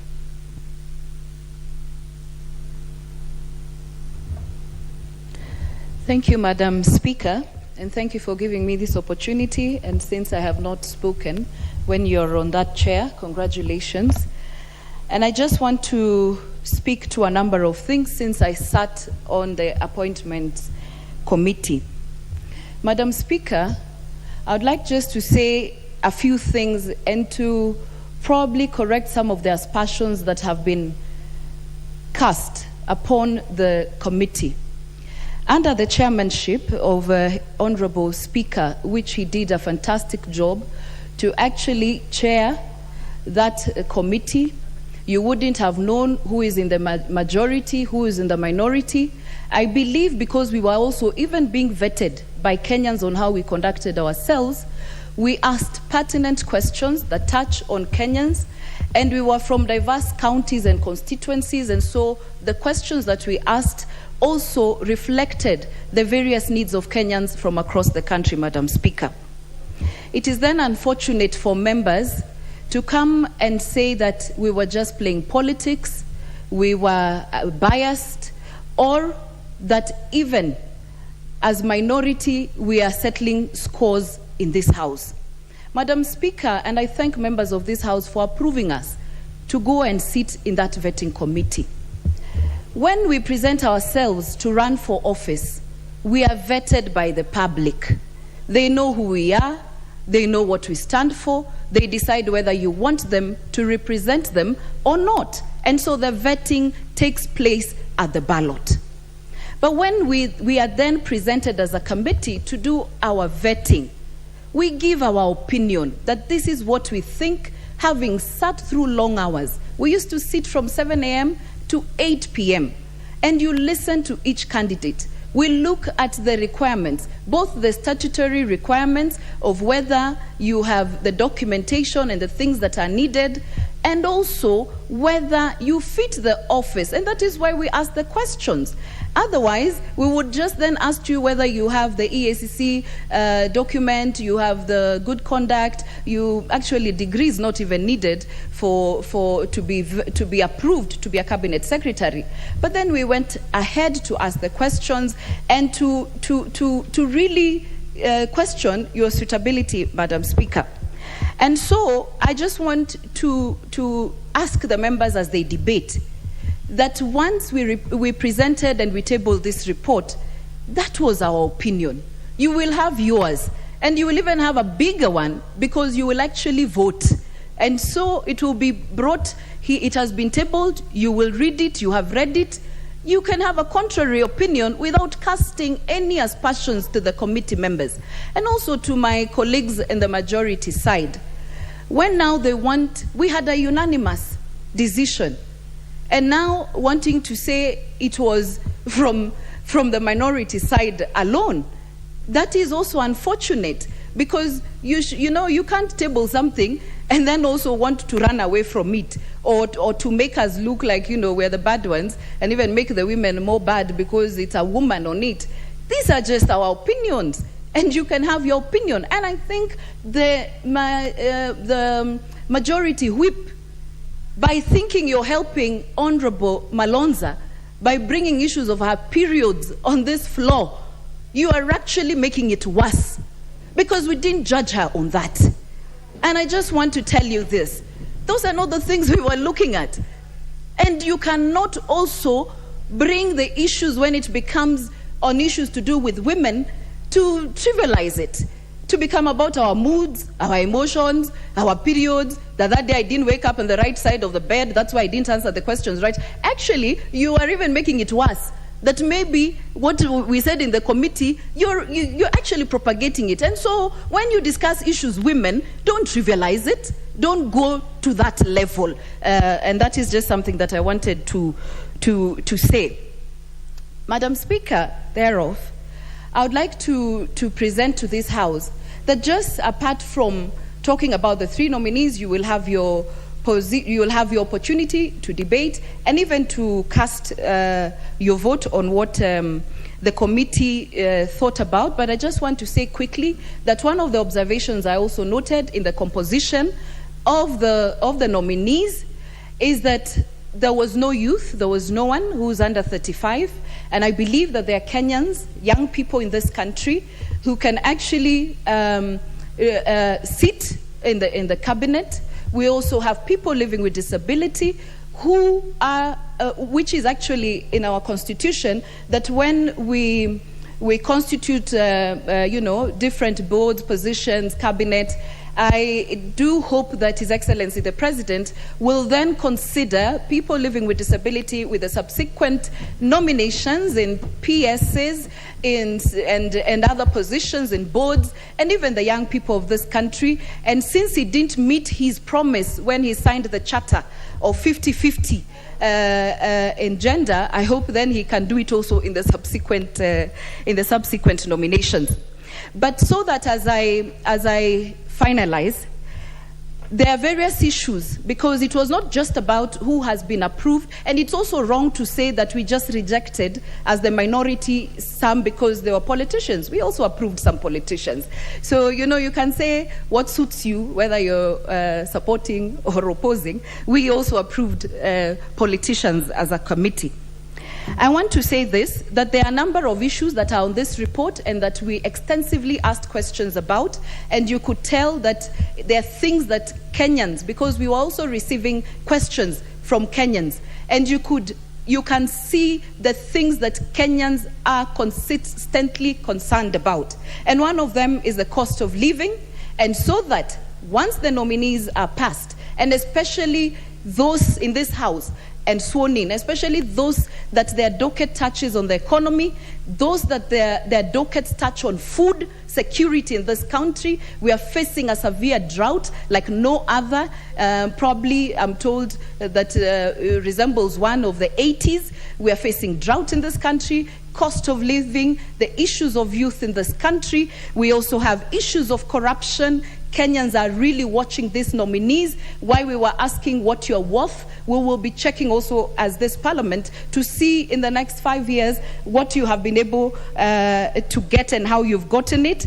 And also issues of following the rule of law, not only when it suits you, but as something, and also the respect of the Constitution. And so as I conclude, for the nominees that will be passed in this House, the other reason why we were vetting you is that we will hold you to account to the things that you said to us, because you didn't just say it to that committee. We were sitting there on behalf of also all these members. So you were actually speaking to this parliament, you were also speaking to Kenyans, and you were speaking also to the international community, because this was really followed. Because when you're a CS, as one of my colleagues has said, you're not the PS. Yes, we agree, you're not the technocrat, but at least you should have a general knowledge and policy of that docket. At least shape, what are you telling us? What is your policy on this matter?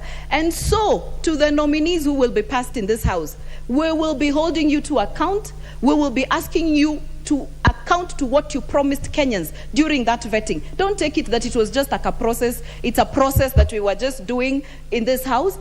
We have taken note of the promises that you've promised us that you will do. If you're approved by this House and you're sworn in, we will go back and ask you questions as a House, and even as we sit in our committees, to see to it that you live to it. And just so that you may never forget, it is an honor to serve this country in that position. Out of more than 50 million Kenyans, this House, if it approves you, just know that you shoulder a huge responsibility to serve this country diligently, and even to serve the president and the Kenya Kwanza, because they're the ones who have nominated, to make sure that they live to their expectations and to the promises that you made to Kenyans. If you said the Hustlers Fund is going to be without interest, please make sure it won't have interest. If you said you will bring the cost of unga down by 100 days, don't tell us you will now do it after a year.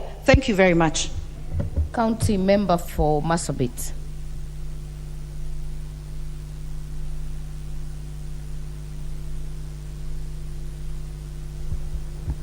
Thank you, Madam Speaker, for allowing me to add my voice to this very important debate on the approval of the nominees. As I start, I want to congratulate the committee for sitting the long hours and for vetting all the nominees, and for giving us a good recommendation whereby we can all debate on. I also want to congratulate the nominees, because I know they are representing the entire country. I know that they are all capable of doing that. And for Kenya Kwanza to nominate people who are responsible enough, who are qualified, and who we believe will be able to deliver. Madam Speaker, sometimes when we nominate people to different positions, the expectation is that they will serve the entire nation. Some of the areas we come from, like Marsabit, have not been privileged this time to get a CS. But I hope the nominees who are there, who will serve in different ministries, will serve all the areas equally and will be able to give their best to the country. I just want to say to the nominees that they are there on our behalf, on behalf of Kenya Kwanza, and on behalf of the Parliament, and on behalf of the entire country. So our expectations are quite high, and as we all know, Kenya Kwanza as a government, we promised a lot to our people, and people's expectations is quite high. When we put again into consideration the situation that the country is in, whereby economically we are not doing well, the drought is affecting about 23 counties. People's wealth in terms of pastoralists, you know, the wealth that we have, our animals are dying, and we are even losing lives. A lot of attention needs to be given to that area. While even in this other part of the country, Kenyans have suffered economically. And so we need a big effort in order to transform the situation that we are in. And I believe that the ministers will be able, the cabinet secretaries will be able to be agents of transformation, whereby they'll be able to touch every life. Order, members. The member for Marsabit, you'll have a balance of 7 minutes tomorrow morning when the motion resumes. Order, members.